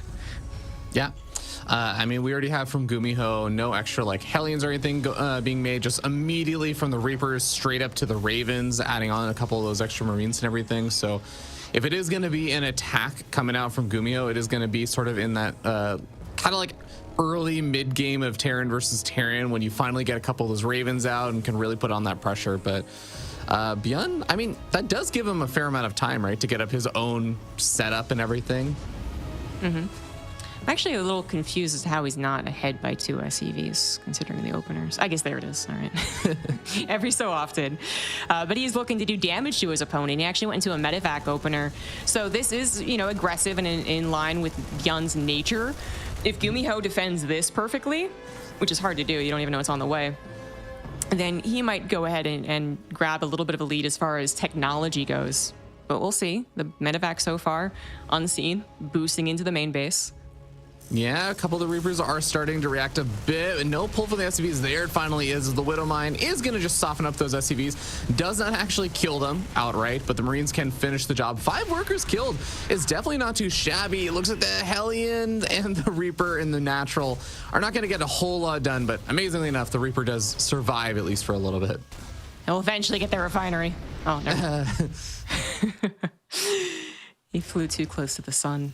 Misses that Wings of Liberty Reaper attack. That does the extra damage versus buildings. Oh, heck yeah. Yeah, that was good stuff. The old KD8 charge. Well, the drop was still a massive success, in my opinion, considering that it did survive and it killed that many SCVs, giving Beyond a more concrete 6 SCV lead. He is going to be behind on a Raven, which is what I was alluding to when I said like a tech lead if Gumiho were to go ahead and deal with this perfectly. But if that is actually going to make or break a Gumiho offense, you know, the 1 extra interference matrix, that remains to be seen. As Beyond moves on to his 3rd CC, I do think Gumiho will be the one to try and push out and do a little bit of containing, but yeah, we're basically just waiting for that push out because no 3rd CC, continued development on those Vikings, no stim started. There it is. All right. Well, with the big push out coming on forward, we do have a little bit of time where Beyond is going to try, I guess, to get his defenses set up and everything. He's got his siege strength set up at his natural so far. He's got some Raven energy continuing to build on up. But remember, he was sending out a lot of those little medevac drops and everything around the map. And I think he's just pulling back with one of them with a handful of Marines on the south side of the map heading into his main base now. So he may want to get those to the front lines because he's going to need them pretty soon. Yeah, the 2 Ravens actually just met by 2 Ravens of Beyond. Maybe a little bit more energy, but it's all about the spell casting at this point. Interference matrix from Beyond taking out most of the tanks of Gumiho. SCV pull immediately as well, as he recognized maybe, you know, that he needed it, sure, but also that if he pulled the SCVs, he would dominate. And that is the key thing. Sacrifice 10 SCVs, but make sure that you dominate the fight. Your counterattack is likely to do that SCV damage that you just took. Yeah, really, really big W there for Beyond. Now, as long as he can carry this momentum on forward, he is going to be able to do some devastating amounts of damage over to Gumiho. It's an interesting decision. He's taking the medevac to actually spread out some of those units, which I actually really liked because Gumiho is still going to have some of those power units of defensive tanks and everything, but those are not great at defending in multiple locations at once, and that is exactly what Beyond is looking to exploit. Yeah, Gumiho going into mech again, going to be just a little bit starved for that production. He's going to be relying on a tank count that is, you know, 1 tank goes down, and that's so much of his firepower. But Gumiho does have the Viking lead, trying to push back everything that Beyond has. Lock on is going to be effective from Beyond, who kept that Cyclone alive. Usually one of the first things to die when you defend against tanks. But 7 SCVs went down. Beyond is all over this game, basically like he was last time, which is that he's not straight up winning. It's not lulled, you know, get out of the game, certainly not, but he is in control, getting the faster 3rd CC, going to start that aggressive nature, multi-pronged attacks, and then maybe Gumiho can fix what he did last game, which was barely not defend because of the opener, but then the Banshee play not working out as well. So SCV counts similar, it's just that there's no 3rd CC quite yet for Gumiho. Yeah, he still needs to actually get that set up and landed, and well, it's always a bit tough as the meching player to just get those defensive setups initially up. Once they're up, it's a lot easier to make those defenses happen and everything. But still need to actually get out onto the map and set up everything there. So until that point, Bjorn is still going to have some opportunities to continue to harass and continue to have total map control and map dominance. You can already see that he's moving out yet again with another attack. If that's able to intercept anything that Gumio is trying to send out or just shut down the third base, Bjorn's going to be in a world of happiness. Yeah. It's usually a world of pain, but in this case, a world of happiness. Yeah. This is kind of odd movement from Gumio. I thought what he was doing was sieging up the high ground, but then they were scanning each other, so it was kind of like there's no surprise here. Last game, what we didn't get to highlight talking about all the things that were happening was Gumiho did forward position his tanks on the kind of shared ramp on the last map, and then had his Vikings deal with some other stuff, and that did create a barrier to entry for one of Bjorn's attacks, right? And he didn't have too many very early on in the game. So yeah, I'm glad to see that Gumio wasn't doing some weird push out. That's like what I was worried about. I was like, what? That's not mech. Like, stop. But he does pull back. So I think he was just trying to track the army a little bit, maybe get a cheeky siege up that was nicely placed, and then realizing that Bjorn wasn't actually even being all that aggressive. He also was kind of pulling back, keeping it safe, waiting for more reinforcements. He sieges up in a more natural mech manner. Now Gumio is going to see the army, talking about tracking the army with the Hellions. Now these two siege tanks on the front lines are immediately going to get interference matrix. All of the Ravens have used the energy for Bjorn, but it seems like he's been able to find quite a bit of damage over there. Some auto turrets go down, but those get evaporated and eviscerated in a matter of seconds.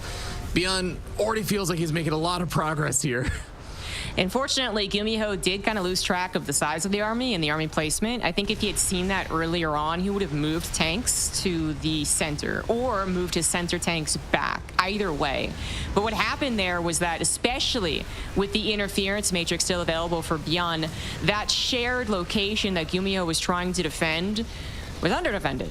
And it was still a very open opportunity for a concave for Bjorn, whereas if he had been forced to go up the ramp or kind of into that third base where more tanks would have been sieged up altogether, that would have been tougher. But Bjorn has once again opened up the opportunity to now, drive the game home, basically. Just don't fumble the ball at this point.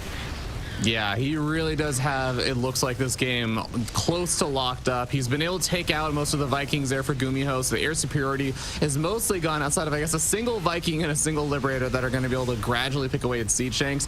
But Bjorn is on top of this base, and he is on top of this game, taking the set. He seems to have such a great handle on what Gumiho is doing. He's also getting, I would say, still a little bit ahead as far as the mind games go. Not drastically so much, but he did go for that 1-Rex expand. He got away with it. He also was able to be aggressive with it with the medevac drop that we know was very successful, while still getting everything needed to defend the attack, which was kind of my most worried point. But it ended up being moot. It wasn't too bad of a problem. We can see here, this was also really the determining factor of how this game went, is that Gumiho probably got overly aggressive himself, trying to break up that natural, thinking that he had an opportunity. And then also the usage of auto turrets versus interference matrix was a bit in question there in the previous battle, the first one as we watched. At this point, the game's over, right? Yeah. But the one on Bjorn's ramp, Gumiho went for auto turrets, and I think they were quite ineffective. They're just not as good as they once were. And then Bjorn went for some very well-placed interference matrix. I don't know if Gumio interference matrixing would have drastically changed things, but his auto turrets definitely didn't look very impressive, is I guess what I'll say about that. So recovering after that as a mech player when you lose all that army is dangerous to do.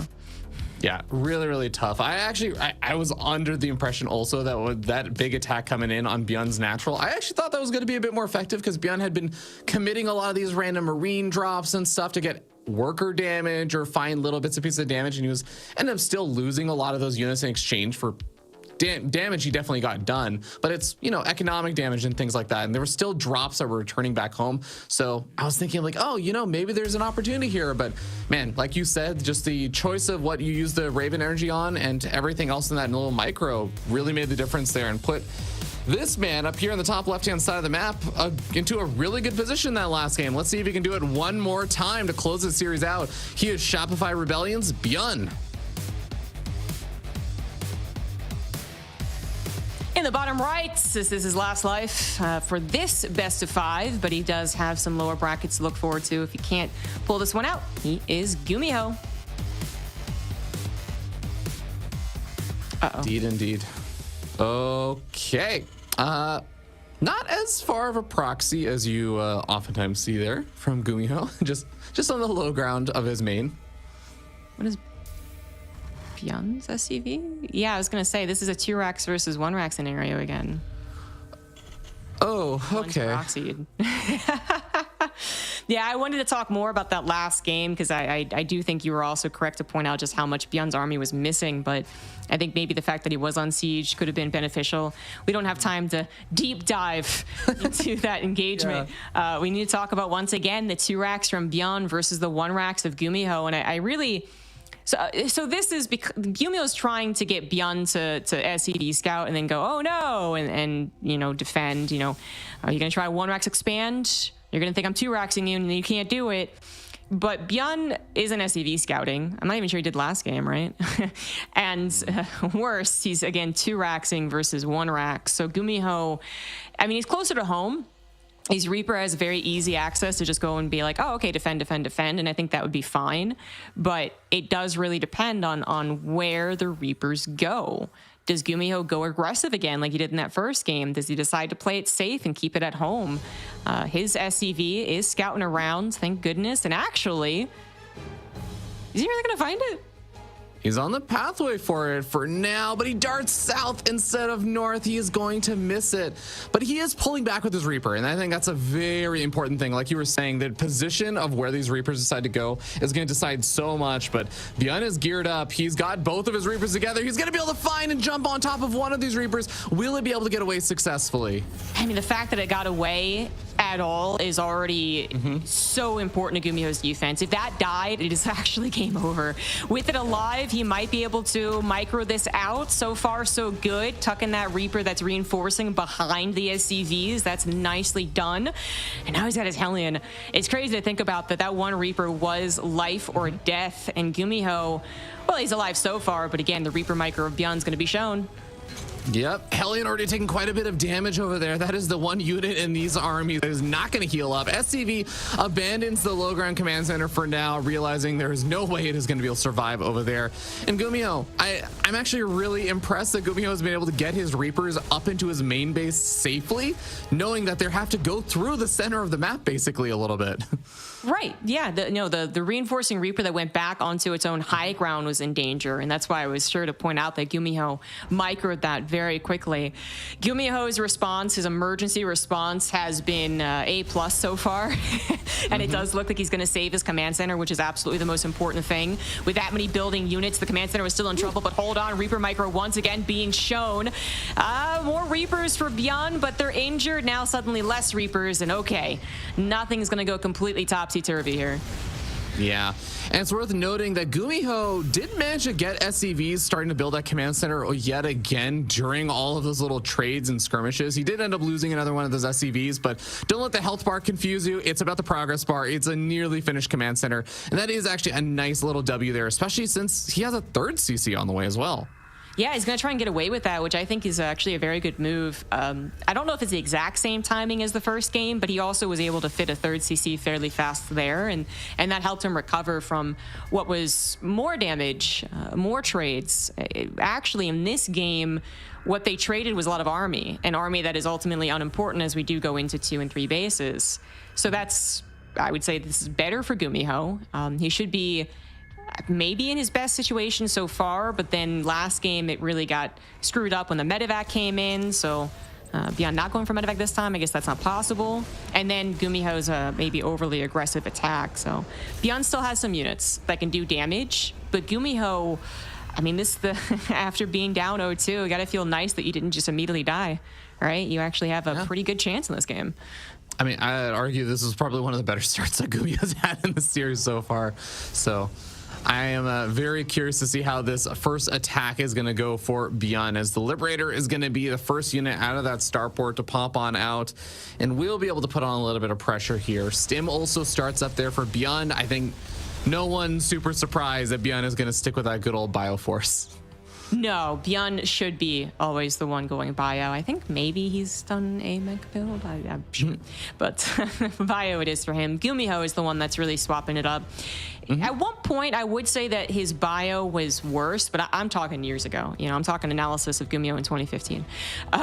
He has been forced to also, of course, get as good with bio. I would say overall, and I think we talked about this earlier on, mechanics, I think, is different between the two players. Gumiho, when he won GSL, I think his mechanics were at his peak, and then they kind of got back down to, let's just throw out an 80% number for some context. They're usually not the best. So even though I really like his bio play, I think he's done some amazing engagements in all of the matchups, and he's still got that big wrinkly brain to help him, you know, with positioning and all that.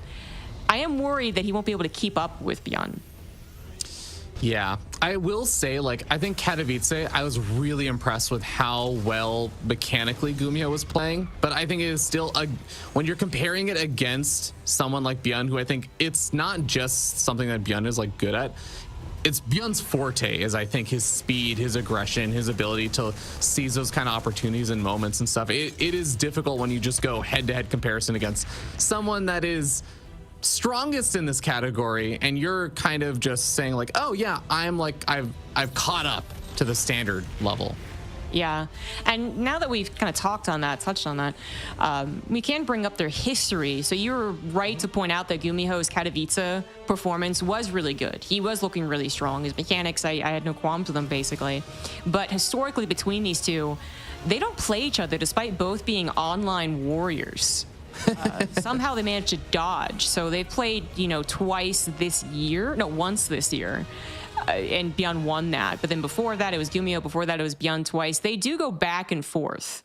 And a lot of their matches are also very close, 3-2s, 1-2s. So I definitely don't want to give the impression that I think Gumiho is just bound to lose here, that Bjorn is that much better. But Bjorn also has the momentum. He's already up 2-0. He already was rocking it in the first two games. And that's what I'm personally including with my bias towards Bjorn. Yeah, I think that's entirely fair.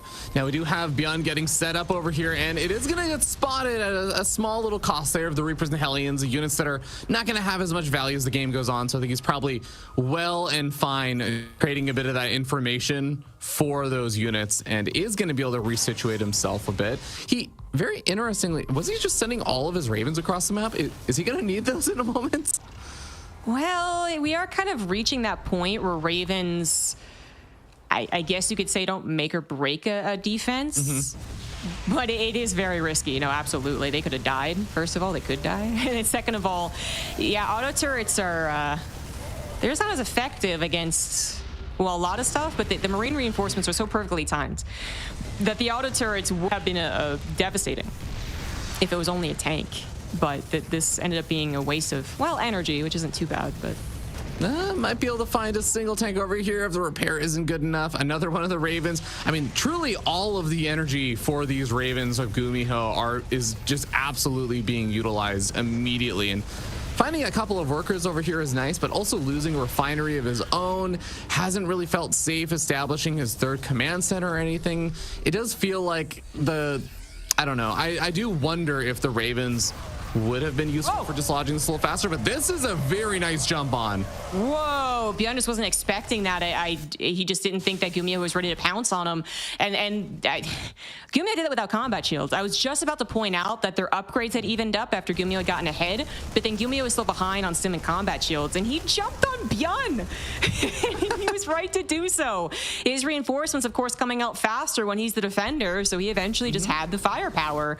And Bjorn making, well, a mistake that certainly surpasses anything we were just talking about, you know? Yeah. Like the Raven energy is just a non-issue. Gumiho slam dunk victory right there. Gonna try and turn it into a victory of this game. Might very well be able to do so. Interference Matrix goes out on one of the very few siege tanks around. It gets picked off. Another siege tank is in that natural, but this is going to be the counter move here for Bjorn. He's going to go for the counter Doom drop. The Vikings are going to be able to take care of most of these medevacs, and that is going to make things very difficult to evacuate, but is he actually going to be able to find enough damage there? He is delaying this attack in from Gumiho. Oh no, Gumi's not even paying attention. Those Marines maybe could have taken out the tank, but there is the fight on the front lines. That's why he wasn't paying attention. The SCVs going to the slaughter. Did they even help? I'm not so sure. Beyond losing all of his SCVs, getting his tanks on siege, chased down, and he has to tap out. He just will not be able to do equivalent damage. Gee. Oof. Wow, that game did not go how I thought it was going to go based on the first start of it. It really did seem like it was an interesting position. It felt like, oh man, Gumiho feels like he's still on the back foot there, but that single jump on that army, and I do have to compliment especially Gumiho on how the Raven harassment did kind of distract Beyond, right? The reason why he was able to get that nice little jump on there is because he was actually doing all that Raven harassment and keeping Beyond occupied. So that move right there that you saw, that was the game deciding thing. That was what turned everything on its head. Oh, 100%. And I think overall, I agree with you. The Ravens were such a distraction. The thing is, we talk about forced errors because we really should. You know, this game is incredibly difficult, incredibly complicated, and these guys are moving at the speed of light, equivalent to us anyways. And so, you know, it's very important to point out that they were distracted. The thing is, I have to be a little critical in that case. Bjorn was basically, like, let's call it secure on his tank siege position at Gumiho's natural. And he unsieged and moved to be further aggressive. He was going up the ramp. He wasn't trying to retreat, right? If you are distracted, you're kind of like the first rule, especially for us plebs, is to just have your tank siege, you know, in some secure locations. Deal with it, get your ducks in a row mentally and be like, first I'll do this, and then I'll do this, and then I'm covered by this, so I don't have to worry about that so much. And he was the one that opened up that opportunity. So forced error to a degree, but also just a bit too, I don't know, cavalier of a play there from Beyond, perhaps too hyped up in his own momentum. Gumiho slapping it down and saying, I'm not going to go down 0-3. So I'm excited about that. I wanted to go this game 5. Let's get into Royal Blood. In the bottom left, we do have the Red Terran, Beyond.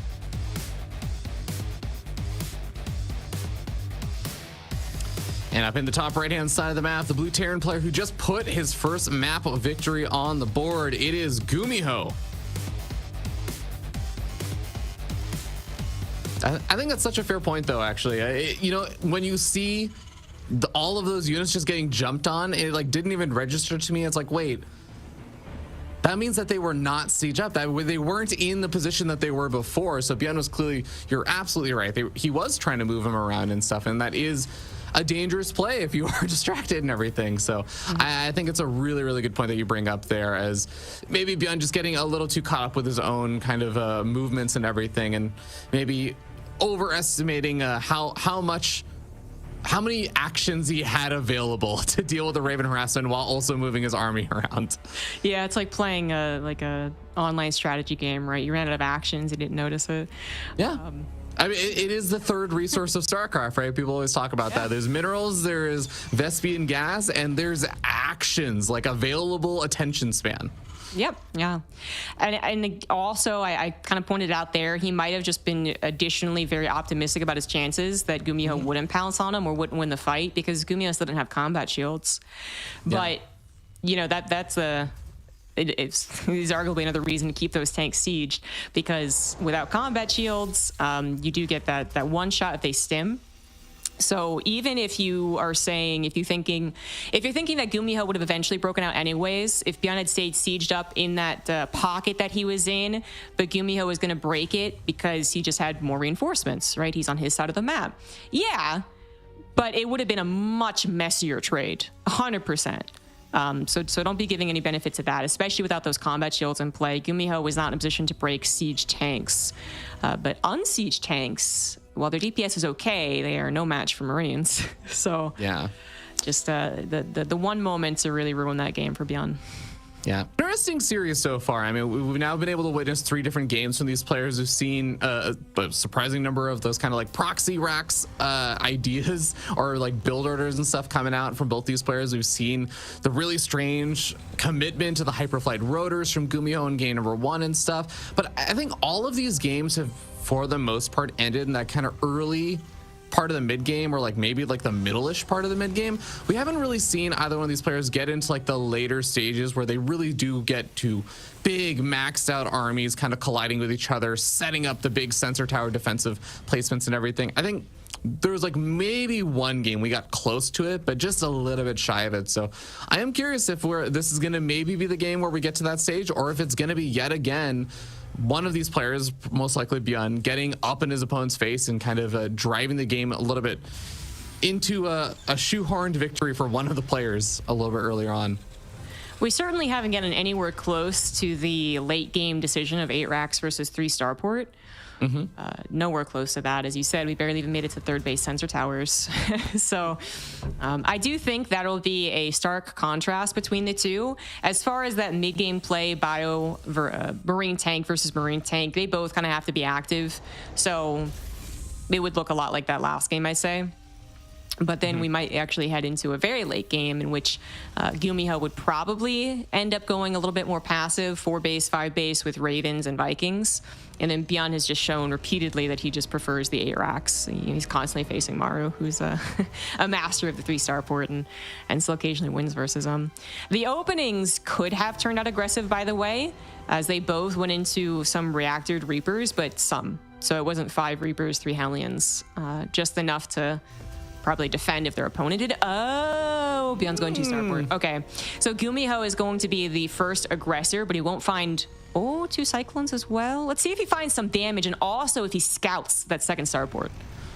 Yeah, he's going to be making his way forward. Very important to get your units a good spread over here for these initial engagements, both for the Cyclone lock-ons, so the Hellion damage. First Cyclone does manage to lock on over there for Gumiho, finds a bit of damage on Bjorn Cyclone, but Bjorn is the defender, so he does have the opportunity to just repair that back up. And, well, Gumiho doesn't really scout anything of the second starport. He does see the army composition, but not really what's behind the lines. Yeah, that's potentially an issue. Now, I know this happened, yesterday, right, with Hero Marine and Spirit, and the 2 starport didn't just win the game because it was unscouted. But it is obviously better to scout than not to scout. Certain expectations in a TVT, sure, but this double starport build has certainly been added to the book of builds of almost every Terran nowadays. Ooh, some nice lock-ons. Yeah, okay. Gumiho keeping 2 Cyclones alive, so it gives him that map control, which is really nice. And then he gets the 3rd CC on location because he has the map control, so this is good play. But yeah, that double starport, he really wants to know, just so he can prep how he takes the engagement, maybe how active he is with the double Cyclone, maybe what he chooses out of his own starport, to be honest. Because the conundrum is that you don't really beat them at their own game. If you're producing starport Vikings, they're producing 1 more than you, right? But you might be able to beat them on the ground because, again, those reinforcements on the defenders comes out faster. You pull some SEVs, and the tanks still have vulnerability. They get overwhelmed. So that's what we're looking at right now, is if Gumiho can kind of track this and not let it get wedged into a particularly good location. Yeah, even got some SCVs being pulled off the mineral line for Beyond to just help repair up a couple of these units. I have always found that also especially helpful with those Viking wars and just being able to repair and absorb a couple extra shots, or even keeping your Ravens alive a little bit longer. But here we go. The engagement is about to start. A lot of auditors thrown down for Gumiho, whereas interference matrices there for Beyond, and Beyond is going to absolutely clean house. Yeah, unfortunately, I liked the idea of Gumiho's auto turrets because if they managed to hold on long enough so the interference matrices were gone, then that's perfect. But again, the auto turrets nowadays, not as impressive as they once were, and now it is a green light for Beyond to continue to be aggressive, more aggressive than he might have been before that fight. He knows he has the advantage, so he's going to push it. The last tank standing gets obliterated, and Gumiho might be having to tap out of the series. Yeah, we have some Vikings flanking in from behind. It was a great idea there for Gumiho, but it is not going to be enough. And Beyond takes the series 3-1 and qualifies for the next stage. GG's. Well played. So Beyond just showing some, typical trademark aggressive play. And then changing it up into something that I think if I were to say one of these guys went for a double starport build, I would not have said Beyond. So that was a nice change of tactics too, kind of just surprising the typical mech player, the typical kind of off-kilter build player with a good old 2-star port. Beyond playing that series very well. All right, we're going to hear the boys at the desk break that series down a little bit further. But back to you, James, at the Kalaris Dome. Huh? The Kalaris Dome, we're back. Yes, that's right. It's unbelievable. He gets himself the victory moving through into Gamers 8. We've got Roddy and Katz to talk about this one. Roddy, it was back and forth for the most part here, and both guys bringing out some different strategies here and there, but Beyond's able to eke it out. Yeah, I think in the end we can say pretty dominating victory though by Beyond. He just felt a bit sharper, he felt a bit better across the board. In game 1 I really loved the way that the A dealt with the Banshees, and Beyond is just so good. He knows how big of an investment that is, so he knows if you're spending all that money on the Banshees and the fancy upgrades, there should be an opening on your side of the map, and there was. And here in game 2 I absolutely love what Zombie Grub pointed out there. Did Beyond have to pull the SCVs in the defense? Maybe not, but by doing it he comes out of it with a 20 army supply lead, and he just gets himself in a magnificent position. So great call on calling the SCVs there in game 2. Yeah, the highlights brought to you by Aramco here as we look towards game 3. Gumiho with a little bit of a fight back here, Katz, but in the whole series not to be. Yeah, absolutely. I mean, game 3 was interesting. Like Zombie Grab said, the pounce from Gumiho was really, really good, capitalizing on Beyond not paying attention. But Beyond still gave himself a shot even in this game, right? Towards the tail end with that Doom Drop. It puts Gumiho in such a difficult decision because if you stop to deal with the Doom Drop, which he probably could have over time, even with reinforcements, even if he rallied his barracks a little bit better, then you're not killing your opponent where you have an army advantage on the other side. So great job there by Gumiho to kind of ignore a Doom Drop, a very difficult decision to make, and just cross the map. But that was, I mean, all that we saw from him, really. Like Roddy said, it was pretty dominating from Beyond. Yep, there you go. That's the last game, and proper good killer instinct it felt from Beyond here in this game. Roddy just knew exactly when to go over the road and be able to take out Gumiho quite nicely. Yeah, I felt like both of these guys are in pretty good shape, but I think maybe when they are both in shape, then Beyond is still just a slightly better player, or at least in 2023. We don't know what the future holds, and in the past, I'm sure it has been different, but I don't think that Gumiho has to be ultra upset. I don't think he played a poor series. It just felt that Beyond was a little more dialed in, and yeah, one mistake, obviously, when he lost the tanks on Grass 1, scan went down from Gumiho, so he scanned, he saw all the tanks on siege, and I think if Beyond would have just retreated towards the top side, he would have been okay. Then I don't think Gumiho can make that chase. But Beyond actually tried to retreat through the center, which bypasses the natural of Gumiho. And obviously, yeah, he got punished for that. But I just felt that it was a well-deserved victory for Beyond. Yeah, cool stuff, cool stuff. All right, let's check in with the bracket then.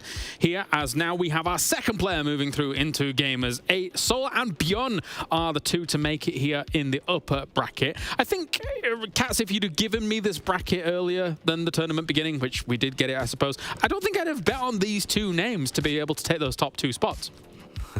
Maybe not Solar because he has Maru, but you know, like Dark Solar, Maru, I think all out of the top of the bracket had good chances, with Maru obviously being the favorite. And yeah, I agree. In the bottom, I would have said Hero or Beyond with a slight favoritism towards Hero, but Beyond isn't too big of a surprise. There you go, there you go. Let's take a look at the lower bracket then as well, because this now confirms the fact that Gumiho is going to go up against Dark, and of course, Roddy, we have that Maru and Hero match as well to look forward to, all tomorrow, of course.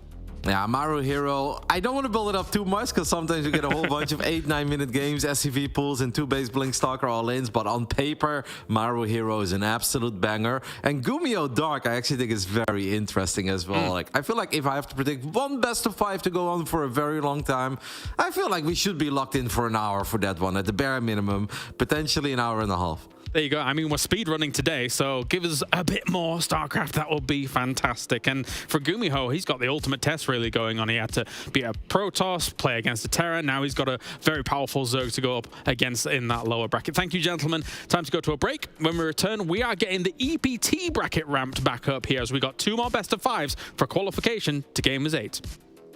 Progress is a race that has no end. After every finish line, another challenge awaits. How can we continue to push innovation in a sport at the forefront of technology?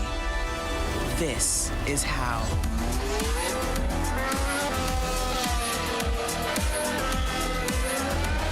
Discover how Aramco and the Aston Martin Formula One team aim to meet Formula One's sustainable fuel targets. Aramco, powered by How.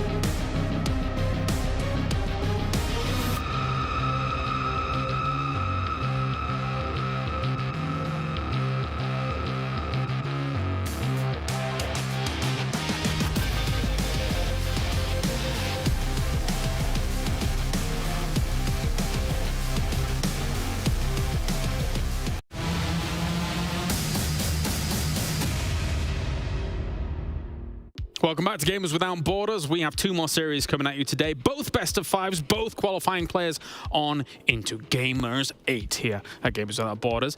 We are going to be moving on to the EPT bracket now, and joining me to talk about everything EPT, we have, wow, that was very, very bright. We've got ZG as well as Rotterdam to start talking about this. So I think first off, we're probably going to look at the bracket and see how everything is shaped up so far here, Roddy. But our first match is actually going to be the Oliveira going up against Hiram rematch, and then after that we of course have Special versus Cyril. I think we can briefly talk about that one first, because of course we're going to be focusing on that TVT. So the fact that Special here has been able to get into that qualification match, Roddy, against Reina before and now playing off against Cyril, if he's able to make magic, that would be unbelievable. Yeah, absolutely. Obviously, that's pretty much the hardest bracket you can give to anyone when it comes to the European region or the entire foreign region even. And he looked great yesterday, man. That was not a lucky victory. He didn't proxy 2 racks or 3 racks. Special just played great like he did at IEM Katowice. And I think it's going to be hard to find anyone who can say that that was not a well-deserved victory for Special. Yeah. But today it's going to be even harder. Sero has been absolutely monster moding ever since Katowice didn't totally go his way. The man has literally only lost 1 series in the last 2 months, and he's been looking great in everything he plays, but Showtime made him work for it yesterday. Yeah, I was surprised when that stat was brought up yesterday that he's only lost 1 series since. But down towards the lower bracket, Lambo versus Spirit and Reina versus Showtime. And as we kind of alluded to with the previous result that we were talking about with Special ZG, I don't think Reina nor Showtime expected this to be the match down in the lower bracket. Poor Showtime, right? Because apparently he was quite close versus Cyril, and you might be like, oh, he's finally doing it. He's finally doing it. Oh, okay, that's a bummer. Well, lower bracket might be okay. Okay, you got to face Rainer. Like, that's just, that's falling into multiple, traps. It's falling into multiple rakes. It's just painful.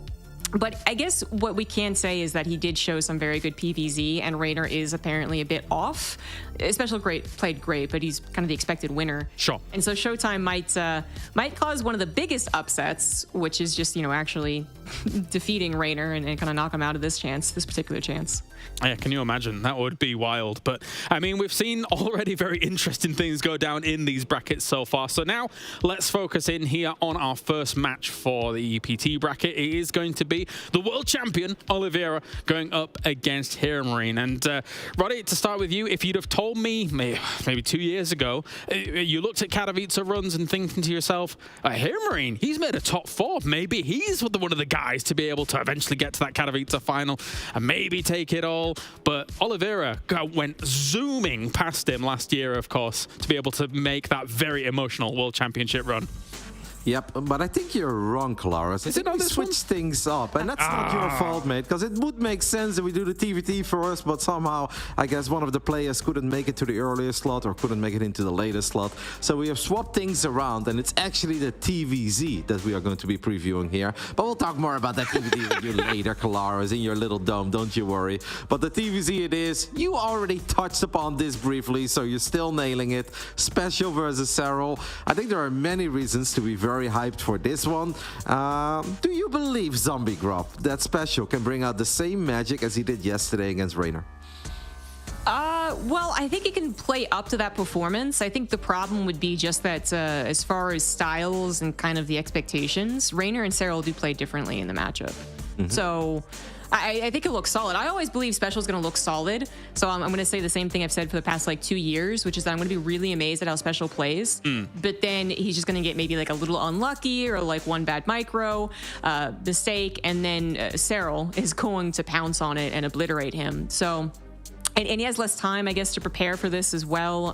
He does definitely believe that TVZ, it's up to the Terran to kind of mix things up and surprise the Zerg. And it just gets more difficult in these weekend tournaments. Yeah, it just gets hard against someone like Cyril, who, as you said, Roddy, has been on such a strong streak since Katowice, and is probably thinking to himself, okay, well, I've got a great opportunity here to once again put a lot of money in the bag when it comes to qualifying for Gamers 8 and being able to move on into Riyadh, right?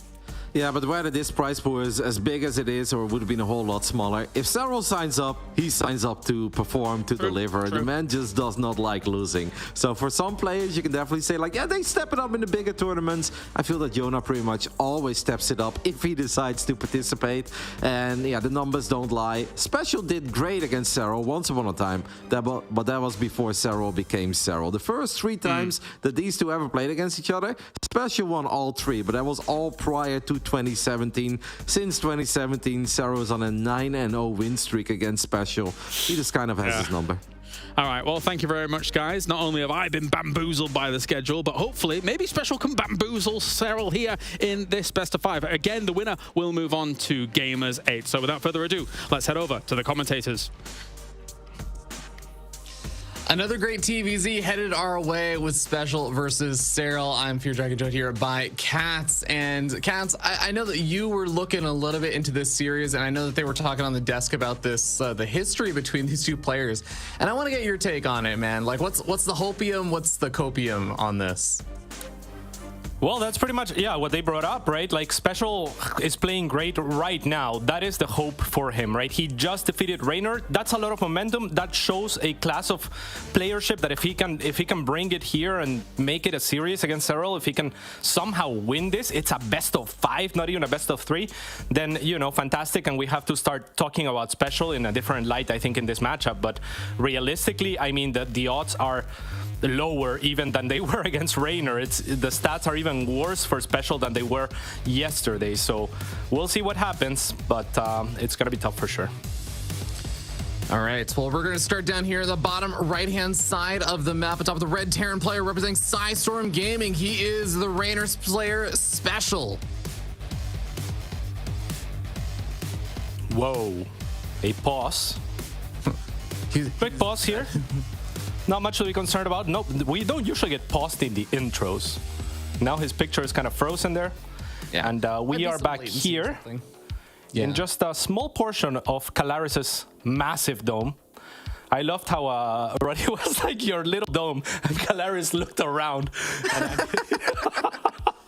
It's huge. Yeah, it's huge. It's a big dome. A tiny dome that also has like this little background over here of everyone's lights that are in the audience flashing around. Yeah, that's a lot of people. That's a lot of people fitting in the dome. Well, it's small compared to Calaris's, you know, mansion house. So that is true. Yeah, yeah. The dome might just be a subsection of his car, if anything. It is Calaris in his cars, man. You know, he likes to escalate things every year, I guess. I suppose so. Yeah, it's fantastic. But yeah, enough about Calaris and his dome. This series should be pretty exciting. I feel like Special is one of those players that anyone that likes trying to play mech should be looking at. Of course, his multitasking is out of this world, so you know it's not the easiest thing to emulate, but the concepts are always there as far as like harassing with the Hellions, like looking for those openings and trying to mix things up. We saw a couple of proxy liberators yesterday as well, right? So keeping up the pressure and harassing to slow down your opponent into a big mech push, that is kind of Special's win condition.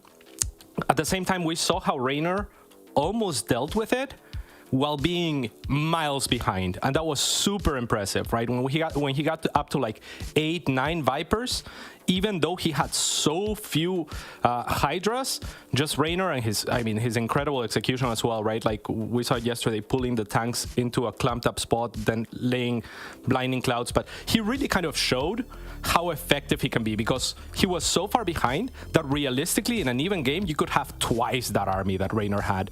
And then I don't know how you do it with mech, at least not with the pieces that Special was playing yesterday. Yeah, I think we'll have a lot to talk about that. It does seem like we're going to make sure that everything is totally resolved before we get on started. So enjoy a little bit of extra content while we get this next series properly set up.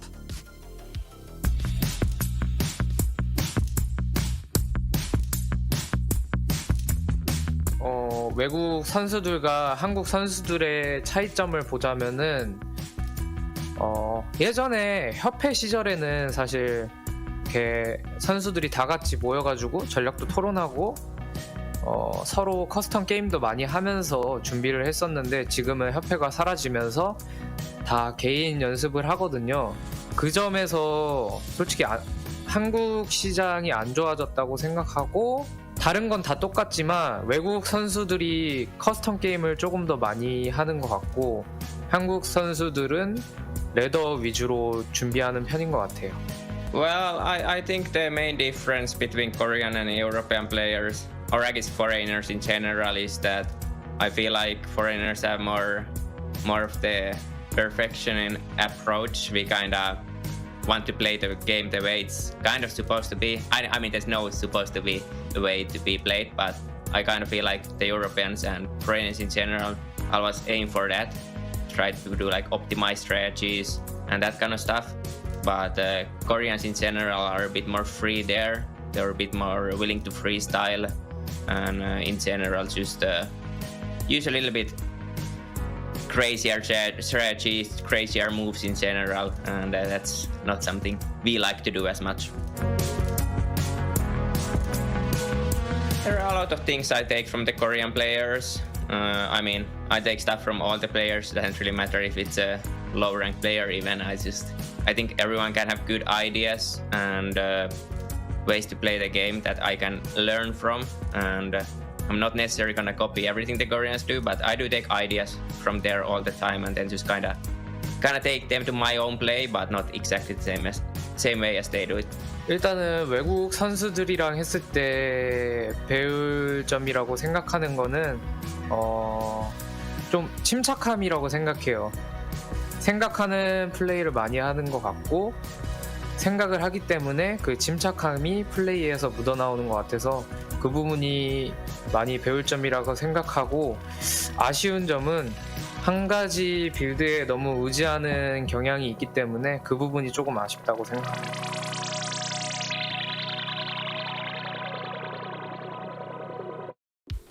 Interesting little tidbits there. I'm actually, I like that they kind of seem to have a bit of a consensus between both the Koreans and the non-Koreans on kind of what are the advantages or disadvantages of the way that each one of them play.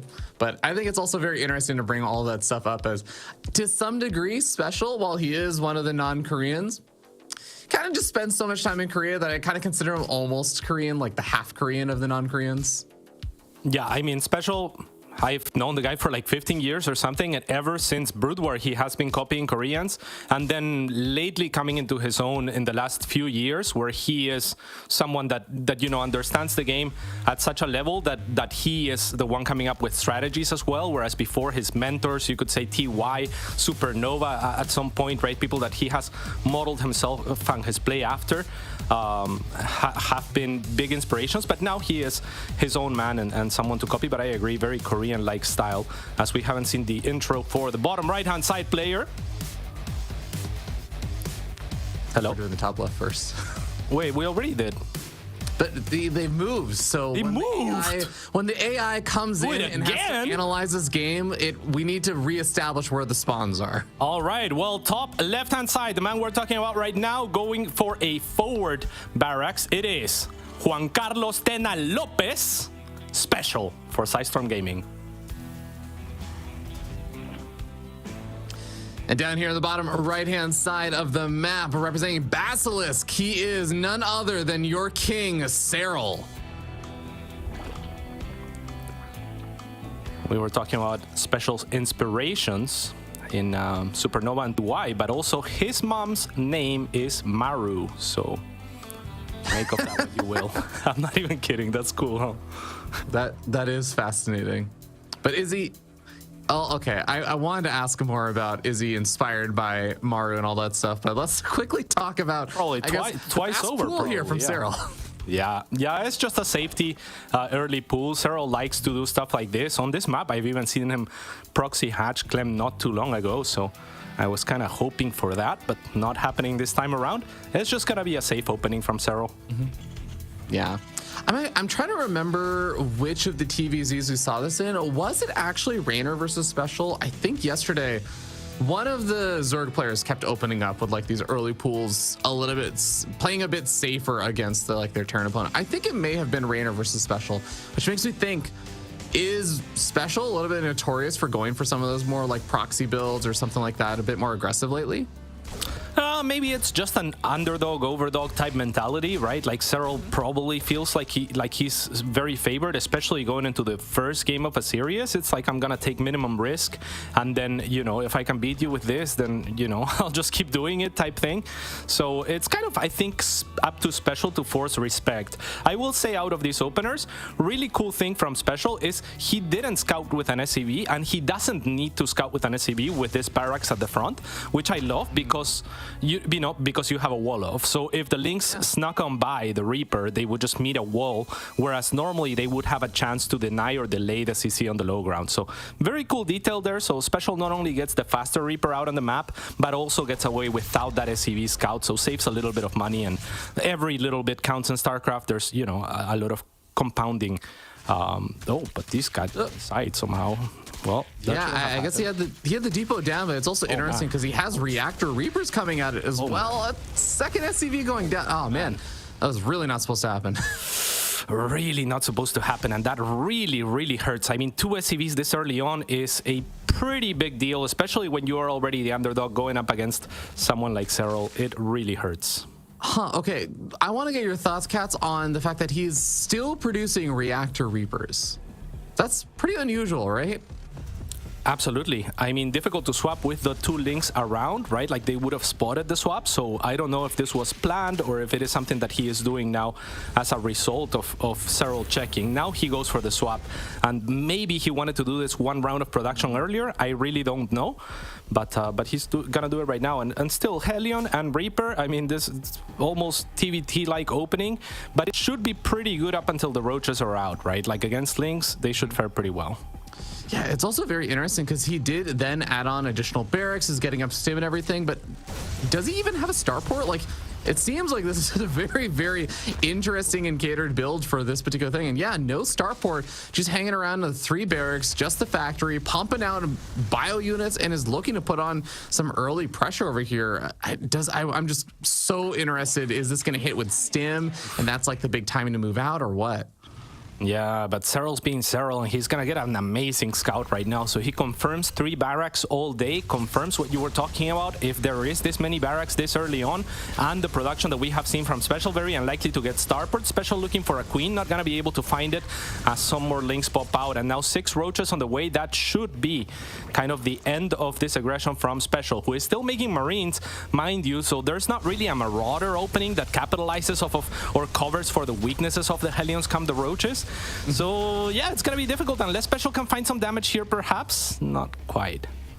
Yeah, Serral has just been a hard wall, especially with, like you said, with the Roaches that are going to be popping on out. That extra armor that the Roaches have make it a lot more difficult for unupgraded Marines to really bust on through, unless they just have critical mass of units or something. But you need that plus stim, and it seems like they are all going to be forced back for now. Starport finally also finishes up on that reactor, so it can get out the first round of medevacs, but those medevacs will be popping out a bit after stim is finished up, so it's not necessarily going to be a super crisp timing if that's what he was looking for.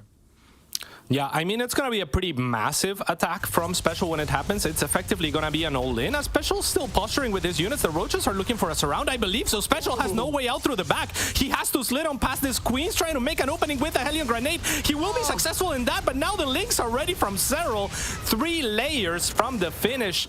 Phenom are gonna get rid of a lot of the buffer that Special would have had for this upcoming attack. So no bueno for Juan Carlos Tena Lopez. That was such a beautiful setup there from Serral. And even just, I don't know if it was coincidence that the Lings were that much further behind and happened to arrive at the perfect time to get the 3rd round of surrounds, or if he anticipated the Reaper grenades knocking the Queens around. But either way, Serral gets an enormous lead, I feel like, because like you were saying, this feels like it's going to be almost something akin to an all-in here for Special. And he just lost half of the units that were going to be involved with the attack. Yeah. And like I was saying, that was kind of the buffer, right? Like the Reaper grenades would have helped a lot in kind of making the army spread out on the side of Serral so that the Marines can have more firepower output. But as it stands, I mean, he just has 2 medevacs worth of Marines hitting at a very late timing, right? Usually this would hit little after 5 minutes. Instead, at 7 minutes, we have them floating around. And Serral already has a pretty good worker lead, 67, good creep spread, and even will take the rich gas base at the front here. So playing somewhat aggressively, which I love given his composition, right? Because Roach is usually not the unit that is particularly good at moving around the map, but this map is A, tiny, and B, with the creep spread that he has, with the position that he has, he can launch pad those Roaches forward very easily towards the other side of the map. So a counterattack could be the doom of Special if he ever gets overeager on the other side. Yep, those Roaches I think are already working away at some of the rocks, which is going to open up the pathway across the map even quicker now, which is going to definitely behoove Serral with all these Roaches. Now, a couple of the Marines are going to try and draw the Roaches down to the south side as he cleans up some of the creep spread over here. Cannot take that fight head on, but he's going to just try and take whatever trades he can while the Queens are still playing catch up there. The rocks have already been knocked down, and Serral's gateway to his opponent's side of the map has been opened up. Absolutely, and if it was any other Zerg player, I'd be like, oh, I wish this player made Infestors. Serral already has them on the way. He almost has them ready, and that is going to be fantastic for these Roaches, right? Because again, they're in mobile units. The Queens, he has a great number, also in mobile units. So now Fungal is a threat. Normally, the weakness of this army is catch, right? You can get outmaneuvered by the speed of these medevacs, by the maneuverability and ability to disengage of the Marines. But with Fungal, you have to be that much more careful if you are Special. You can't be as tricky, you can't be as free with your units, and that just frees up Serral to, you know, go up to potentially 5 bases and do whatever he wants. Oh, really aggressive drop over here on top of all of these Queens that are actually focus firing down the medevac. So one of them goes down before it even unloads most of the units. Marines do find opportunity to start sniping off some of these Queens. Despite the transfuse energy, does start coming in a little bit later, but overall, a solid defense for Serral.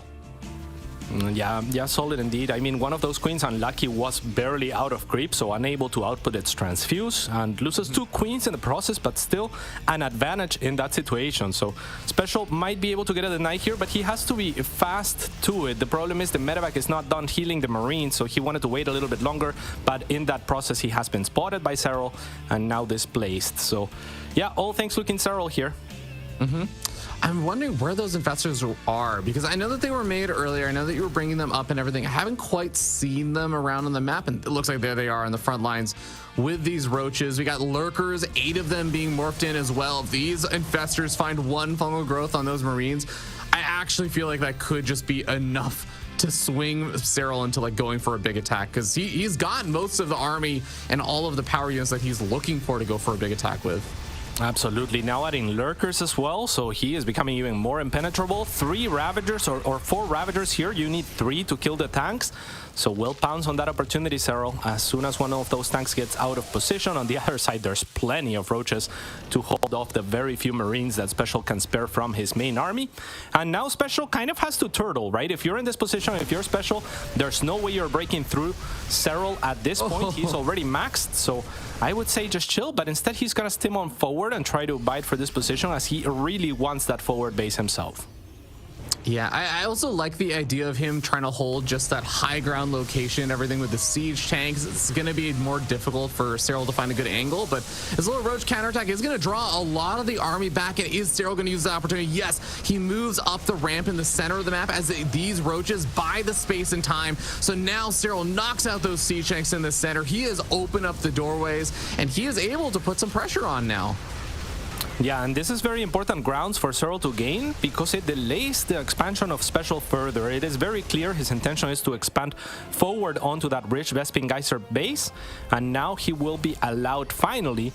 But again, being set back a little bit. Special trying to go for a Doom Drop, but a little bit careless where he's flying. Right on top of creep means that Serral will know about it well in advance.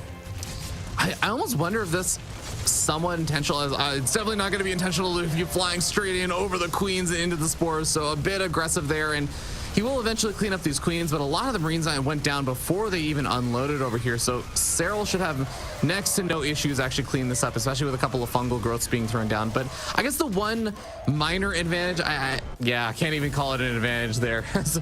He ends up tapping on out. Serral takes the first game. I was gonna say is that maybe his intention there was to draw Serral away, so like from the center, so he could establish that base. But losing all those units in the process, I don't think was his intention. Yeah, probably not. Even if that was his intention, you would rather have it be unspotted and then have Serral react late. You lose a couple of seconds to take your base forward. Granted, like you're pointing out, that would be something that happens earlier if you draw your opponent back, but you stand to do more damage, and you're so far behind at that point that I think that was just the right call.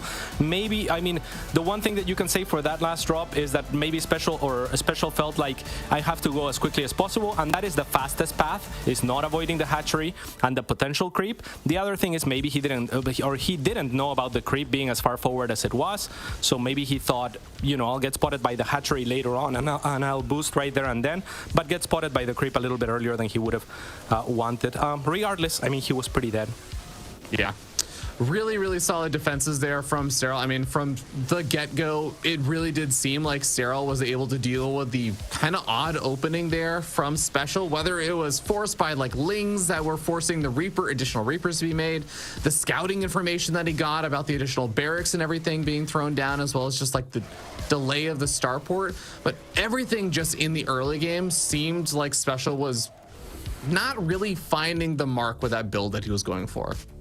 Yeah, airtight defense from Serral, right? And I don't mind what Special did, because if you're not gonna find those openings with the Reaper grenades and the Hellions to do massive amounts of damage, keep him alive, great. The problem was, I mean, that triple layer defense from Serral, right? Where he surrounds or backstabs basically with the roaches, has the queens, and then the layer of links in case the Hellions slip on through. So at that point, that really sucks, because if Special manages to keep that army intact with the next two medevacs, you have a strong timing, right? If you morph those Hellions into Hellbats even, maybe a little bit more buffer, yeah, they're not going to be the most useful units in the world, but the Marines will be nice for their damage output. But when you lose those for free, just not much of a chance in the follow-up.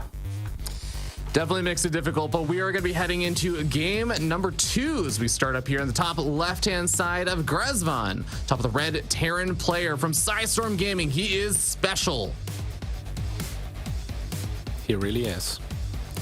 And in the bottom right-hand side, leading the series 1-0 for Basilisk Gaming, it is Serral.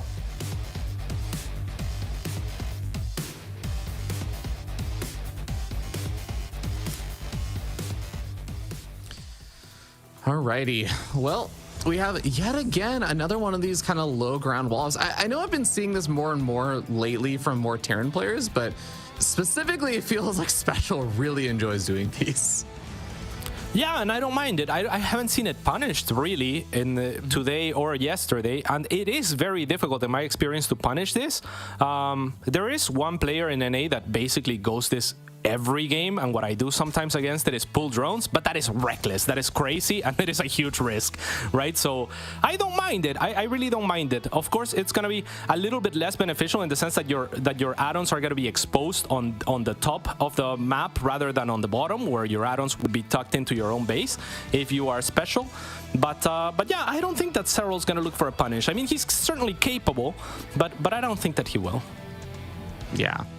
I think it is something that is fun to think about with Serral, who has, I think, in the past couple of years really shown that he's very willing to just throw down an early Roach Horn and go for it. But yeah, I'm kind of with you. It doesn't seem like it's going to be lining up in anything like that, as he does go for the hatch gas pool opening and doesn't really opt to go for any kind of early pool. Yeah, and in fact, now that I'm revising in my head the games from yesterday, not only did Special not get punished for this opening, but in fact this opening won him a game because it baited Raynor into a Ravager all-in that netted Special one of his wins. So that's true. Yeah. Yeah. So yeah, that was a it wild works game out too. Wild indeed. Wild. So. Well, interesting little movement there from the drone. Dodges the Reaper and should safely be able to get down that third base there. So Serral going to be feeling good about his start over here, not losing any drones or any links so far to the Reaper either. Yeah, having to morph one of those drones into the spine. I don't know where the grenade went from the Reaper. I don't know if it disrupted a little bit more mining, but these early moves do make a difference. So again, I like the opening from Special, right? Like because Serral is being a little bit cautious, dropping that extra or that pull early, making those links a little bit earlier than you normally would, and Special is getting his Reaper out a little bit earlier than he would, not having to scout with an SCV as a result. These are little advantages for Special. The problem last game is that he didn't get to compound those advantages into something larger because Serral actually killed 2 workers, and that is actually a big deal in the early game, right? So it's a little bit better this time around from Special if he doesn't let Serral in. I would say the early game has gone as well as it could have. Yeah, absolutely fair. Reaper will get eventually pushed back over here. We did see that the factory did the swap around the bears. Oh, okay. Did a critter die? No, it was the Reaper. Just the Reaper, okay. Yep. Yeah. I mean, that's pretty expected, right? Once Zergling speed finishes, it's hard to keep that Reaper alive in the middle of the map. If you keep it out in the middle of the map, yeah. So a little bit of a mistake perhaps from Special, but this is kind of Serral reclaiming some lead. Oh, we've been seeing so much of this today via just having that earlier pull. Is it a fake out Hyperflight Rotor? No, he's just getting the Viking up to kill Overlord, right? Yeah. Yeah, it is a real Hyperflight Rotor. So to talk about this opening a little bit and to kind of, yeah, just discuss maybe why it's being explored more, right? Like we had a patch a few months ago, and this opening was actually buffed, right? Like Hyperflight Rotors, the research time was decreased by like 20 seconds, and the cost also was decreased by a small margin, something like 50 resources total, 25, I want to say. And, you know, in this matchup, conceptually, Banshees until Mutalisks and Speed Overseers are out should be pretty much uncatchable. So they have so much potential to do so much. And even in the TVT, like we saw Gumiho try it against Maru, very cool. At some point, Gumiho almost avoided a scan with them, forced a second scan, right? So you can see the potential and the maneuverability of units that don't really have to deal with pathing because they fly and they're super fast. But you kind of also have to find those openings. Very difficult to do against a player like Serral that has always great perimeters with the Overlords. So great applause for Special to kind of be diligent and make that first Viking in the first place to clear the area for the Banshees to come in from unexpected places. Yeah, and to emphasize even more what you were talking about there with the theoretical potential of Banshees in the matchup, even an Overlord with speed or an Overseer with speed cannot actually catch up to the speed Banshee when they're flying away. If the Banshee is able to stay out of range of the detection, like you actually just can't catch it. The Mutalisk can catch up with it, but the detection can't keep up, and that's going to be a bit of a problem in the end. So. Yeah, for sure. I mean, you have to gain that distance first, right? Because when you do damage, the Overseer is going to be close enough that it's going to take you a while to get out of vision of it. But yeah, it's very difficult. It's relatively easy to disengage if that was all that you had to do in a game of StarCraft. But there's so much to do that, you know, it's a game of inches. And Serral, I'm sure, is going to be well defended for this if he spots it. He's going to have to drop spores everywhere. And I like what Special is doing. He's just kind of banking up these Banshees, and he's saying, as long as you don't scout me, I'm going to keep doing this. And it might work out better than it did for Maru. Yeah, solid wall over there from Serral. Gets the Queen into a position where it'd make the Hellions really get choked up going to the mineral line, and then the Roaches come in from behind, support things. Barely any workers really going down over there. Now we do have the Overseer coming on in. Changeling also moves forward and sees the Tech Lab on 2 of the starports, and that should be the reveal. Yeah. Yeah, so instant Spire and instant Overlord speed from Serral. He knows what he's up against. So again, he needs Mutas, he needs Overseers with speed in order to contend with this. But I love what Special did, and Special also, he knows, I've been spotted, it's go time. So all the amount of time that he was banking these Banshees, his plan was, I'm gonna go as late as possible, right? As soon as you spot me, and I mean, he managed to go unspotted for a very long time, considering it's Serral, one of the best, if not the best scouting player in the world. He always gathers so much information. So let's see what the Banshees can do before the Spire is was there a cancelled Spire? Oh my god, why would he canceled it? I mean, the Banshees weren't on top of it or anything. It's a really interesting decision. Throws on a Hydra Den as well. I know that Serral got a little bit supply block from losing some Overlords right as the Banshees are also coming in as well. But it seems like his reaction is just pump out more drones and get up the Hydra Den infestation pit. Yeah, so Cyril is going to look for a different punish here. He's probably thinking something along the lines of, I'm already on 4 base, my creep spread is already pretty great. That gives me a lot of vision. I'll see these Banshees coming in. So instead of looking for the punish and chasing the Banshees, he's likely to make an Infestor maybe, or even a Vipers as he's taking up to a high very fast, and just kind of fend off the Banshees with Queens, Spores, and Hydras. So he's not going to look to kill those Banshees so much as just not take any damage until he's ready later on with, I imagine at this point, Viper Hydra. Yeah, I do wonder if that's going to be underestimating the potential of these Banshees. We already see that they can just right-click down a hatchery and kill it so quickly. Transfuse is coming in, saving the day, saving this hatchery for a while. Ooh, but at the same time, the Hellions running on in, and it seems like Cyril a little bit busy because it is very difficult to just continuously throw out those transfuses. It really does take all of your attention away. Yeah, but lucky for Cyril, he has the right units in the right place. He didn't have to react. He didn't have to run anywhere, as this hatch did end up getting taken down. So that was very expensive for special. Can we check out the unit slot tab really quick? I can't imagine that was the best trade for him. And actually, over time, it's been pretty good. But yeah, in general, how many was that? 13 Hellions or something that have fallen. So not ideal. Special still doing a very good job of expanding still. And still looking for this damage, but didn't really get many drones worth of damage, right? And now 6 Vipers on the way. Oh boy, that is definitely going to make things a lot more complicated with Parasitic Bombs able to chase those Banshees down. Now the Banshees able to find a couple of these Queens, maybe looking a little exposed, but the Banshees are pretty low on hit points, so 2 more of them end up falling, and it's going to be about Special's real transition into making use of the battle mech style now that the Cyclone count has actually been built up. Yeah, Spire now going down again, this time around more likely than not for a Broodlord transition, as there is already a solid answer for these Banshees. It comes, you know, nearly 10 minutes into the game, but it's gonna be very effective. And I think just revising that decision, like that Cyril himself revised as far as like the Spire, I think he thought it was too late before. So you know, like by the time you are out, I will have taken too much damage. So he kind of just skips over that step, but now goes back to potentially go for the Broodlords, as Battle Mech now is on the field looking to make something happen for the Mexican. Yeah, a couple of these Vipers with the abducts are going to be able to find one of the Cyclones, the high-value target units that you want to be abducting there. Is going to be a nice pick-off for Cyril, but decides to stay back at home. He knows that his army is still getting into its groove. He knows that he has that big Spire transition that you were talking about, getting set on up. And we'll see when he starts morphing the Greater Spire, and there it is, almost immediately after it finishes. Yeah, and Cyril already has kind of like the best answer to this, and we've been seeing this answer a lot. We saw it from Lambo, we saw it from Raynor, and now we're seeing it from Cyril. So players a lot more favoring this time around Vipers and Hydras over Roaches. Again, the Hydra is also a unit that got buffed a little bit off of creep, especially as far as its speed is concerned. So it has an easier time disengaging from mech, and it's kind of a catch-all unit with insane DPS. So anything that gets abducted from the mech army will die. Yep. And that is definitely something we've been seeing. The Siege Tanks getting abducted, 2 of them go in. Anti-armor missile, though, on a lot of the Hydras does mean that they have to be a bit careful against the damage output of this Terran mech force. So has to back off for the moment, but finds the Banshees in the process of backing off.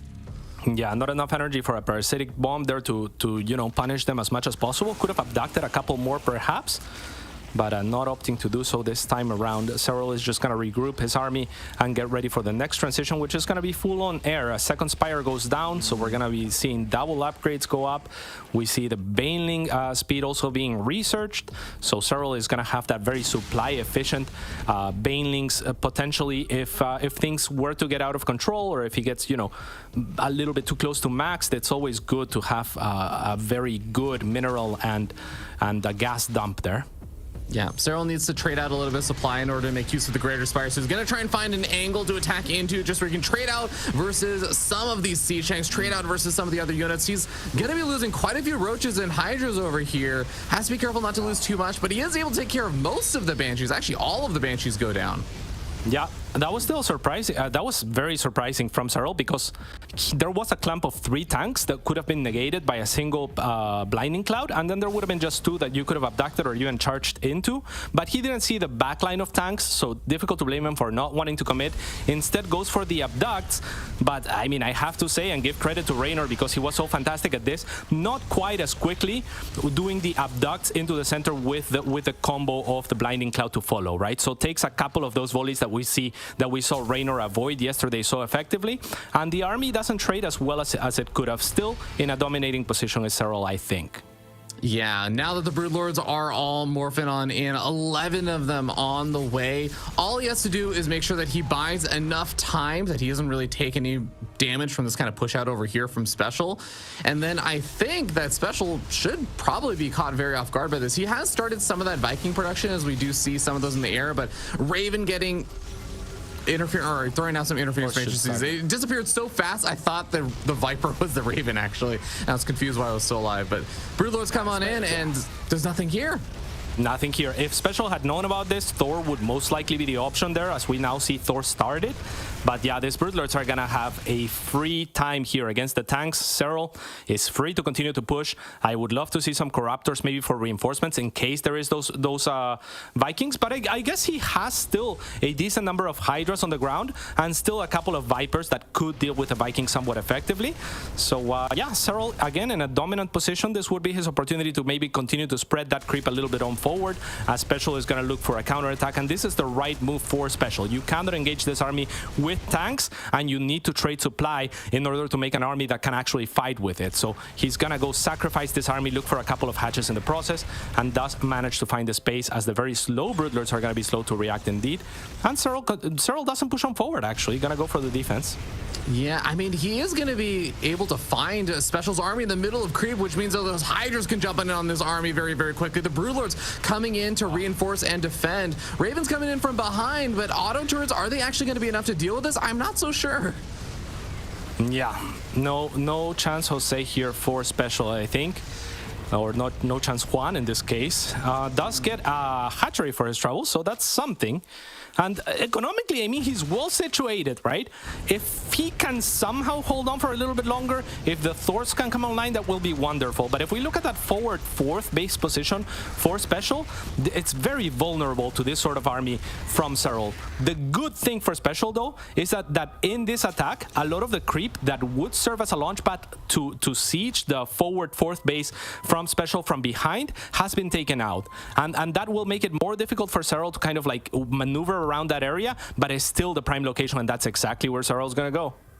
Yeah, it's more just going to be exactly what you were saying. That issue of his army supply is just not necessarily as high as he needs or wants just to deal with these Broodlords, and that means that another one of these bases is going to go down. And even though I agree, like the economic position of how many bases he had mining was great, as soon as you lose 1 or 2 of them, it's not so great because he didn't exactly have a big bank or anything going with it. Mm-hmm. Ooh. Exactly, and he had to spend so much of it in the transition to try to get Thors out. Only 3 Thors out here. Blinding Cloud is going to do a fantastic job of disabling most of those, but the 4 or 5 Vikings and the extra Thor on the left are still doing a good job against the Broodlord. The Hydras not so much, however, as they'll pounce on them, and this might just be lights out. Special has lost most of his army, his forward base, and I mean, even if he retakes that base, it is going to be so difficult to defend. Against this, you would want something like Ghosts, especially because the Thors cannot defend that forward position because it is so choky at the 4th that Special is trying to retake. But Cyril's already trying to account for that. He's already going for Infestors to cancel snipes, even though there isn't any Ghosts coming. So it just really goes to show how far behind Special is, and he will know that and tap out. There you have it, and Cyril takes a 2-0 lead versus Special. I think Special looked really strong in a lot of parts of that game. It seemed like a lot of what he was doing may have started working at any given moment, but Cyril, at the end of the day, he just did such a solid job on the defense against a lot of the early pressure and everything. He had those quick follow-ups I think you were talking about and really highlighting, Cats, of how fast he got up his transitions, how he made his movement into the later stage of the game that really just caused all the I guess like the losses there for Special in the big army fights. He just wasn't ready for those big transitions. Yeah, I would have almost liked for this many Banshees being unspotted to try for the main or something like that earlier, just to go for a riskier move. I'm not saying it's the better move. I think that if you're playing against a worse player or against a player of your own level, going after the fringe bases, right, knowing that you haven't been spotted would probably be your best bet. But against a player like Serral, I mean, maybe you gotta take that kind of risk to kind of just go for the throat and get some buildings or something in the main, because Serral just, I mean, despite scouting this as late as he did a fantastic job of just adapting, of just saying, okay, the Spire is going to be too late, right? Got to drop a Spire, then got to make the Muta, then got to get the Overseers on top of the army. By then, how much damage will I have taken? And instead just kind of tightens up his defense with the Queens, with the Hydras and the faster transition. So just incredible job from Serral. Yeah, it's going to be very, very tough, as now this does put Serral at match point with a 2-0 lead. And as we get ready to move into game number 3, it does seem like Serral's just had a pretty solid series overall. He's looked really strong, especially on the defense against any of the kind of shenanigans that Special's thrown out at him. Special has definitely shown a tendency to prefer going for especially the battle mech kind of style in this matchup lately. I'm very curious, is he going to kind of rely back on that heading into game number 3, or is he going to try and mix things up yet again?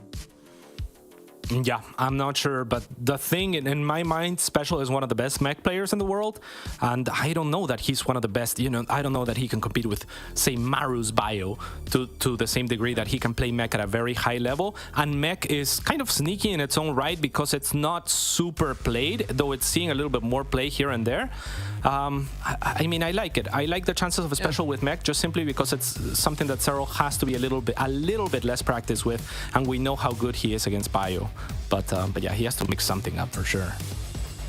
All right, we're going to be starting down here in the bottom right-hand side of Dragon Scales for map number 3. On top of the red Terran player from Psystorm Gaming, he is Special. And for Basilisk Gaming in the top left-hand side, perhaps even more special, he is Serral. Another one. Another one. Another early pull, yeah. Repeating from game number 1. And I was gonna say in game number 1, it didn't feel like it got a ton done, but it did actually manage somehow. He got some Zerglings in and found a couple SCVs. There's still the question of like whether those early Zerglings also made Special feel uncomfortable swapping his add-ons and stuff with the forward wall. But it's kind of funny because this is the first game Special's not going for the low ground wall in. Yeah, you can't right on this map, or I guess you can, but the ramp is makes it a little bit more awkward. There's a little bit less space. There's a ramp leading to the base rather than just flat ground. So maybe Special doesn't think that's the way for this particular map. If he was on the other side, it would be impossible, straight up. So, ooh, cats! I spy with my little eyes a Roach Warren before 2 minutes. What a nasty. Yeah, right. I mean, this is going to be a handful of roaches, 5 to 7 or something of the sorts, just to apply a little bit of pressure, more likely than not. And we'll see how Special will react. This would be a hard punish to something like a wall-off, right? So luckily for Serral, Special takes the map into account and doesn't really go for it. So. Yeah, I think Special's probably going to be very happy when he finds out that he didn't go for the low ground wall-off over there. And I mean, that command center will be finished well before any of the roaches or anything pop out and head to his side of the map. But what is Special's vision out on the map right now? He didn't send any SCV scout or anything, so. And he went Marines, no Reaper. Oh boy, yeah. Oh boy. Yep. Well, I mean, this is Serral, I think, saying you didn't scout the last 2 games. And I mean, Special had a reason not to scout the last 2 games. But this time around, I feel like he should have gone for the Reaper because he doesn't have that wall off, right? So just trying to get a little edge, and as a result, he's going to get surprised here. There's not going to be a bunker. He's going to spot the Zerglings here. They delay the CC even. Catastrophic.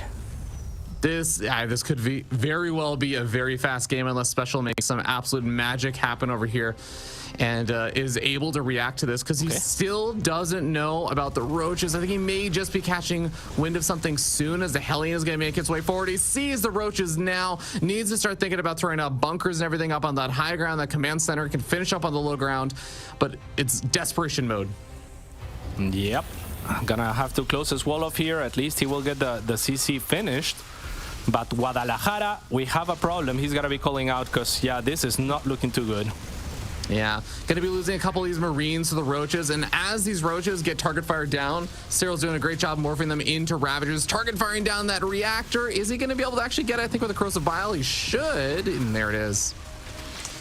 Yeah, and now working away at the supply depots. Any SCVs that get involved here to try and repair them are gonna die, obviously, because there's range on the Roaches. A Cyclone probably the best possible choice that Special could have gone for. A lot of people might think Tank is the better option, but with 3 Ravagers, you could instantly take that down, and Special will actually deal with this rather comfortably, as Cyril with a little bit of an overextension, perhaps. I thought once the Cyclone is out, maybe you just disengage, but instead he's going to lose a lot of his army. So does get Special supply blocked, does delay the mining on his natural, but it is not super cheap for Cyril. So, you know, for my money, the best position that Special has been in so far. Yeah, even little things there, like one of the Ravagers not actually breaking the Cyclone lock-on and everything, so the Cyclone can actually just kill the unit really quickly there, so the Ravager doesn't get an extra Corrosive Bile and everything down. Now enables things like this, where Cyril has just been doing nothing but droning behind everything, because, yeah, he needs to play some catch-up there. And actually some great micro here from Special. Ends up losing one of the Marines, but keeps the Cyclone alive. Yeah, almost ended up losing that Cyclone for no reason, but I absolutely have to commend Special for this. It is such a beautiful move from him to have the medevac ready. He had to think, I got this without the medevac, right? Because it's so much easier to get scared by that attack from Cyril and make a Liberator earlier, or maybe start going for Banshees or something to prepare for a follow-up. But instead, he fends off and a medevac pops up, which is awesome because he's completely ready to go on the counter offense and do some damage on the other side of the map. So huge props from Special, just kind of knowing what he's up against, knowing his capabilities to defend, and knowing that he's gonna have that space to do damage on the other side after the fact. And yeah, capitalize on that beautifully. A good start for the Mexican. Yeah, great reaction to a theoretically really bad situation where he just seemed like he was going to be very unprepared for that big attack. The defense, like you said, from Cyril just committing really hard, and the counter punish there from Special with the double Cyclone drop. Now the Liberator comes on forward. The Queen's busy chasing away the Cyclones and are even going to get locked onto one, but they really just want to be pushing back that Liberator right now. And they're going to find those links. Yeah, beautiful links. I mean, you can see the thought process there from Special is so beautiful as well. He's thinking, I'm gonna snipe the Queens that go for the Liberators with the Cyclones, but Cyril too quick to pounce with those links to zone out the Cyclones and allow the Queens to deal with the Liberators swiftly. So yeah, the bait's not gonna work here for Special. Does get 2 drones for his troubles though. Yeah, and still keeping those Cyclones alive with the medevac for now. Gets a little bit lower on hit points, but just really doing a great job playing with the hit points of those Cyclones. And behind all of this, there was a 3rd CC finished up. Special is finally getting up all of his poor production and everything, adding on the additional barracks and whatnot. And Cyril, he had to make a lot of early Zerglings to deal with all of the little forms of harassment from the Cyclones, for the attacks, and he is finally now starting to get it up to like a much healthier drone count and everything, around 65 or so workers. But it's now also where Cyril is going to be thinking about, all right, what units do I really want to start committing to? And the answer basically was Roaches. He's going for Roach speed and adding on Infestation Pit. Yeah, a beautiful transition here from Cyril. I mean, this game is pretty even. As many props as we have given to Special, he's not getting out of control or anything like that, and Cyril has had a decent economic lead for a little while. So yeah, gonna be cut from 20 to 16 over the last minute or so, and Special is taking his 3rd, but the creep is mostly uncontrolled, right? There hasn't been any Hellions out on the map. There hasn't been like the normal, like we have a medevac with Cyclones, but not really with Marines or something that can easily stand their ground and kind of deny or kick or kill those creep tumors quickly. So Cyril does have advantages to work with here, and Roaches make a lot more sense as well when you have that freedom to freely spread your creep. I think that's a really good point to bring up, is the creep spread just going completely uncontested. And I mean, we don't even really see any opportunities for Special until maybe now to actually start pushing back any of that creep with any of his units outside of, I guess, the Cyclones. But then the Cyclones wouldn't have been getting any damage done during everything. So he's going to start moving forward. He's going to start slowly pushing back some of this creep. But look at that Roach count. It's going to be a hard no to Special moving in onto creep. Yeah, and you saw there just how ineffective the Cyclones are at taking the creep, right? Because they fire so slowly, they can't really lock onto it. And yeah, so it's not really the best tool that he could have used there. As Cyril continues to take many gases, he wants to go into these lurkers again. Very similar transition to what we saw in game 1. It is what the Europeans named the Cave Bob build. And yeah, we're gonna see roaches into lurkers basically. Oh, nice jump over here from Special. He is able to find a handful of these queens, find a handful of these drones as well before the roaches get in position. And with all the queens mostly taken care of, oh, the fungal growth is going to change things, though. I was going to say you could load up into the medevacs, but catching Special and me, frankly, off guard there. A big pick off there for Cyril. Massive, massive. I mean, takes all the wind out of the sails of Special here, and that means he's gonna have to regroup and maybe try to play passive again, but not really what you want to be doing when you have a Cyril that's transitioning into the later stages of the game so quickly. So Special, I mean, considering picking up the pace here, but he just lost most of his army, so it's gonna be very difficult. Yeah.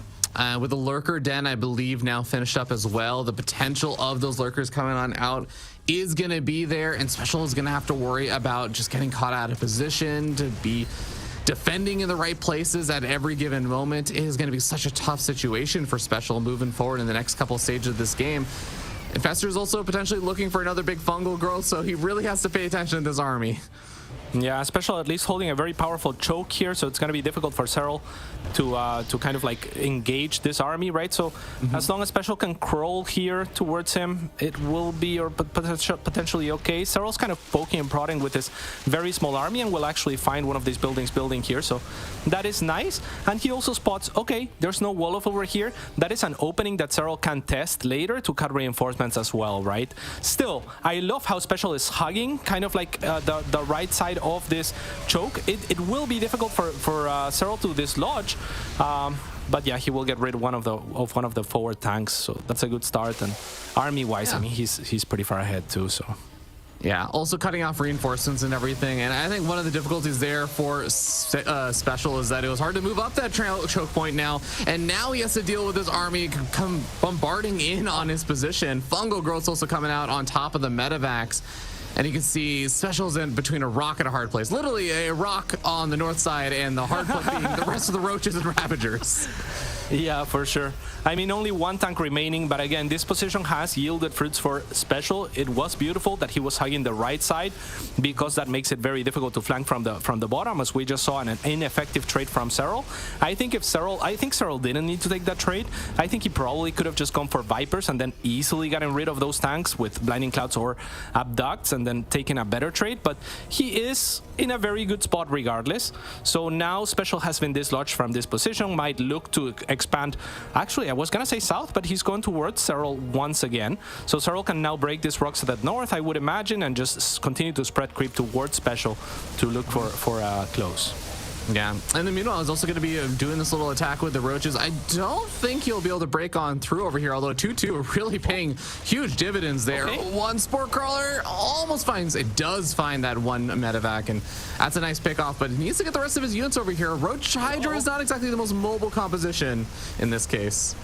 Yeah, maybe he can get the Lurker then, and that'll be just about it. The problem for Special is that he doesn't have an anchor here, right? Imagine those 3 tanks that died with this attack holding that choke. All of a sudden, you're trading so much more efficiently, but it's Marines just with bio mostly, or medevacs rather, just with bio mostly Marines.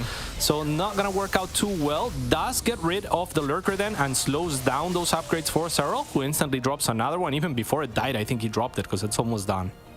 Yeah, and we saw in the picture-in-picture that roaches on the counterattack, being able to find additional siege tanks and everything, moving into that natural, really causing a lot of havoc there. Eventually do get cleaned up, but Special, he is down a lot of supply. It's not just because Cyril has inflated roach supply. It is because Cyril has gotten into his groove over here. The Lurkers are here, and they are finally ready to go for an actual attack offensively as he finds siege tank after siege tank with these Ravagers.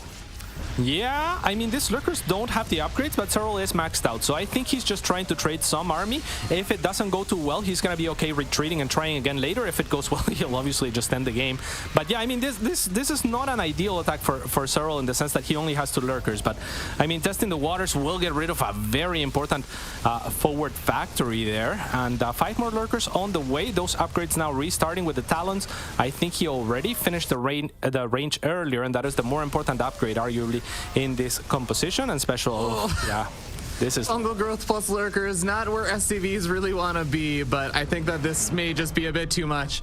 3-0 from our king special, or sorry, Serral, and he ends up qualifying for the offline event. Yeah, very comfortable 3-0 there from Serral, making it look a little bit easy in that third game as well. Special. I can't recall any moment in time where he was, you know, in a super good position, but he held on his own through the early games at least. So props to him to even defeat Raynor to make it here. We're gonna go to the analysts and see what they think. That's us, thank you. Yes, that is our third player moving through to Gamers 8 qualifying directly here is Serral with a 3-0, and for a special, he brings him crashing down to reality after his previous win with a bit of a strong showing from Serral. Roddy, looking at how this series went out and how it played out here, any surprises, or are we all on the same page here? No, unfortunately, I don't think there was much of a surprise. Obviously, we were hoping for a little surprise after the amazing games that Special was able to show us yesterday, but this was a completely different series. It felt that Special could never really force his will onto Serral. We were never really playing Special's game. It really did feel that Serral was just so comfortable in every stage of the game. Early game, mid game, late game. And what I really admire is how comfortable he got with Roach styles as well against Stellan, man. Like, I feel like it used to still be a little iffy sometimes, but Yona was in total control, I think. Yeah, I mean, we're looking at these games, there are a lot of moments where I felt like Serral just had a bald fist of roaches, and he's like, okay, bang, time to finish this off, time to get this done. ZG, this was very, very strong by Serral, and I mean, as much as Special kind of mixed things up with a few different strategies across the series, not really able to gather too much momentum.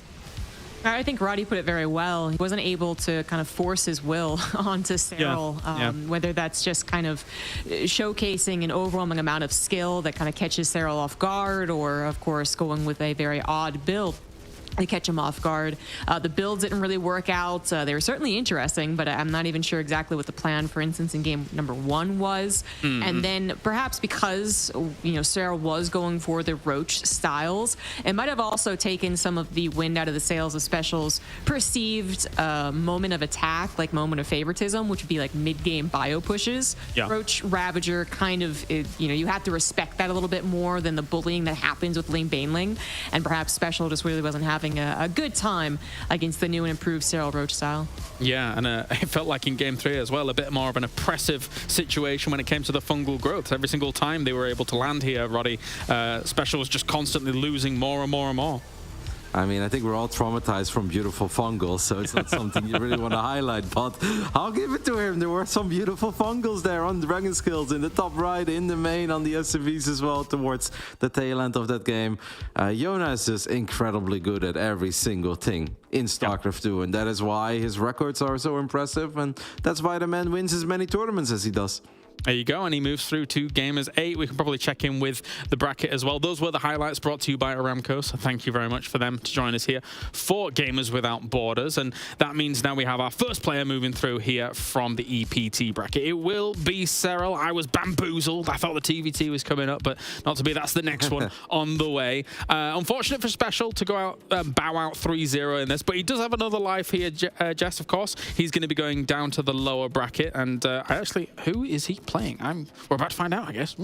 Yeah, I'm refreshing, you know. I'm just like, I'm waiting for that. Okay, so he's gonna face the winner of Lambo versus Spirits. Both players I absolutely think he has a chance against. I don't know who he would be hoping to face. Honestly, Spirit is a real powerhouse in TVT at this point. Maybe a year ago I still would have said that would have actually been very even, but now I think Spirit is maybe favored. So maybe he's hoping Lambo wins that one. I'm not sure. It's definitely dangerous territory now for Special. Maybe. I mean, you know, obviously you come off the back of winning against Reina. You don't beat Serral here, but I think Special might be looking at Lambo Roddy as a good opportunity to kind of flex some of those TVZ muscles again. Yeah, it's a lovely little side of the bracket because you just know that all three of them are very confident individuals. They look at that and be like, this could actually be my weekend to qualify already. Yeah. You know, like Spirit, Special, Lambo, all of them will generally believe that they can defeat the other two players in that side of the bracket if they bring their A game. So that actually is something to really look forward to. I have no idea who I favor. I think there is a valid argument to be made for all three of them. Yeah, definitely so. Definitely. We're just checking as to whether or not we're going to be able to get an interview with Serral, who's advanced on to Gamers 8 here. But ZG, I mean, something you brought up whilst we were thinking about questions and things like that was that first game build. It was a little bit precarious. I too was having a few question marks around. What did you make of it? Yeah, I honestly was looking at it, prepared to think of some big brain, situation, and I really couldn't. So I'm glad the casters brought up that it could have been a 4 situation where he was supposed to swap off faster, because they thought he was going to do some type of like 2-1-1 with Hellions development from that, but then he didn't. And then maybe the Reaper Hellion would have been a little more powerful. Or honestly, just Reapers with Marines.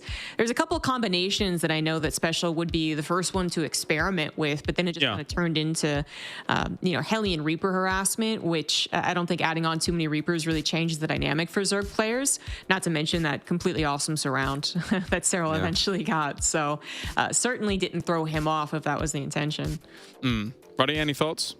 Yeah, I think it's just one of these builds. Like, I don't know, maybe something did go wrong on Special's end. We're going to have to double check that with him. But I definitely see universes where if your Reapers and Hellions don't get surrounded by slow roaches the way that they did because they kind of got trapped there, then maybe you keep those units alive a bit longer, you push back the creep, and then your bio follow-up is somewhat quick. So then maybe you can force Serral to respect the amount of Reapers and Hellions you have at the front. And that could open the doors for the first 2 medevacs to deal some damage. And then it snowballs, right? The way that a lot of Terran builds can snowball.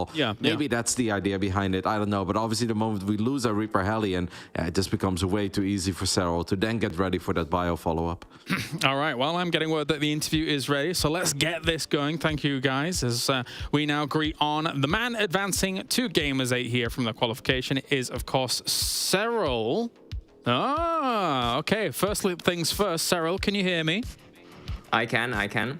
Amazing. Congratulations, mate, for qualifying. Good job. A 3-0 going your way. Actually, I'm wondering if the other guys can you speak to him or not. Let's test. Roddy, can you? Check 1, 2. Hello, the great Jonas Atala. Everything seems to be working just fine. All right. Well, I thought I was going to be conducting this interview alone, but apparently everybody can hear everyone. This is great in the Colaris Dome. So, ZG, actually, do you want to go first with question? Yeah, well, I guess I'll have to highlight the death segment. Serral, when you saw that first game build order, did you have any ideas to what would actually be developing from that, or was also a bit confusing for you? Yeah, I mean, the build order was pretty confusing. I did see the extra Raxes in his main base because my sneaky Overlord pattern got him a bit off guard. But I was kind of thinking he was going to do like a 3 Rax with a lot of Hellbats and some Reapers, some kind of that kind of build, but he did wait for the Medivacs with the Marines, so it wasn't something I expected, but obviously the opener was the same he used against Raynor with the double gas opening, and I think in general it was a bit confusing game for me, but in general I had it under control most of the times. Yeah. It certainly helped that you got that surround, which was quite well done. And then I'll just go with 2 questions, I guess. It makes sense. Absolutely. Yeah, okay. So game 2, you did scout that Banshees were on the way, but relatively late. There's a lot of Banshees already prepared. And the casters noticed that you ended up canceling a Spire against it. So what was going through your head during that moment? Well, I think if you're playing Roaches there, Hydra, just going Vipers is pretty tasty in general because nothing really beats Vipers there before they get coast. So I think that's a good call always. But obviously, I think also going Spire there wouldn't, even like Mutas there would be pretty good, I think. So I'm not sure if that's the right call. I'm not the most experienced, but I went with the safe way, and I knew I was going to win probably with that one. All right, cool. Rotterdam, do you have any questions? Yeah, maybe a little bit about yesterday. And first of all, congrats, Yona. Obviously, great performance by you as always. I think this series it had its moments, but it was kind of one-sided. Yesterday, I don't think we could have called that a one-sided best of three. I think we can all agree that Showtime really pushed you to the limit. In game 2, he played awesome. But that game 3 on Dragon Skills, it was a bit of a nail-biter. I don't know how well you remember the game, because I know 24 hours have gone by, but it felt, at least to us, very close towards the end.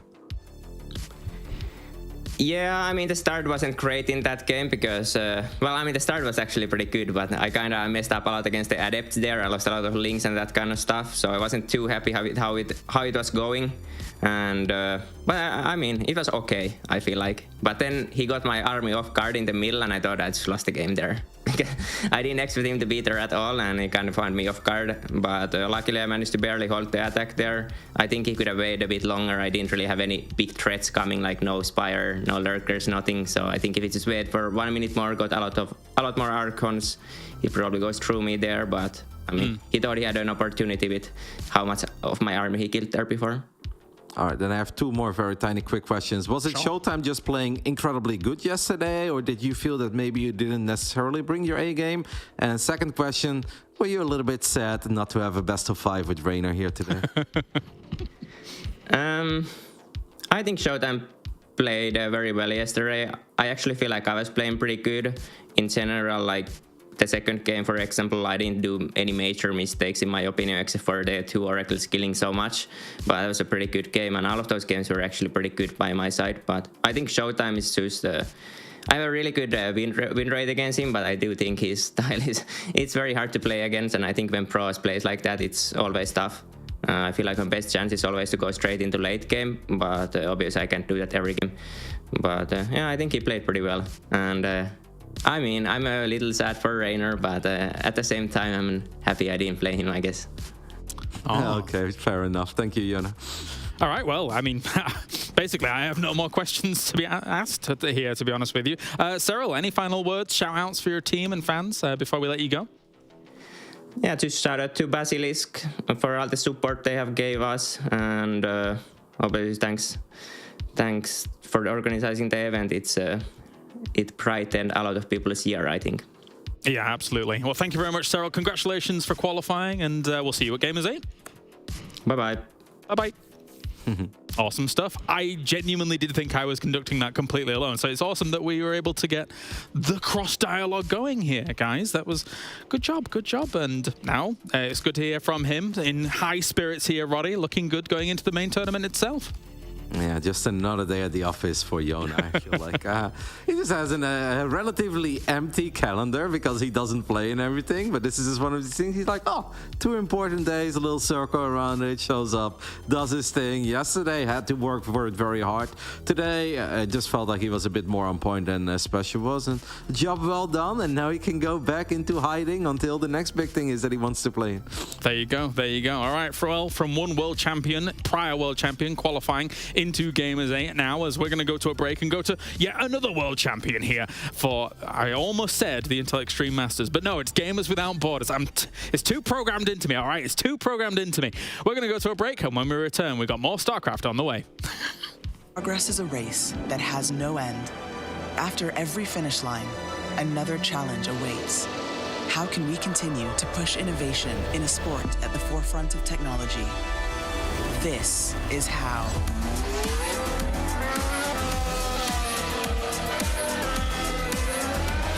Discover how Aramco and the Aston Martin Formula One team aim to meet Formula One's sustainable fuel targets. Aramco, powered by How.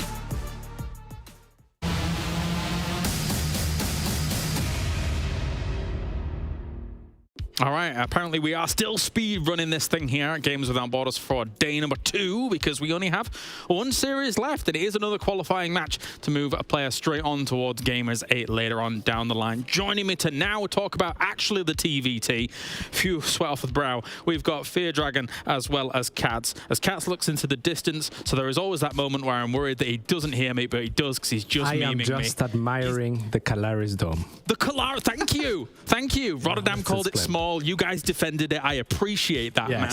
I appreciate you, Cats. No problem. Okay. The Calaris Dome aside, we have got ourselves the TVT coming up here. It's the world champion, Oliveira, going up against Hero Marine. Let's talk about it. Fear Dragon, starting with yourself. It's always good to get, again, see Oliveira here on a stage like this, because yesterday, actually, he brought out some kind of mad scientist stuff, I want to say. He looked great in his victory, moving on into this match here. And you know what? I want to see more mad scientist stuff. Yeah, I mean, I think the story of Oliveira yesterday was that we were kind of waiting to see, like, okay, but is Oliveira Katowice Oliveira? And he's like, actually, yeah, I'm really freaking good at this game. It's actually just kind of bopped Lambo 2-0 in a really, really dominating fashion. But I think it's really cool. I think this matchup is actually going to be especially interesting to me, because to me, this is like unexpected player breakout from Katowice 2023 versus the unexpected player breakout of 2022, which was Hero Marine, who made a super deep run in that Katowice. It's going to be kind of interesting to see them clashing against each other now. Yeah, I'm trying to think of any other Terrans that beat Maru in Katowice 2023, and it was only these two. But anyway, Cats, what are your thoughts coming into this one? Hero Marine versus Oliveira. It should be a very close match. I mean, the Hero Marine even beat Oliveira, if I'm not mistaken, in the group stages as well, right? So, yeah, it is. I think they're very evenly matched. I think they're both incredibly strong Terrans. I will say stylistically, Oliveira did bring some mad scientist stuff yesterday, and that is awesome. But Hero Marine has always been outspoken about wanting to play against weird stuff, against wanting to play against like a strange aggression, right? Like he is comfortable adapting.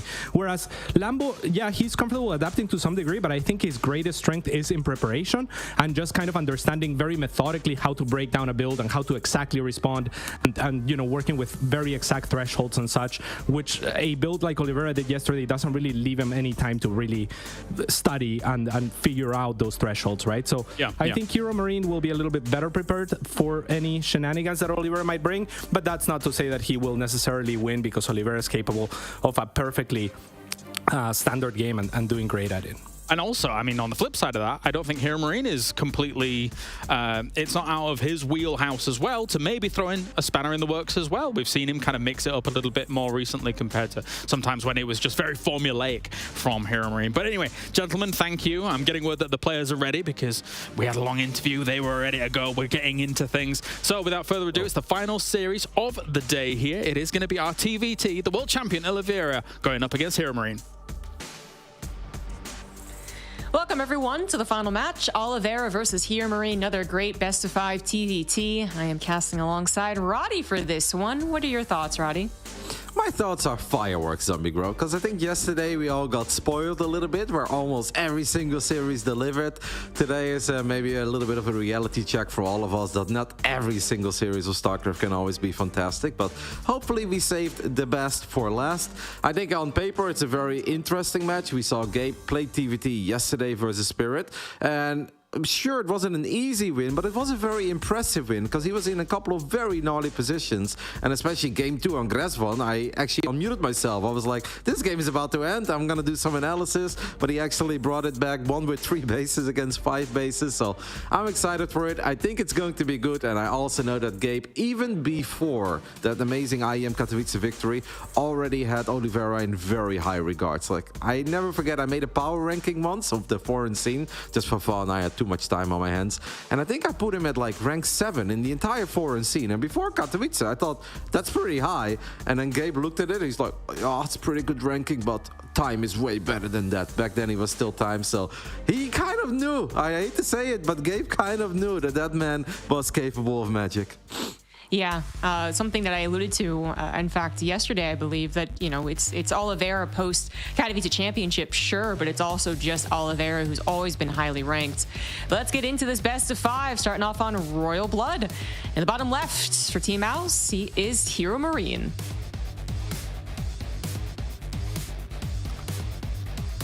And in the top right side of Royal Blood, we are looking at the main base of the world champion of StarCraft 2 in the year 2023, representing, well, previously KZ Gaming, now it's DKZ Gaming. This is Oliveira.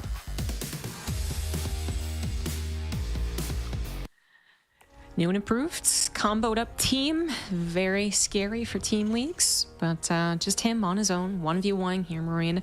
Typically, Oliveira is favored versus him, has been for the last year, and I think generally over their entire career. But it's very close, and I think every game they've played against each other has also been very close. But it was also here, Marine, who kind of really was the first step to Oliveira's run in Katowice, starting off in the round of 12, where Oliveira took him down 3-1. That's the freshest memory for them both. Yep, and obviously Gabe is still thinking about that series. Probably felt a little bit better afterwards. I think initially was very disappointed when the round of 12 was his exit after that great round of 4 in the previous year of IM Katowice. But then when he saw that the man he lost to ended up winning it all, it's like, well, at least I lost to the actual champ, and there is no shame in ever losing to the champ. We know that Gabe plays non-stop 24/7. The man streams a lot, he talks a lot, and what I did enjoy as well, listening to him a little bit on one of the streams that he had, one of the many streams since Katowice, is that he said that Oliveira's victory in a way also inspired him, even though he's been there, done that, and he's been around for so long. It's just that what he's always dreamed of, Oliveira showed that it is possible for the likes of Oliveira and for the likes of Gabe, you know, just to one-time peak when it truly matters the most. And I think that was very awesome to hear, and I can totally understand it as well, right? It's what all these pro gamers dream of, but more often than not, it is Maru or Zero or a hero that ends up winning it all, but it doesn't have to be like that, and I thought it was very cool. Yeah. As much as it is very touching for the speech to kind of appeal to everyone, anyone can do this. I'm just a normal man, is what he said, right? You know, it probably more realistic that the talking to the potential people who are next up to do the same thing are the guys who are still making the round of 12, certainly getting into Katowice, right? And that certainly is here, Marine, who certainly would love to go on and actually win Katowice. He got so close in the previous year, but yeah, I think we've said a lot about their stories leading up to this moment. How about their builds? Both respectful TVT builds so far. The only difference I can see now is here, Marine, actually going into those reactored Hellions. Yep, and he's actually just going to sit at home. If he gets the first volley off here, that's obviously going to be a very easy fight for Gabe. If we take a look at the mini-map there, as we took a look at his vision, Hero Marine has scouted very little, but he will be able to get these first shots off. Gets awfully close to getting the kill on that heli and won't quite be able to get it, but this really is some trademark TVT from Gabe. I see it a lot on the Monday night. First few minutes, the man does not really scout. He kind of checks for the most nearby proxies, like just in case it is Marauders running his way, but that's pretty much the only scouting he does, and then he just kind of waits, and if his opponent reveals anything, well, that is Hero Marine also scouting, because he will know immediately what is and what is not possible based on the units that he sees on his side of the map. Here, Marine not once usually go for a truly risky build that would be in a terrible spot if you don't scout. For instance, a 1-Rax expand. If you're proxy 2-Rax, you don't scout. It's tough. So here, Marine usually also doing the likes of the Reaper and the Hellion openers. In this case, with the reactored Hellion opener, you are pretty much safe against everything else that is early game, but you do want to try and get something done in return, which Oliveira is just simply shutting down hard with the Cyclone and the tank already sieged up. Here, Marine not going to find any damage. His army supply might look pretty good, but 6 Hellions aren't going to be worth much as the TVT continues. I know they say that the soup never lies, but that seems a little inflated to me.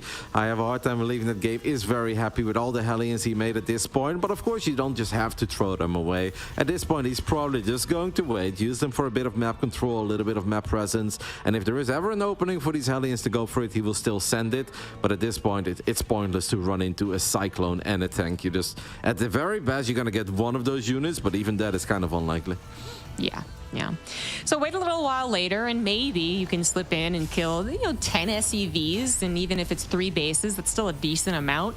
Definitely don't just give them away. Also, a little bit of that map presence. They can't contest whatever they're facing, but they can at least do some scouting. And we do continue on into the next stage of TVT. With these two, I do expect, if we go to 5 games, there to be 5 games of Marine Tank versus Marine Tank. However, they both have been slipping in maybe a mech every once in a while here. Marine certainly importantly. And then that double starport has definitely been slipping into TVT more often. So bio versus bio for every game, definitely possible. One or two cheeky builds, maybe actually from Hero Marine, even though Oliveira was being kind of cheeky yesterday, would not surprise me. No, I'm totally with you. And I gotta say, I think Gabe is very good in both playing with Mac and playing against Mac. Even though I definitely see him as a bio boy, so I'm totally in agreement with you that there is a good chance it's bio all day, every day. But recently saw a couple of great TVTs that he had against the likes of Kalazur and Spirit, where yeah, it feels that the games are not going his way, but he's excellent with Viking, Thor, Liberator way down the line. And he's able to get a couple of very good fights, often even surprise me. He's going to split off the 3 Ravens, going to send all 3 Ravens into the main base of Oliveira, and that's going to be at least a couple of SCVs falling, but it could be more than just a couple as another turret goes down. Bit of an awkward spot to pull your SCVs to, because the Ravens were still there. Another auto turret will go down, and that is 10, 11 SCVs, and now Gabe even wants the tank. That feels a little bit ambitious. He will not get the tank, but sweet Lord, that's a lot of damage for just energy. Yes, and there really wasn't much sacrifice for that. The Ravens were able to escape. His frontline units were destroyed, but they were the Hellions. So that's also why Oliveira kind of momentarily paused against those auto turrets, so that he was dealing with the frontline engagement. But the Ravens are now out of energy. Here, Marine is going to be on the defense, and Oliveira doesn't just have a sizable army that could go for a gut punch. He also has medevacs faster, so he could be working with mobility too, and that's something that here Marine really needs to guard against. That's why he's getting missile turrets. That's why his Vikings are already here. The Ravens of Oliveira running right into them, but they actually ended up landing. And now we have good old-fashioned TVT. Anti-armor missile going down. SEVs pulled. Who's going to come out on top? It looks like it's going to be a little bit of a wash. Oliveira's army will get cleaned up, but here Marine keeps his SEV count totally fine despite the sacrifice. As far as I know, one of the 2 Ravens died without actually getting a single spell off. You could see Oliveira just kind of move commanding them at first. Then he tried to still get some value out of them. But I believe a Raven with a lot of energy went down. So it was only a single Raven that was able to cast those spells. And I honestly thought it was going to be an even bigger victory for Gabe than what it ended up being. But hey, Tank Viking does normally scale a little bit better than Medevac Marine Tank. Obviously, there is mobility. There is always potential with those Medevacs. And you can maybe get a cheeky drop in the main base, and then suddenly the medevacs look great and the Vikings look silly. But I think that Gabe is in a phenomenal spot here, 8 minutes in. He's a little behind on those upgrades, and Oliveira, you know, is still trying to patrol around. But I agree. I think that gives you a nice boost leading into the mid game. You know you took it down. You know you have some time to breathe. And I do just really want to highlight, because I kind of had to do it quickly before the battle started, the missile turrets from here, Marine. Oliveira is such a fan of these faster medevacs. So a lot of TVTs, you swap over to the reactor with the starport. You build 2 to 6 Vikings even. But then some people actually don't. They go immediately into medevacs. They get 2 and then go into medevacs, which is Oliveira, I think, got 2 Vikings. And then Oliveira is able to push you and drop you. And it's just very difficult for you to know exactly which one he's going to do and have the Vikings in the right place. So here, Marine was very on guard against that. I really liked that touch. His SCV is stuck. That's unfortunate. If he has a single medevac, he can still pick it up, so no need to kill it. But I would always put that on Patrol Zombie Group, that idle worker icon. It drives me insane. But yeah, it's definitely surprising to see Gabe set up in such defensive manner. And it's also impressive that Oliveira reacted to it so quickly by expanding on location, that he was a little slow to move there, but he does save the medevacs, and that's obviously more important than losing 1 or 2 Marines. But I love the confidence of Oliveira, where he's like, well, you're putting yourself up in a very defensive spot with that sensor tower early on, with missile turrets. Let me just go ahead and drop a 4th CC on location and get economically ahead in that regard, and that was a brilliant call. Yeah, no, that's a very good point. Oliveira still reading into his opponent's reaction to him, so he is still kind of in control.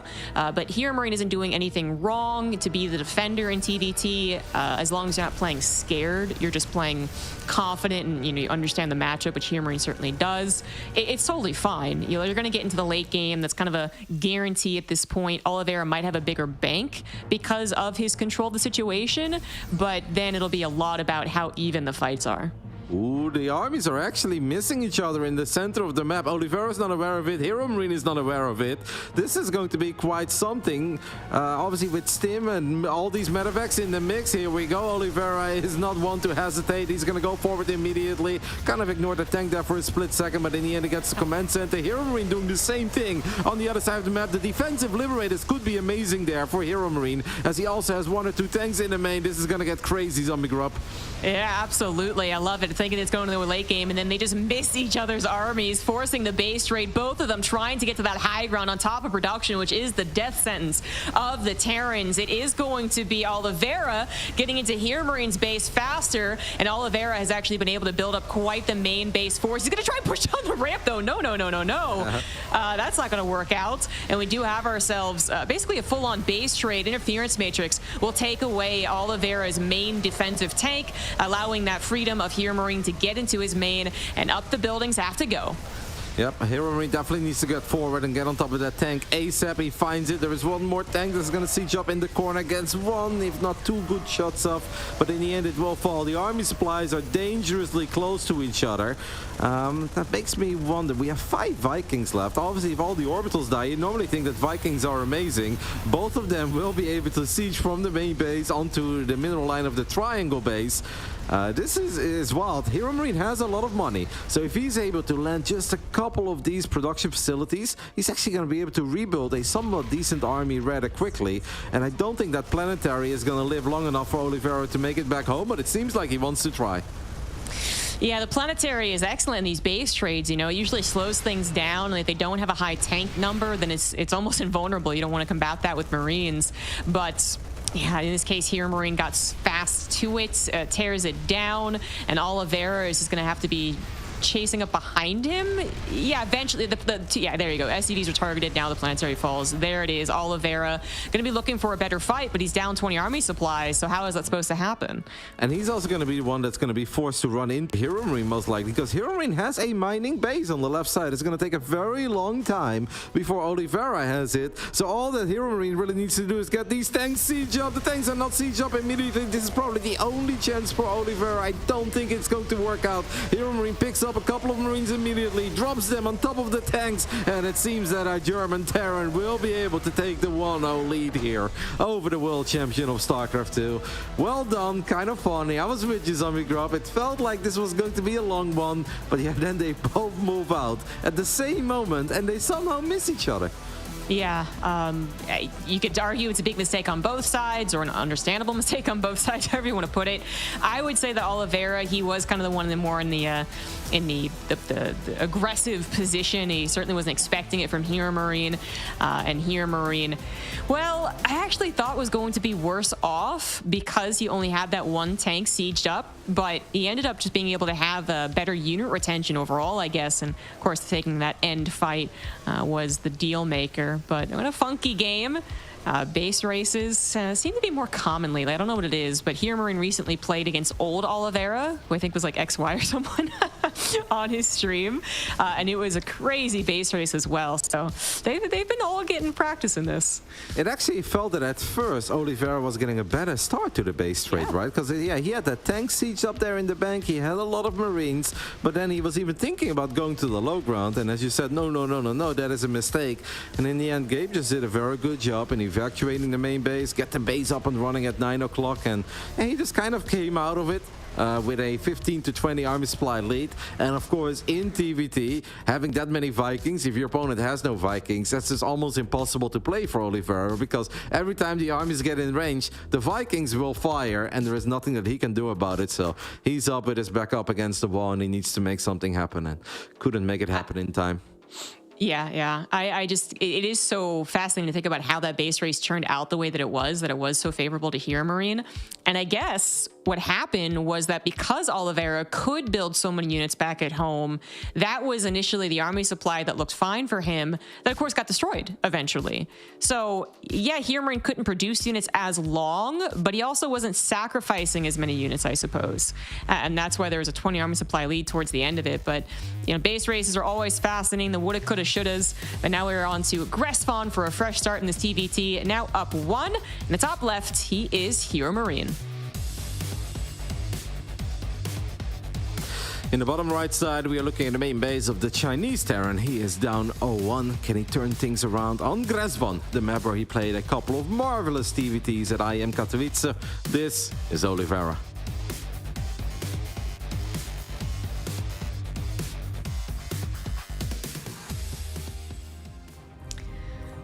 Well, kind of from the get-go, I suppose, Oliveira didn't quite get the game that he wanted. Again, it wasn't at all bad for him after that push onto Hero Marine's third.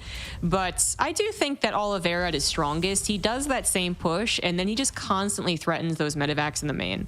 Medevacs in the main? No, I'm attacked on your third. No, just kidding, medevacs in the main. No, just kidding. And yeah, Hero Marine taking the fight, or just seeing the fight was available with Oliveira flying his Ravens in, really took the power out of that particular strategy. So again, the rest of the game was fine, but yeah, Oliveira probably wants to be in a little more control earlier on. I mean, imagine that fight at the third base, since it turned out still somewhat close, if that one Raven is actually able to deploy its energy and drop a couple of auto turrets, right? Maybe the fight goes a whole lot better for Oliveira, and we'd be casting a completely different game. It all started, obviously, with Hero Marine splitting off the Ravens of his army, while he was kind of just poking a little bit in the center of the map. And Oliveira's defense against the auto turrets, I think we can say, was a bit questionable. It's almost like he expected Hero Marine to drop a single turret and go back, but yeah, the Ravens were there, all three of them. They had a lot of energy, and Hero Marine probably couldn't even believe what was happening. He's like, I can just keep on dropping auto turrets here. I'm not losing my Raven. Nothing is shooting at my Ravens. The SCVs are not truly running away. I just felt that did a little bit more damage than it was supposed to do as well. That's certainly true. That's certainly true. I think it was perhaps even a bit of a mind game where Oliveira would have sworn there's no way Hero Marine would not save the Raven energy because Oliveira was taking down his Hellions and revealing a stronger army that was bound to go across the map. And that's what happened. So you'd think lack of Raven energy would be an issue. And it wasn't so much, again, because Oliveira made that mistake. But yeah, he just don't expect those Ravens to keep on firing those auto turrets. The rest one is a really funky map in TVT. We saw a great game on it yesterday between Hero Marine and Spirit. And it feels that it's one of these maps where TVT is never truly over. I have been on the wrong side of a couple of calls where I just saw no way for player A to win, and then they still win. It's just there's a lot of high ground, low ground, couple side blockers, obviously plenty of bases to take, and plenty of different ways to attack. That it really does make this a great map for TVT and amazing comebacks in that particular matchup. Yeah, I think you explained it very well, that might be one of the reasons we consistently see good games on Gresbon. It's not just that it's a large map, which kind of encourages the chances of a great game, but there's a lot of terrain aspects to it. And this is a map that certainly has delivered a lot of weird games. I mean, thinking back to Katowice, all the TVTs were pretty darn epic, very back and forth, and I do want this to turn out that way. The first game, I guess you could say, ended abruptly because the base race was so fast and furious, but even that was, of course, very entertaining. Now we get to Gresbon, and it's actually Hero Marine who is going to be aggressive first. Medevac on the way, going to ferry over some units and do a little bit of harassment. Yep, first Cyclone is out, second Cyclone is on the way. Curious to see, okay, this is going to pick up everything immediately and then maybe still rally some other units to the other side of the map. This could honestly be a bit dangerous for Oliveira if he does not get a proper heads up, because imagine if he ends up losing his first Cyclone and the tank, or losing the tank while the Cyclone is defending the main base. I'm actually very curious to see how this is going to play out. The lock-ons are going to be very important on either side. Oliveira still has no vision of it, does have a couple of Marines in the main base, and I think that's very good. Gets the lock-on the medevac. That means that Hero Marine is kind of committed at first, but Gabe does a great job in breaking that lock-on, but doesn't really find anything else. Yeah, okay. I was worried that was going to get locked on. That wasn't the best opener, but it also wasn't the worst because he didn't lose the medevac and he didn't even lose the Cyclone, which can be very helpful for further engagements. But Oliveira got to be pretty happy about that defense. It's going to have the faster third CC. If we get a unit check as well, I want to see what else we might have advantageous. Oh, well, Hero gets is on location, so maybe not all that much faster. Yeah, his tank count. That's why I just wanted to double check. But yeah, Oliveira's tank count going to be much better than Hero Marine's. Hero Marine probably aware of the fact that that wasn't exactly the opening that he was hoping for, but he does feel that, okay, Cyclones are fast, they can roam the map, they can get lock-ons if you decide to send something out, and I can kind of just at least pretend that you should stay home, and that's why I can get away with a third base on location. Yeah, that 10 count advantage on the side of Oliveira is definitely a problem for the German Terran, as Oliveira also goes into very quick Viking production this time around. Well, last game, I don't think the man built a single Viking. I didn't quite catch if it was 2 or 0, but yeah, certainly doing it now. Is going to be able to push out. The 2 Cyclones are still pretty scary, honestly. Yeah, got to be careful against that. And do we actually have Hero Marine starting up his stim? Did he actually swap off? He's currently microing, which is why I'm questioning it. Yes, okay, so he's going to go into bio. We're not going to see a potential mech game here. Yeah. He will fire up Stim, but he's obviously kind of scared about the move out right now of Oliveira. If Oliveira is able to make it to the other side of the map with all these units, but it does seem that our Chinese Terran player is taking it easy. Just wants to float over his own CC, so Hero Marine will get away with all of this and could now potentially even set up some sort of a trap, but he's still down in the 10 count. So if you're down in 10 count, you probably don't want to defend too far out on the map. Right, yeah. Well, very typical TVT, actually. Last game, there was that change-up because Oliveira did go for the Medivacs, which had its well, didn't really have its time to shine. It kind of got slapped down.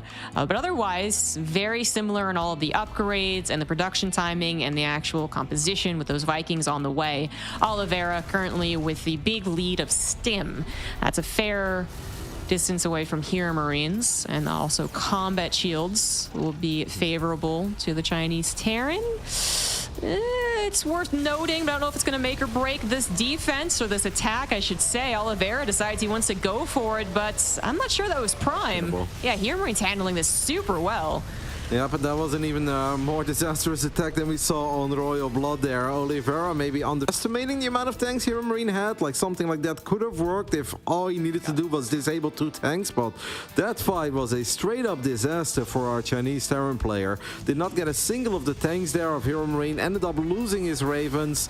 And is now just in a very problematic position. Because even stabilizing here is going to be difficult. The only thing that still even is the Viking count. But Hero Marine obviously still has that Raven in the mix too, so he could drop another turret, and Gabe knows that he's got Oliveira right where he wants, so he's just gonna go for it, land the Vikings. At the bare minimum is gonna get a whole bunch of SCVs. Is he able to save his tanks? He's going to unsiege the tanks, couple of Marines helping out as well, and this could very well be it for game 2, because I don't think the Vikings are going to win this fight. There are a few more Marines coming forward, but it is just not good enough for Oliveira. No, it is not. Oliveira kind of sizing things up incorrectly. Also, I believe a little bit of a micro mistake. He let his tanks target the auto turret, which is one of the biggest reasons to throw down auto turrets. And you're supposed to, you know, as the pro gamer, not let that happen. You're supposed to focus your opponent's tank. So Oliveira, it honestly feels like he's trying to be so perfect like he was in Katowice, honestly. But even in Katowice, if we do think back to some of the earlier rounds, like versus Hero Marine, for instance, there was a lot of times where he would overestimate his ability to end a game and it wouldn't go so well, but just everything else about the game was going fine, so Oliveira still pushed through. I'd also equate it to kind of like Hero occasionally over-aggressing, you know, blinking in when you're just like, Hero, why are you doing this? That's kind of what Oliveira is doing. There wasn't really a reason to push that issue like he did around that third base. He just thought that he would be so experienced and so savvy that there is no way that that was going to be as big of a disaster as it was. And yeah, I guess Oliveira's off his game. Yep. I mean, we can obviously mention the fact that these games are being played online, and there's a good chance that Oliveira does not have the best ping playing cross-server against the European. And ping is not always the only deciding factor in the outcome of games of StarCraft 2, but if I think of these Raven battles, I do think it is safe to say that having low latency is very important. And maybe he's struggling a bit more, but it's definitely not just the auto turrets or the matrixes he's getting down, because I think even with lower ping, that fight and those 2 armies clashing on Hero Marine's side of the map, I don't think that would have gone very well or very different in almost any universe. Yeah, I absolutely agree. I don't think that was a ping issue much at all. Just, yeah, overextending, classic overextending, thinking that stim timing was more beneficial when it really is weird as far as having faster stim. That's generally, I would say, not what is often what breaks tank lines. It's having those combat shields faster, but he didn't have that then. And now just running his drop into some units. I mean, he finds a tank. That's kind of nice. And he's going to cancel the 4th command. Again, the tail end, that was a better drop. That was supposed to be a disaster for Oliveira. In the end, he gets a tank, gets a cancel on a 4cc or 5th base rather. That was already halfway done. Not exactly sure what Hero Marine was looking at there, but make no mistake, Hero Marine is still in the driver's seat here in game 2. He's got a bigger army, he's got a better army, and it's going to take a just heroic effort of Oliveira to stabilize in the next 2-3 minutes and just get a bit closer to maxing out. That really is the only thing that he can hope for at this point. There are no fancy plays he can make. Solid defense is what's going to have to keep him in this game. Which we know is very possible in TVT. I think we can kind of thank Maru for proving just how much a player can recover in this matchup. If Oliveira plans on recovering, there's basically 2 choices he makes from here on as he settled on his 4th base, and we'll see if he survives to max out. He could try and go for just consistency on production and then kind of catch here Marine taking a bad fight. Or he could try and play very, very late game Turtle and go into Vikings and make sure Hero doesn't beat him to the punch on that. So far, it is just about survival. He's going to try and take this engagement, spread on those Marines, but that is so many tanks. And Hero Marine came in from 2 angles as well. So forget about that. No way Oliveira is going to max out. Well, he's dropping in the main base as well, and just like that, it is 2-0 for the German Terran, who's looking ultra clean here. Gabe seems to be a big fan of that sneaky push, that blitzkrieg almost through the center onto the 3rd base, because we saw him pull that one off yesterday against Spirit as well. And that was a game, obviously, that was looking very dicey for Hero Marine, but in the end, that was the good position he got himself in, what allowed him rather, to make a great comeback in that game. In this scenario, the man did not need to make a comeback, but it's always nice to just close it out because Oliveira's supply was starting to look a bit healthier, as we can take another look at that definitely game-deciding fight here on Grasvon. Only 7 minutes into the game, it's just Oliveira just did not have enough. Like, it's that simple. It was a numbers game and he did not have enough units there. Yeah, I mean, I would like to take more looks at it to see what Oliveira might have been seeing when he did that, or where his units were supposed to be, perhaps. I'm not sure, because it is bewildering. You know, these guys are pretty freaking smart. They're pretty good at the game. And such misreads are quite rare. Like, you know, for instance, that last fight that we just saw, that highlight, that's an understandable engagement that was going to go poorly that you felt you had to take because he was behind and he thought maybe I could do this here. But of course, we knew that wouldn't end up very well. But that's the one where, like, of course, Oliver, you know, you tried. Now, that first one was just, all of us were confused. I think even chat was confused as to why you thought that would be punishable, that defense from here would be punishable. Yeah, I think it just goes back to the early game where he sees the medevac, he sees the double cyclone, and he's like, well, that didn't really do a whole lot. And okay, you're trying to get a building a CC on location. I guess he saw that. And he's like, well, let's just go ahead and make some magic happen because I've got the tank advantage. But yeah, it takes a little while to make it to the other side of the map. And was just a bit of a nightmare of an engagement. This man now 1 map away from getting the job done, closing out this best of 5 and qualifying for Gamers 8. It is the German Terran legend, Hero Marine. In the bottom right, as the Blue Terran, our current reigning world champion for DKZ, he is Oliveira.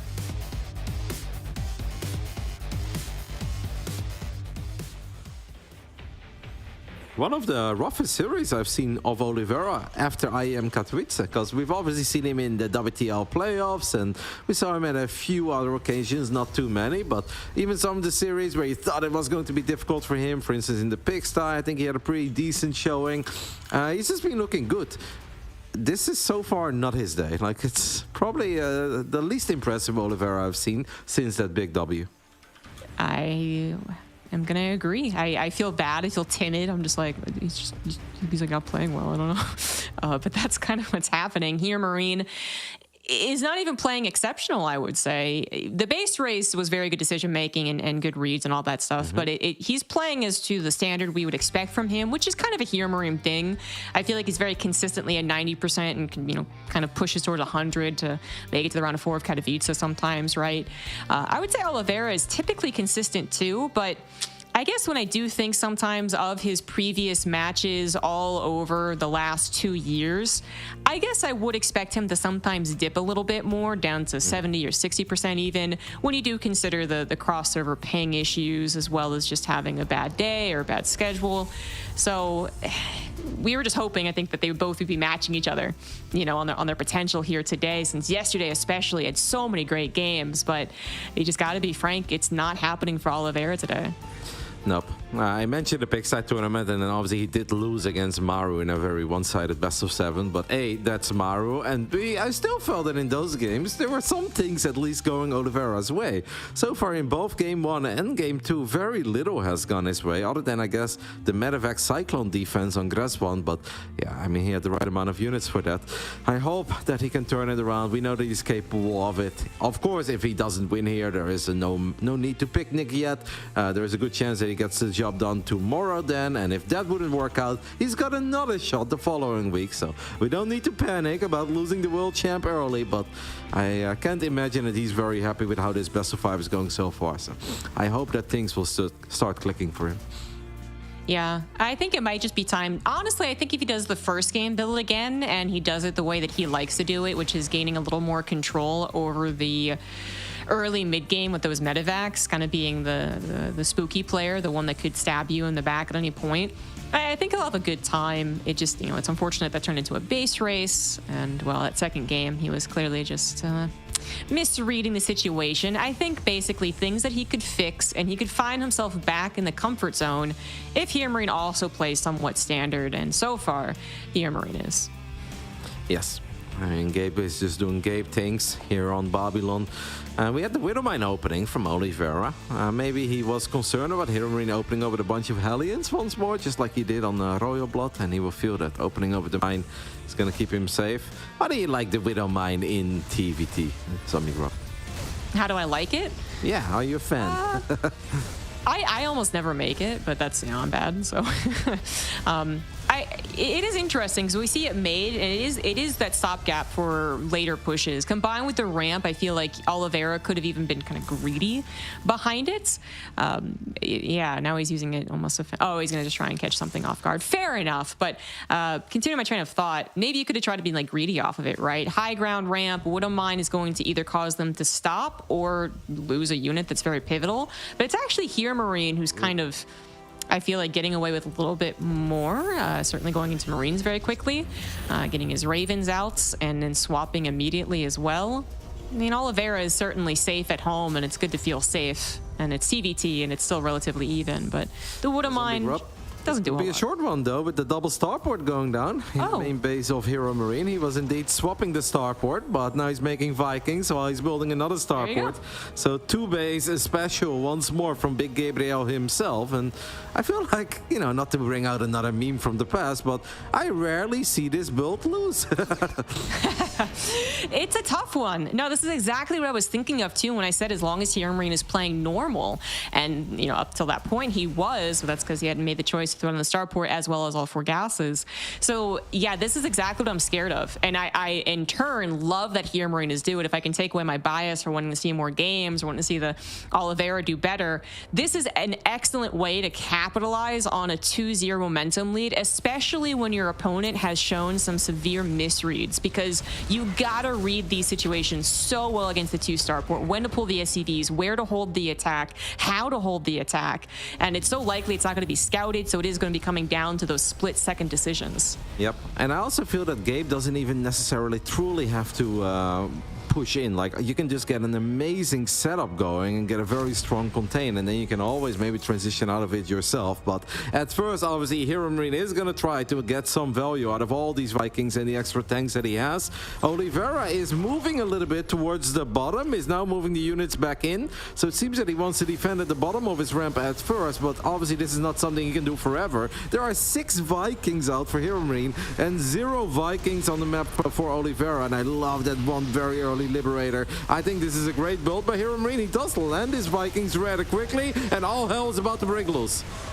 The auto turret's looking a bit favorable towards Here Marine, though, and that was the only thing Oliveira was going to have, right, is the massive amount of auto turrets from his triple Raven, and that didn't work out. So now the SCVs are pulled after you already lost the fight. Here Marine looking to close up 3-0. SCVs can be a bit painful, I guess, as anything that supports them as they surround the tanks can be helpful, but yeah, you're not recovering from this. There it is, Here Marine with a very convincing 3-0. Wow, the double starport, 2 base opening from Gabe, getting the job done there. Oliveira trying to defend at the bottom of his ramp. And I have to give kudos to that very early lip, right? Because often they have the tank advantage, they have the Viking advantage, but then it's still kind of awkward and it takes a little while. But with that liberated, you just put the clock on your opponent immediately. Oliveira thought that he could get a somewhat decent trade there and then he could stabilize afterwards on the high ground. But Gabe left no stone unturned, just went through it, walked up that ramp. And awfully, surprisingly one-sided series. Hero Marine gets the job done. He qualifies for Gamer 8. And we'll see what Kalaris and the boys at the desk have to say about it.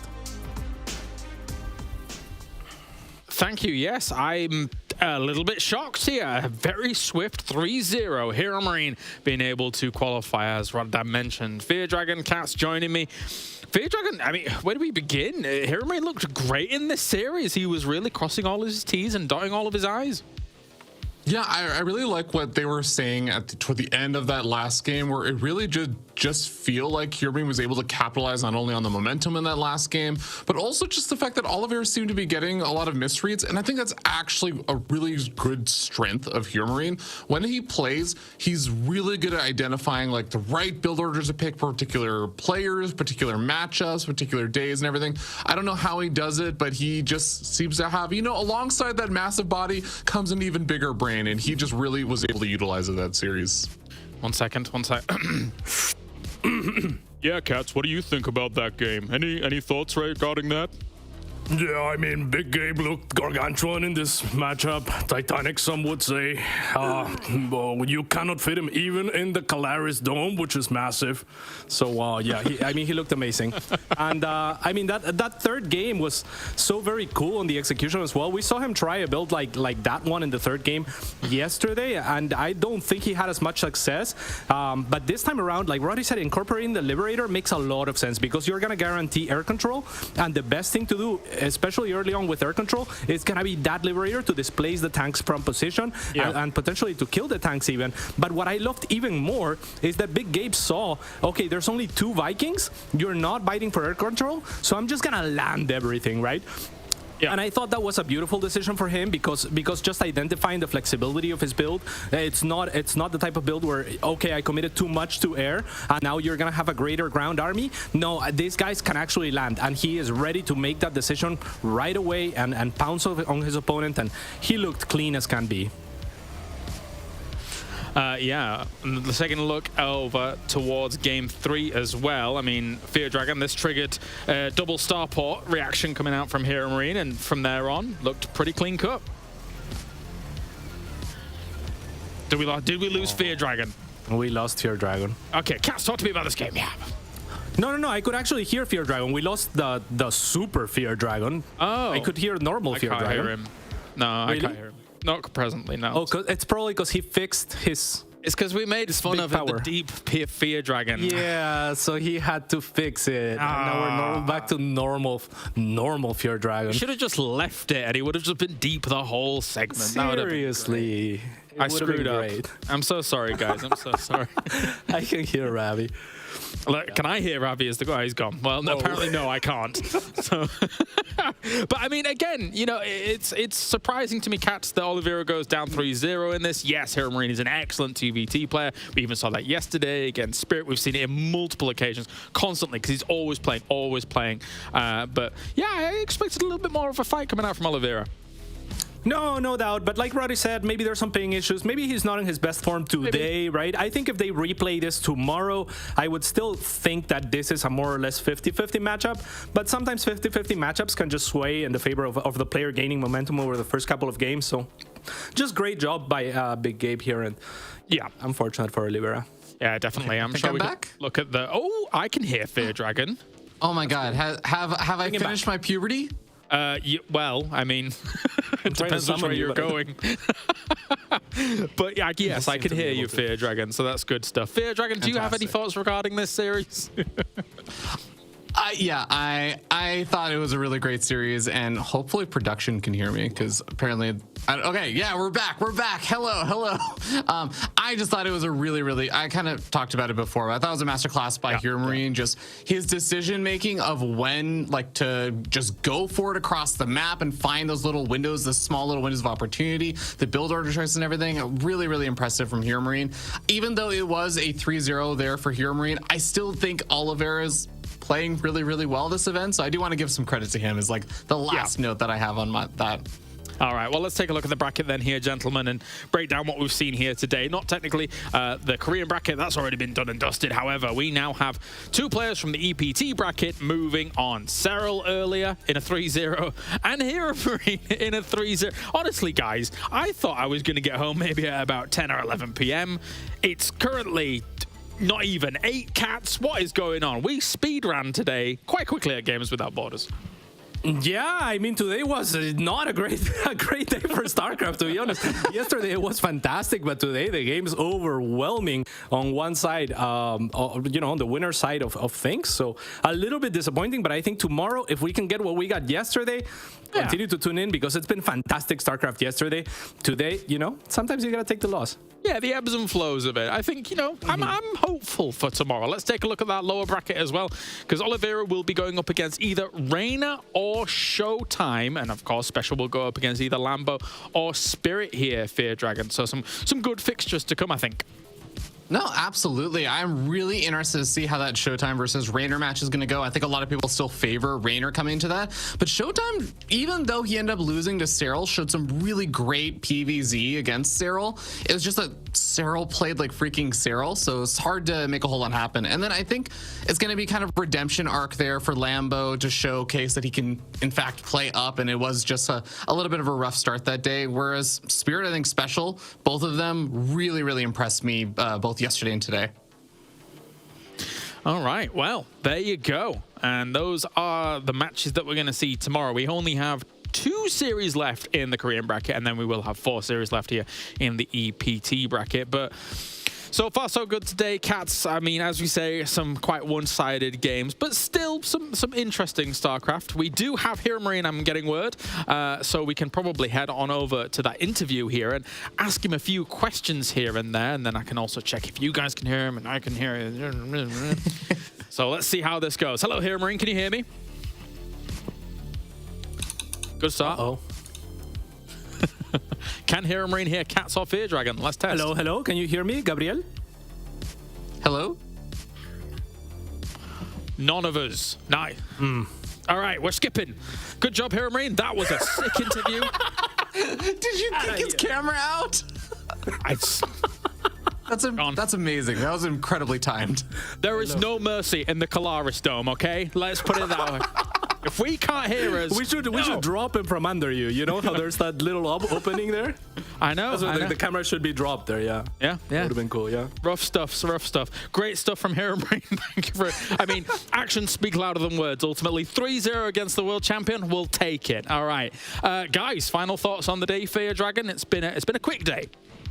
Yeah, I mean, just echoing the same sentiments that yesterday was incredible StarCraft games that were really close, and I think that like the motto or like the theme of yesterday's games was someone gets ahead, but then the game just gets completely turned on its head and it becomes really close and fun. Today was just a little bit more one-sided, but I actually think that that's not necessarily the worst thing in the world because the cool thing with this format is we get to see a lot of the players that didn't get to show the best games today. Show more games tomorrow. Guys, guess what's about to happen? What? We're about to resummon Hero Marine to try for... I'm getting mixed messages here, guys. All right. Maybe close the Kalaris Dome. Maybe there's too much echo because the Kalaris Dome is open, but there's a way to close it. Look, right, okay, I'm getting word that there's a glitch in the Kalaris Dome. Okay, we're done for today. Thank you very much, gentlemen. Kaz, you've been great as well. Fear Dragon, you've been great as well. Kalaris, you did all right. We're done for day number 2. A huge thank you to everybody tuning in around the world. We are done for today. Tomorrow we are back, same time, same place, for 6 more... Hello, Gabe. Can you hear us? Yeah, now it's working. Hello. Hello. How you doing? Sorry. Can you throw me a bone, production? All right, okay. Hi, Gabe. How are you doing? Are you feeling good? Feeling fresh? You just 3-0 the world champ? Doing good? Yeah, it went pretty well, pretty good today. Much better than yesterday. Cool. You know what, Cats? Do you have a question? I'm frazzled. Yeah, I'm frazzled as well. Like, we've tried this so many times. But Gabe, you played incredible, obviously, today. This opening with the double starport, like, is that a new development that you've seen more often in TVT? And what do you attribute it to? Let's begin with that. Well, I don't really want to talk about it too much. Ooh, okay. I can't comment on that. Okay, that's fair. That's fair. It's not good at all times, but if you use it in the right moment, it's very good. Yeah, then I guess onto specifics about that third game, because we've seen you do 2 different versions of that build. Like, I understand you don't want to reveal too much of the ins and outs of it, but obviously there's some flexibility comparing yesterday to today. Yesterday you made more Vikings. I think today you added that Liberator, and your opponent kind of didn't go for the air control, right? He only made the 2 Vikings. When do you decide to land the Vikings? Is it just upon seeing the lack of air control from your opponent, or is there something else that tells you let's go, like the turrets, the Ravens? He was retreating in the last game, so I landed the Vikings. Like, usually if you siege forward slowly with like the Liberator, it can get annoying. They might get a good fight, but in this case, I like to just push it like as far or as quickly as I can. So the moment he like unsieged 2 tanks, and he also unsieged them pretty like I sieged the Liberator, and he was like pretty much waiting for like the last moment possible. So my Liberator maybe got like barely 1 hit off the tank. Like he really waited for like the last moment to unsiege there to kind of buy as much time. But then because he retreated, it was like 2 tanks were unsieged. The other tank I could overpower. But mainly I decide on whether I have enough DPS. So in this case, I went for a build that involves like a really fast Raven. So I had more Raven energy, and I had more Marines, I think, as well, or at least even. And he was in a retreating position. So if you give the other guy so much space, like me, to like throw down all these auto turrets, and then also to land the Vikings, because you need space for that. If there's no space, then the Vikings will like derp when you land them. But if there's like nothing on the ground, they just land immediately. So if you pick the right moment in that case, they don't derp, and it's like very important they don't. You know how like if you like stack up Vikings and below them there's like Marines or auto turrets, they don't land properly. They like go to the side, then try to land or arrow, try to land again. And if that's not the case, and if he's retreating like he did, then I think that kind of adds up. And also obviously I went for 2 base all in, he went for 3 base. He was not supposed to have more units. Yeah, that's awesome. And just a final question, I guess, on that. Would you ever consider disabling the tanks as the Liberator sieges onto them? Or is that not something that you were willing to do? Or was that an opportunity missed, or by design, I guess? Honestly, I don't know. I think the disabled is usually good, like better than auto turret. In this case, he didn't have much DPS, and I think the only reason to throw down auto turrets is if to like deny the other guy's auto turret, because that's the same like landing the Vikings. Like I'm trying to basically steal all his space so he can't land turrets himself. So I'm like the initiator, so I take the engagement, I throw down my auto turrets and land my Vikings, and then he has like no space to drop down his own auto turrets, and I get like so much more DPS just because I initiate the fight like that. Beautiful, thank you so much. Quite the comprehensive breakdown. Fear Dragon, do you have a question? Or Yeah, just one kind of quick question, which is, I know that you've had like an interesting back and forth with Oliver, especially like at Katowice and stuff between groups and like the playoffs and everything. Was there any like sort of philosophy or anything that you had approaching this series versus Oliver? Because you looked really strong in it, and you look like you really had his goat, I guess, in this series. So did you kind of come in thinking like, oh, I'm going to make sure that I do this and don't do like this kind of thing? Yes, actually, I mean, he's a world champion, and he deserves to win that tournament. However, like to me, I wouldn't consider him like as scary as someone like Moore, for example. To me, I would put him on like well, he has played actually pretty well recently, and just because like he usually beats me. I think he has like a 70%, maybe a little more record against me. Now I got a win, so maybe it's gonna even out eventually. Like he won against me at IEM, so I think overall he's like kind of on my level, and I always feel comfortable playing against people that or let's put it that way, I feel comfortable if there's no pressure, and since he's the world champion, and just because he won that tournament, I wouldn't say he like suddenly got that much better. I would definitely say put him above me, not just because he won the IEM, but also because his level of play has been increasing. Like after IEM, when he played in like World Team League and stuff like that, he's looked very, very good. Definitely improved, but I'm usually not a believer that like someone who used to be, let's say, top 20, top 15, I always rated him pretty high, player in the world, like suddenly becomes like the best player in the world by just winning one tournament. Yeah. And I think that mindset really helped because I was playing my A game in all of the games. And usually I struggle against people that I'm not too familiar with. But in this case, I think I got very familiar with him now. So I had a much more much clearer mindset just because since he won IEM, he had way more pressure on him than I had on me. Yeah, that definitely helped. Nice. I like that. I like the shift in mentality there. Cool. Thanks. Fair. And actually, I mean, obviously you've had to go through Terran after Terran. You went up against Spirit before that. I mean, when you weigh up the two matches and how these go, how did you kind of look at the Spirit matchup? Because obviously he took you a little bit further than I would say Oliveira did. Yeah, well, Spirit definitely improved since the last patch as well. I mean, we all saw that. And yeah, like I shouldn't really be here. I feel like I shouldn't be talking because like that second game yesterday against Spirit after I was down 1-0. Like that's like a game I should have like never won. Right. So I got a little bit lucky, I think, to even be here now. I would say I played today much better than yesterday. Okay. And I would also say that in best of fives, I'm better than in best of threes usually. Yeah. Yeah, I think that's kind of it, yeah.